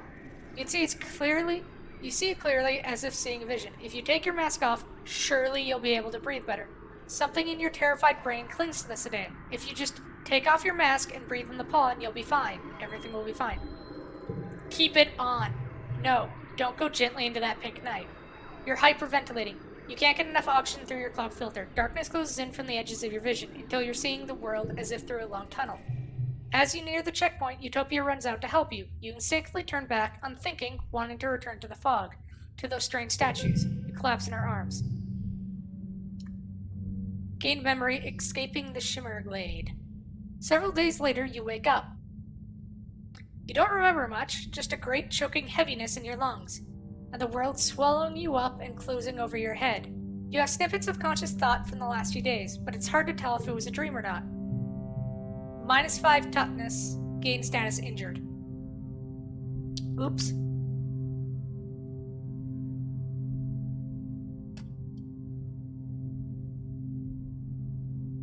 You remember Tammy sitting by your bedside, her cool hand on your forehead, but she's dead. That part must have been a dream.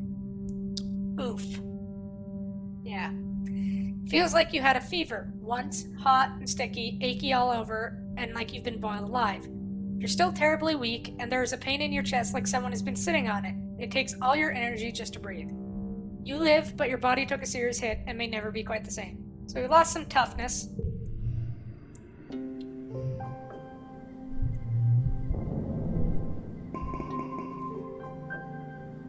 We're going to get at our next level of biology.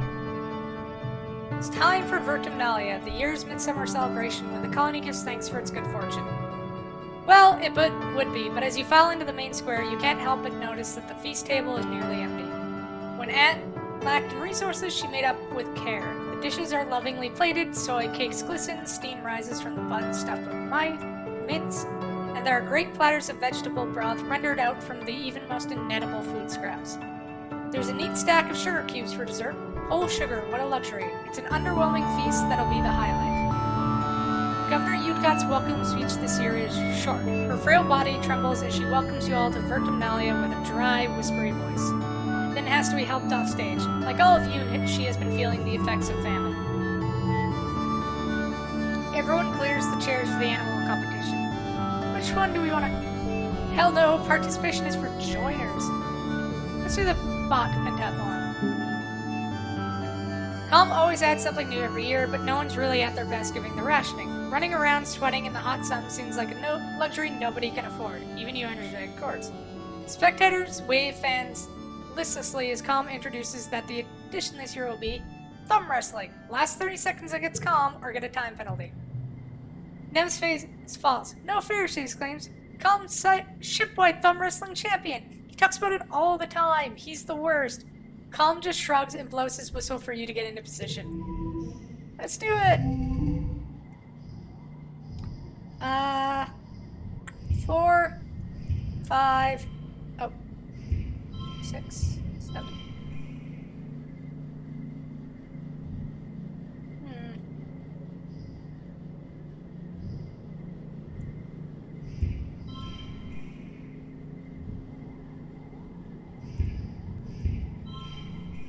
3, 4,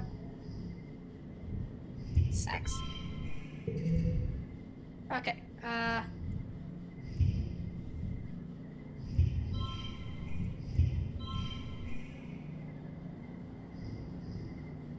plus 2 if left. Sure. Okay, now we just need to get 15. 2 and 2. 4 and 4. There we go. And we get 3 toughness. So, we're on our way to recovery. You don't beat Calm at the thumb wrestle. Nobody can, he's the best. But you do manage to hold on through 30 seconds of maneuvering and fake-outs and double fake-outs. The man is a master. In fact, the things you learn from Calm in those 30 seconds can be applied to the bot you have to wrestle at the end of the contest. You wonder how you never noticed before, how much of bot wrestling is finesse, not just brawn. You win handily. Nem whines at Calm for being unfair, but she still takes second place.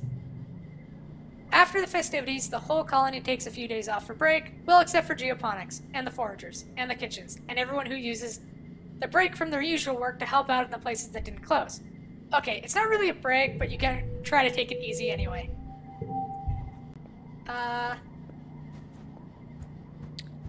Well, we should probably, even if we heal by relaxing, and all skill increases are... Physical skill increases reduced by 1. We should probably take a break, huh? Even if we're not fully stressed. It's so hard to concentrate on relaxing when you're hungry. You can't help if there's something... Yeah, but I'm injured. You need to rest when you can. Not forgetting the pink candy. That is an awful, horrid memory that I still want to keep. I think it looks like we're almost clear of the year. So I think we're going to clear the year, and that will be it for the stream. So let's go to Geoponics. And I think we'll be in here for a bit. Research xenobotany. Oh, I forgot to give, oh well. You will report to work in Geoponics Laboratory, bring along the sample of weird, spongy, purple-pink stuff you found in the fog cloud in the Valley of Vertigo. You know, the time you almost died? Hard to forget that. Your chest still hurts when you move too fast. Your dad is very interested as you analyze it right away. Scrutinizing your sample under the microscope, and then with the spectrometer, you compare the spores as known substances. You determine it shares a chemical compound seen in fungi with psychotropic effects. It could make people hallucinate. Huh, your dad says. That explains some things. You think about those creatures, those topiary covered in the stuff. Those were all grouped together in the same place by that weird hole. Did the fungi make them go there? But why? Take a look at these, your dad says, sending you an archive on your holopalm. You kept detailed records of the air quality, humidity, and temperature, spanning back almost to the day you landed here. There are even some actual air samples preserved in vacuum-sealed tubes. You take a look, and sure enough, the spores are always present in the air here and get much worse during pollen. Wait, could this be what makes your dad sick every year? Is it trying to colonize him, like those creatures? Do you remember the chief engineer saying that she believed the shimmer was caused by some sort of fungus? Could this be it? Looking for a way to neutralize, you hit the archives again. You work at it for a few days, but identifying a compound and noticing a pattern is one thing. For the heavy science, you need to help from Dr. Instance. This is strong work, Instance says, scrolling through your finding on her holopalm. You say you gathered the sample yourself? That's impressive for someone your age. She summons Tang to join you. Please get Tangent up to date on your research, she says. She'll take it from here. She has more of a mind for these things. Sensing the shift in power balance, Tang blanches and looks at you apologetically. Biology 40 or greater. We got it. Instance raises her hands. I'm not passing judgment on your abilities, she says placatingly. You clearly know this research well, and I can find nothing wrong with your methods. Still, something this important and dangerous should be done in more controlled conditions. Tang has been scrolling through your research. This is good work, she agrees, but this is a medical problem, not a gardening one.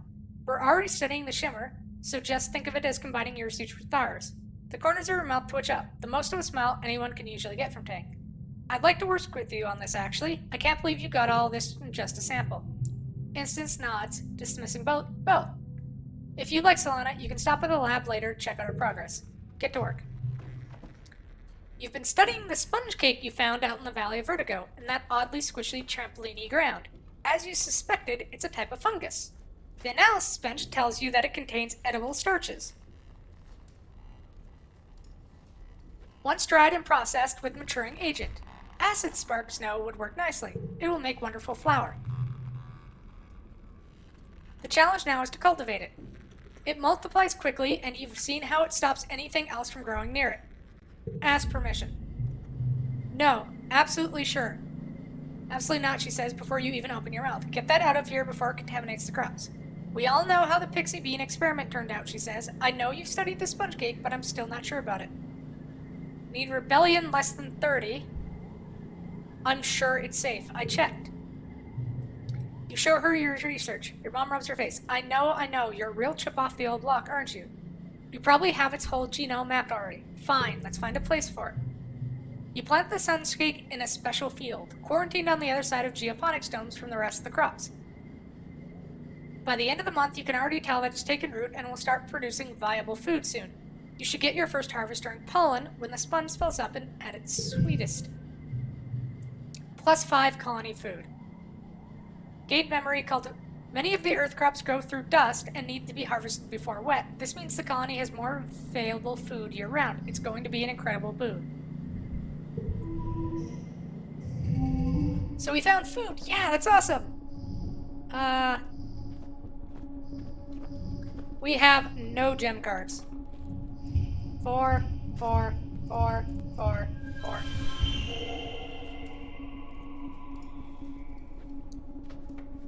Might as well get it a little higher. Win.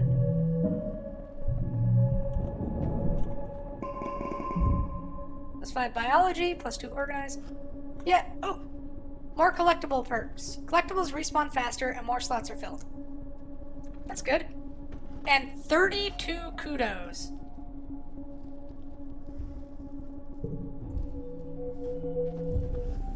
Late dust to early wet.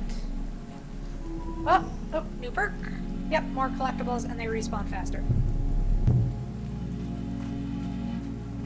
Hey, I know it's your birthday. So here's a flower since I have a lot of them. Oh, you want to talk? Mars is watching an Earth vid on her holobomb. She gestures you over and you sync your holobomb with hers. The auto tracks come through your head speak. Mars knows every word. Besides you, she recites the dialogue perfectly along with the actors.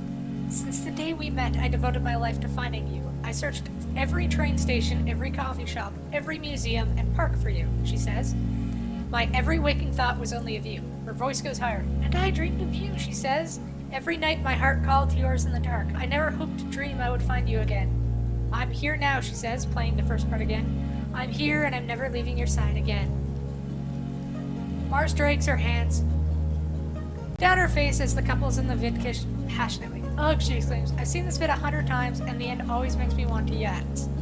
They met on a train once and spent forever looking for each other. Like, move on, you know? It's not like living here where there are only like 100 people to pick from. You're in a huge city. Go find anyone else.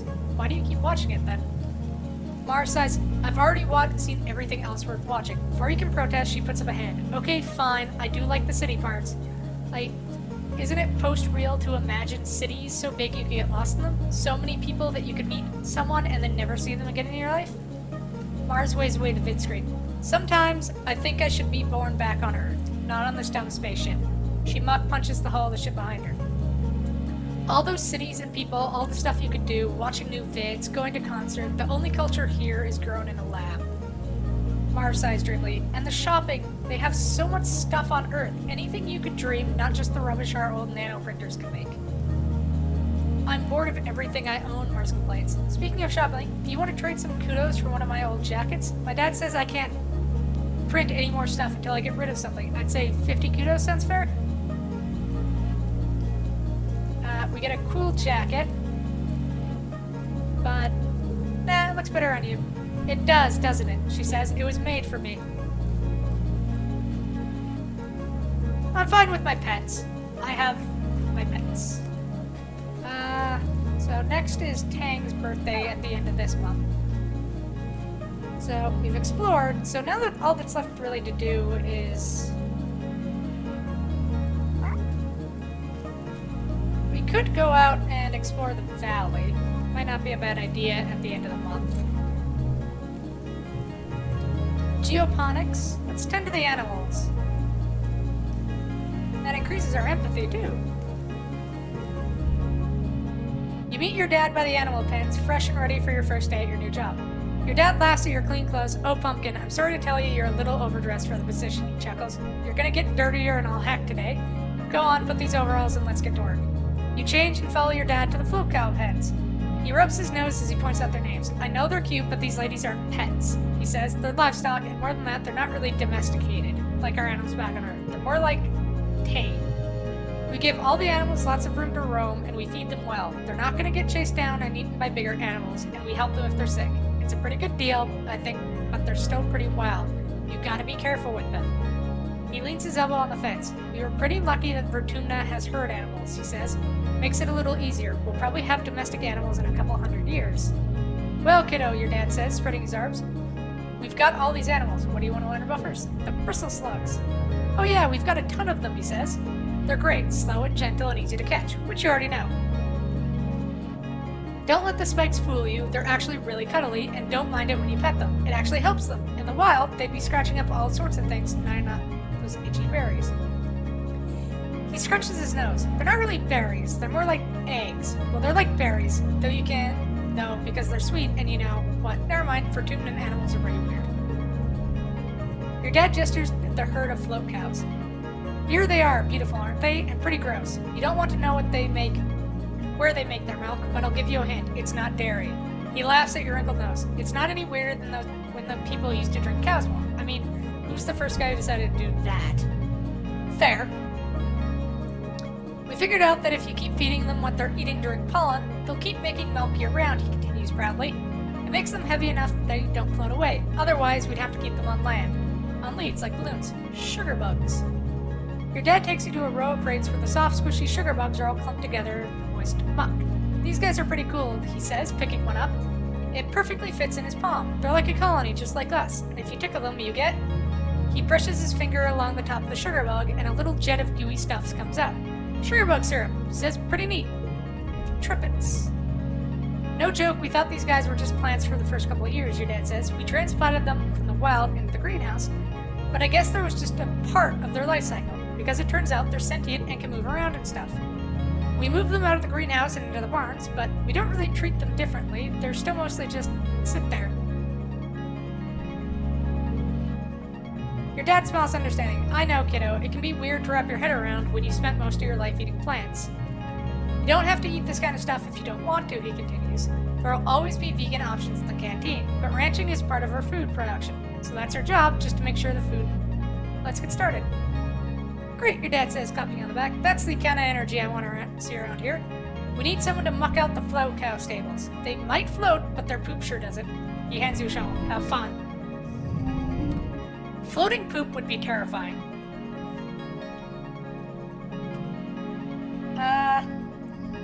Let's go 4, 5, 6, 6, and 4.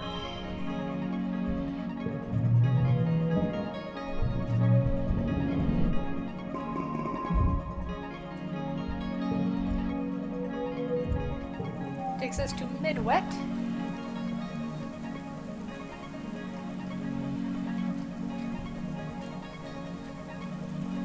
Wonder if this is Dis's birthday. I don't know if I've tried this yet. I still haven't figured out this kid's birthday. Here's a medicinal root. Now. Alright, okay, let's stop by... study some life sciences. Tangent and Chief Engineer Instance have been hard at work in the lab trying to figure out a cure for the You join them in their research. You're the one who found a sample of the shimmer fungus and analyzed it. You're the one whose father suffers the most from it.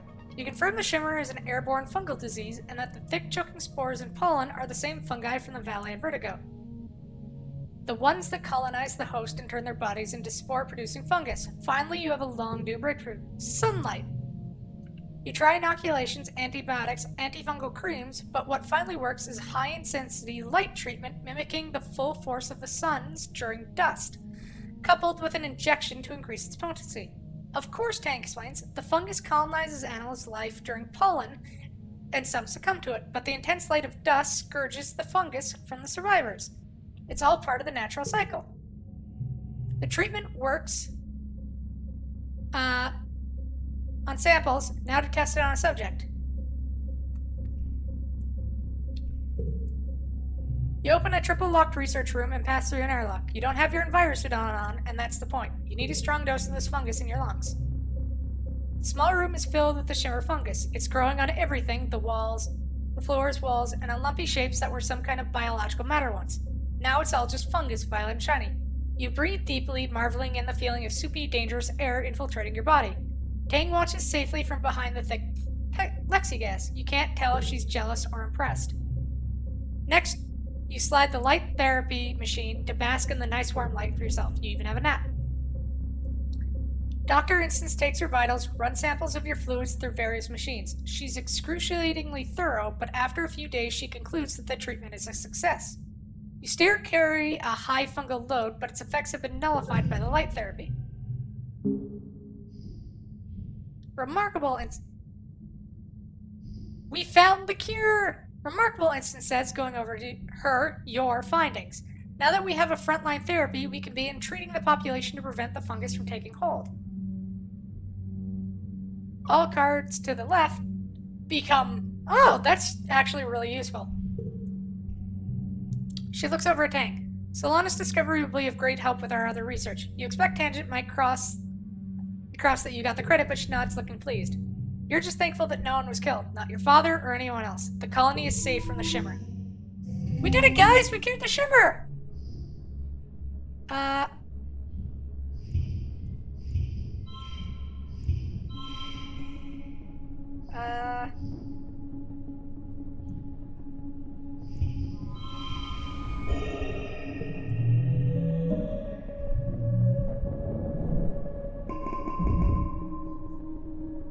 That's for biology and reason. Oh, we got our second thing in biology. Oh, wait, we got that a while ago. Derp. Give Tang. Need more reasoning to study with her, but we'll give her a flower for her birthday.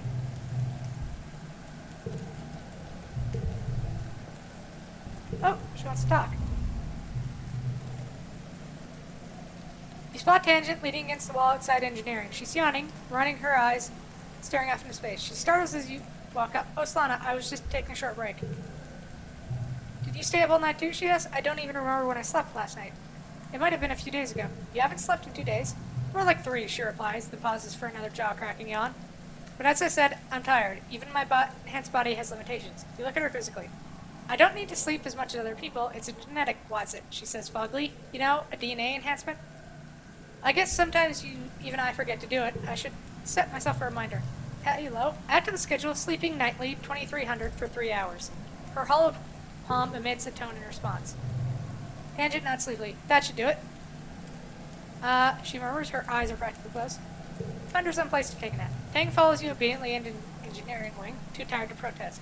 You slip into medbay and grab a blanket and pillow off the shelf. By the time you return, Tang's already fallen asleep, curled up in an egg chair in the waiting area. You gently place the blanket over her, and she hums happily before she going slack with much-needed sleep. Aww. Yeah, could you imagine needing sleep so little that you can just go without it? I've already done everything there. Done everything there, so we might as well explore nearby. See what we can find.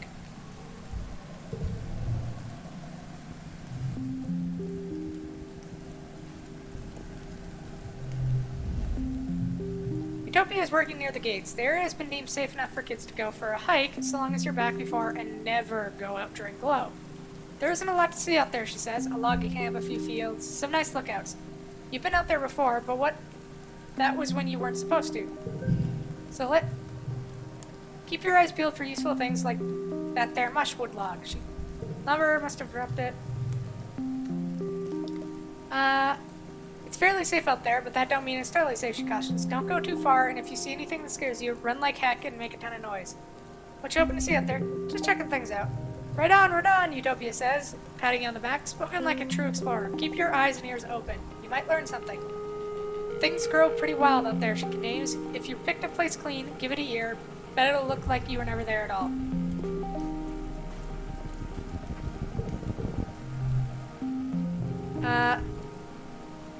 But there's a really great hike up it. No, don't push the rock down. Because that destroys your pack, and your parents get upset at you.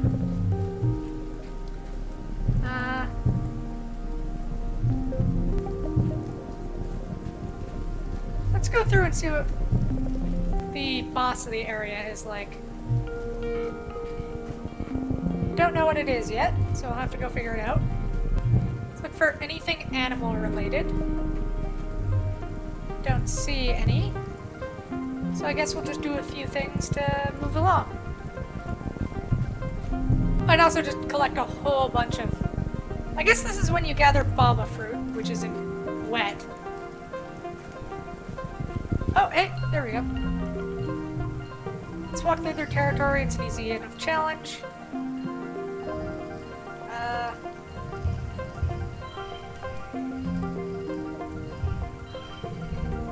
Probably should have kept that. 3.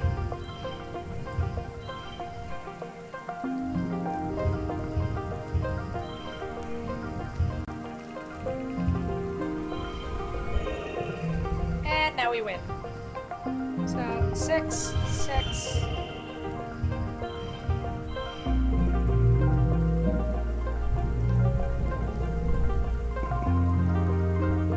Aw. Alright, so we cleared the hot-buys. Oop, another one of those sores. Attack. I do not get, like, that whole instinct of attack everything you see.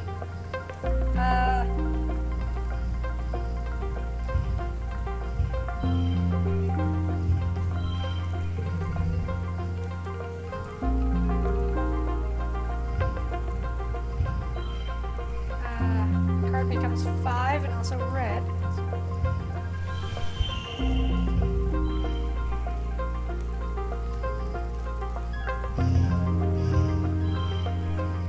But that breaks the chain is the problem. Oh well. Let's just make a big chain of 2s.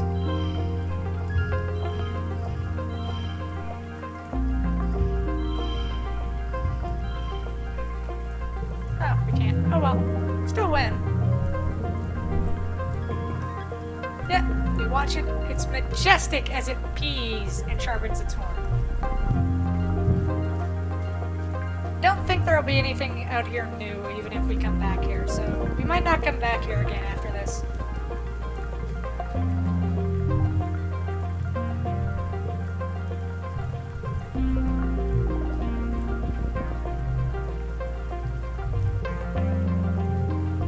Ew, you touched it! It's not a bad idea to check it out before we... Oh, actually, we should have just left this alone since we can go around it.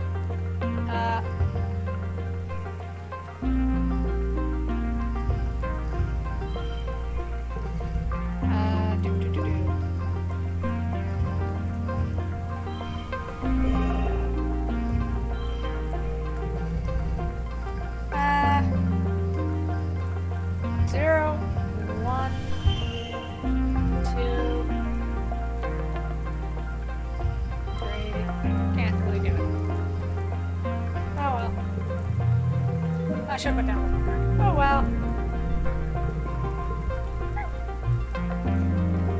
Let's see. I think we can do a few more. And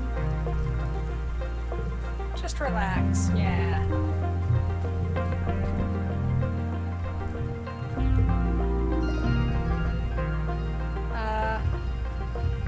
Sorry if I'm skipping a lot of these for you people, but we've been here like several times already, so we've seen most of the events here. I just came back to see if there's anything like new from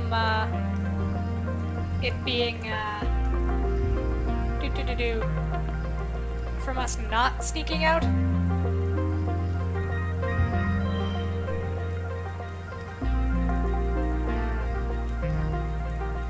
-4 and that becomes a 2, so we can't really do anything with that. Put a 5 there.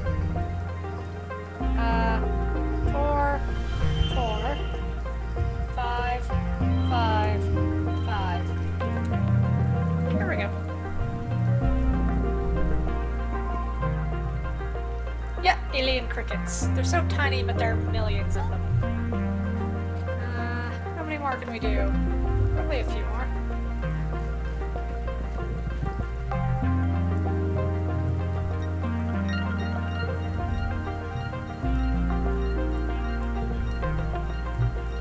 That won't work. One more should do it. Find out what's wrong with her. Not the float cow. I was mainly hoping to see if we could bring the float cow home. Because we need more food.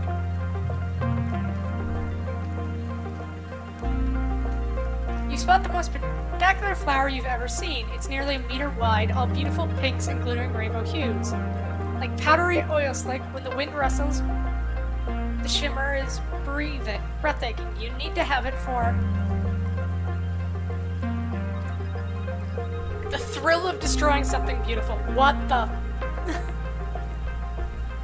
You know better than to touch it. Smart. You resist the flower's allure. Nothing else to do. Don't know what that was about. More bravery and perception, which we don't. It's been 3 seasons of heavy food rationing, getting more and more strict as the year dragged on. You've been wasting away, you all have. It's not just lack of calories, there just aren't enough vitamins and good food stuff in the food you're eating. Your muscles ache all the time. Sometimes you feel strangely euphoric, filled with inexplicable energy, but often there are still weights tied to your shoulders pulling you down. You're tougher than most, but you still have trouble sleeping despite being tired all the time. Spend the... Oh no. I think that music's not good. I think bad's gonna happen. For months the idea of food plagued your thoughts, each one like a dagger in your stomach. It's been replaced by nonsense of peace. Now you feel half tethered to this reality, floating above everything like a balloon. Your friends stop working and retreat to their quarters. You lie to each other on the HoloNet, and all saying you're okay, just taking it easy, waiting for the harvest. Well, the harvest came and went, as meager as ever. Your mother still hasn't given up and never rests, never stops working, as much as your dad begs her to. She must be sleeping in geoponics because you hardly see her in the family quarters anywhere. From where you lie nestled in your bed, cozy, in your cozy fugue, it all seems like a far, far too much effort to bother with. Let's go help out Mom. +2 toughness. You're out there in the fields with her, being her sidekick, helping to fetch things. She never slows down. When the RoboPlow finally breaks under the pressure, she doesn't. She's out there even longer, doing everything by hand. Both your parents feel responsible for the famine, but as head of geoponics, your mom takes it personally. She's been skipping meals, relying on water, and pressed soyborn rations. Just enough calories to keep a body moving, but not enough to stay healthy. Yet she never lets up, working herself to the bone, barely even sleeping, increasingly sallow-eyed and gaunt. You and your dad try to slow her down, but well, she's a stubborn woman. If not her, she says, then who? You and your dad are in the lounge, slowly sipping your vegetable broth, when there's a commotion at the doors. Someone rushes in, gasping for breath, yelling for you and your father to come to geoponics. You run over, knowing deep in the pit of your stomach that something terrible has happened. When you see the faces of the agriculturalists, your mom's people, you know the feeling is real. Your dad sees her body first. He lets out a cry like something you've never heard before, a deep, unimaginable pain, dragged up from the darkest parts of where fear lived. Oh. Oh, man. Your dad falls to his knees beside the frail body of your mother. He pulls her into his arms and sobbed, wretched and agonized. You don't even know what to think. Your mom always seemed larger than her body, but seeing her now, there's nothing there, just a fragile shell. They tell you she didn't even cry out. She just went to her knees and then lay down in the dirt, and that was it. She's gone.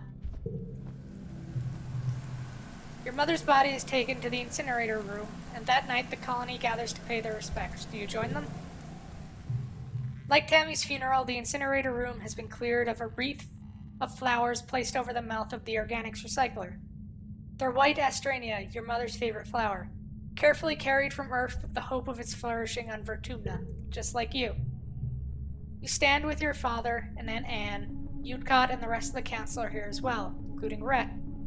You're surprised to see tears rolling down his face. He's such a hard-ass in the garrison. Cal is here with all the other agriculturalists. The rest of the colony waits in the canteen to offer their condolences after the service. Governor Utcott gives the eulogy. As a colony, we share our blessings, she begins solemnly. However, today, in sad company, we gather to share the burden of grief. Florissant was born on Earth, but she, more than many of us, exemplified the spirits of our endeavor to bring life beyond the stars. She bore life, not only in her body, but bringing it forth from the ground she so faithfully attended. The debt we owe her is the kind we can never be repaid, she continues. It is with a deep and unbearable grief that we must continue on without her, in awe and respect for her sacrifice, the depth of which never expected of her, but which she did not expect of anyone else. It is on her strong shoulders that she carries us still. Utcott closes the door to the cycler, and the particle disintegrators begin to reclaim the molecules that once formed your mother. Your father squeezes your shoulder, making a small, choked-off noise of pain. As a community, we remember Florissant. As a community, we return her body to the soil that nourishes us. In this way, her sacrifice is recognized in the manifest body of the colony. The ceremony is adjourned back to the canteen, where a somber wake is held in your mother's memory. There isn't enough food to dull the emotions, and your empty stomach only reminds you of her unfinished work. Your father is the new head of geoponics. In a few hours, he received your mother's remains so that he can add them to the colony's precious supply of brown soil from Earth. You touched the cool lid of the container, marveling that your mother could fit in such a small box. You don't have to be okay, your dad says, his voice thick with emotions. I know I'm not. I have to keep going where she left off, but if you can, you should take some time off. Your mom wouldn't want you to be weak. She toiled too hard for you to sit around feeling sorry for yourself while there was work to be done. A few days afterward, the funeral, surveyors return with an unexpected bounty from the Valley of Vertigo. It's enough to survive for another month, until the new year maybe, if you keep rationing. The colony will continue to limp along, but without your mother.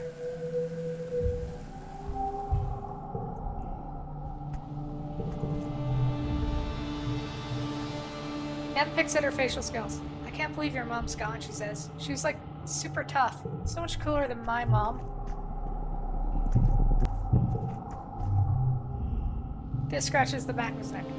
Sorry about your mom, he says. She was super hard-ass, but she was kind of okay if you didn't have to be around her, I guess. Oh, real nice. Yeah, thanks. Usually she's standing right there, and now she's not, and that sucks. God damn. Damn it. Oh, that is rough. Well, we're gonna rest this month.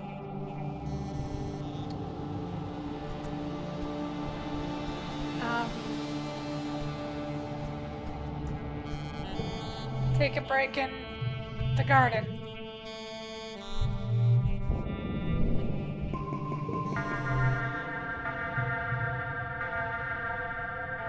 The roar wakes you. It would wake the dead. It shakes the walls, rumbling through the ship's hull, and makes your heart skip a beat. You're paralyzed by a sudden clench of fear in your gut. Through your porthole window, you hear the metal screeching and people shouting, then another roar, guttural and rumbling like the sound of a mountain collapsing. Something enormous is out there. Run out to face it. You don't know what gives you the courage, but you run out to the fields to face the horrible creature face to face. Oh. It has no face.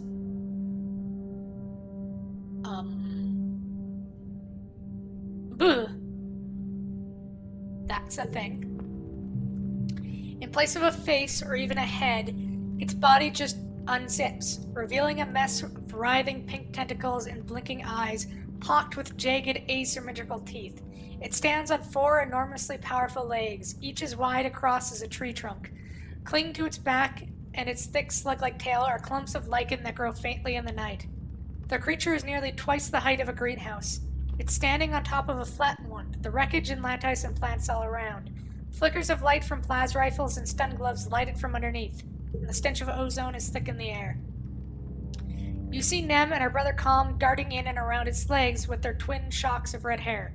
The faceless creature lurches into another greenhouse, oblivious to the soldiers trying to herd it away. The monster left a trail of destruction from where it smashed right through the walls. Smaller creatures are pouring in through the gaps and heading towards. They're headed straight for command. You watch helplessly as the hordes of animals storm command, sneaking through the torn away panels and smashing through windows. It's too far to hear the screams, but Governor Yudkot is inside. You have to do something.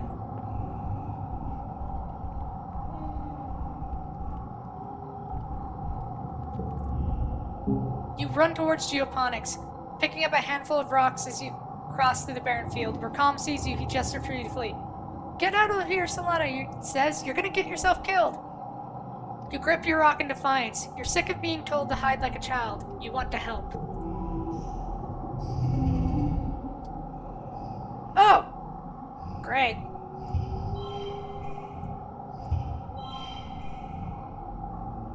Well, at least they match. Okay.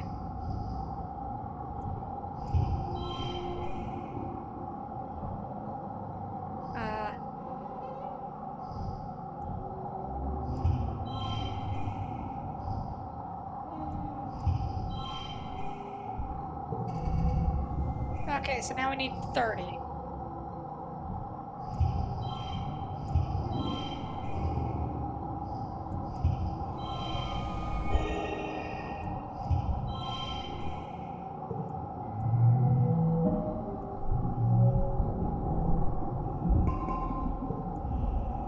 You try your hardest, but even with the full force of the descent squad, you can barely keep it contained near the farms.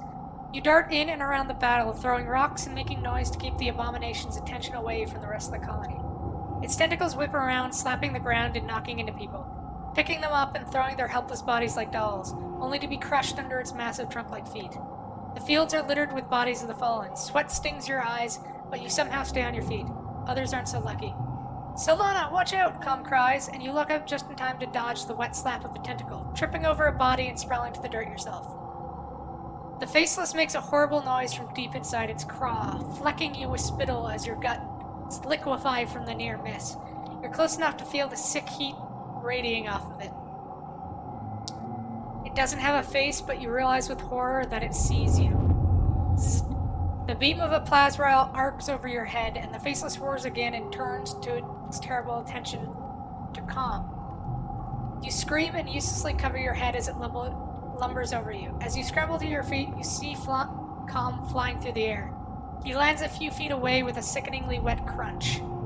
Nem cries in horror as she runs to Calm's side, but it's too late. His body is bent at an unnatural angle, his eyes open and his face frozen in stupefied terror. He looks unreal, like a wax mannequin. He's just gone, like that. Nem lets out a primal scream of pain, and you can see the thought ignite in her mind, contorting her face with ugly fury as she stands to launch herself at the Faceless again. You grab her arm and she yells at you in wordless rage before collapsing to her knees, throwing her body over Calm's and sobbing like the scared teenager he is. You can only stand and watch. She is. You hear a colossal cracking noise, and look up to see the Faceless stumble towards the stratosphere. With a roar that shakes your very molecules, it loses its balance for the last time and falls onto the ship. Metal screams as the ship buckles and gives way. Whole pieces of the quarter's wings shear off as your home opens like a tin can, spilling its contents into the square. The strato lurches, then collapses under the creature's weight. The abomination is slain, but as wails of grief join the whimpers of the dying, you have to wonder, at what cost? The council calls a colony meeting to face the aftermath of the attack. In the oppressive gloom of Glow, you gather near engineering with the other survivors. It's one of the few buildings still standing.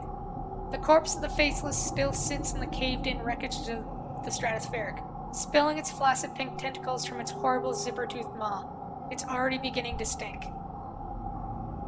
You can't forget what you saw. Your mind keeps replaying that terrible moment, the Faceless rendering up, obscuring the sky, Nem and her brother looking so small before it. Governor Yudcott was killed by the smaller creatures that swarmed during the attack. In her absence, Seek addresses the colony. The Council acknowledges the bravery of the defense squad, citing their heroism in finally taking down the Faceless. Oof. Geoponics is gone, the greenhouse is destroyed, and fields trampled. Oh, I'm starting to lose my voice. After a year of suffering, starving, and only barely scraping by, you're not just back where you started, it's even worse. Everything your mom sacrificed herself for, gone in one night. The entire front half of the stratospheric has been destroyed. The living quarters, the canteen, the garrison, the lounge, even the creche, it's all gone. It's only some stroke of luck that people hiding in the creche weren't all killed. Seek solemnly reads the names of those who lost their lives. Too many, including Governor Yudcott. You all stand for a moment of silence. You feel the weight of loss like a blow to your chest. Nem and her family cry out when her brother Calm's name is called, and their quiet sobbing continues through the silence. With the living quarters destroyed, everyone moves into the engineering wing for shelter. You've crowded into the classroom with other families. The adults try to make it seem like a sleepover, but you're all still so shaken. Nem cries about her brother and screams at anyone who tries to comfort her. Eventually, you just ignore her grief, as painful as it is to hear her sobbing every night. You feel like you've been awake for days, and you'll never fully sleep again. You try, but you keep jerking awake, crying out in fear. Eventually, you fall asleep sitting held in your father's arms.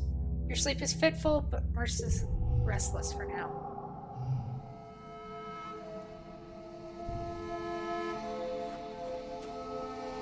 Well,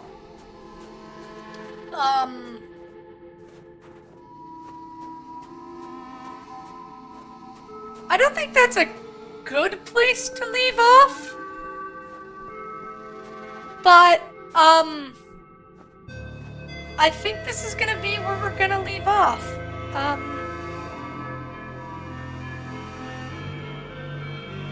Yeah. Rough.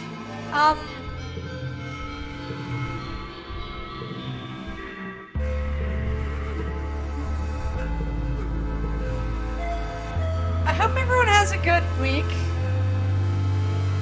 Good night. Just stay safe and stay happy. See you, everyone.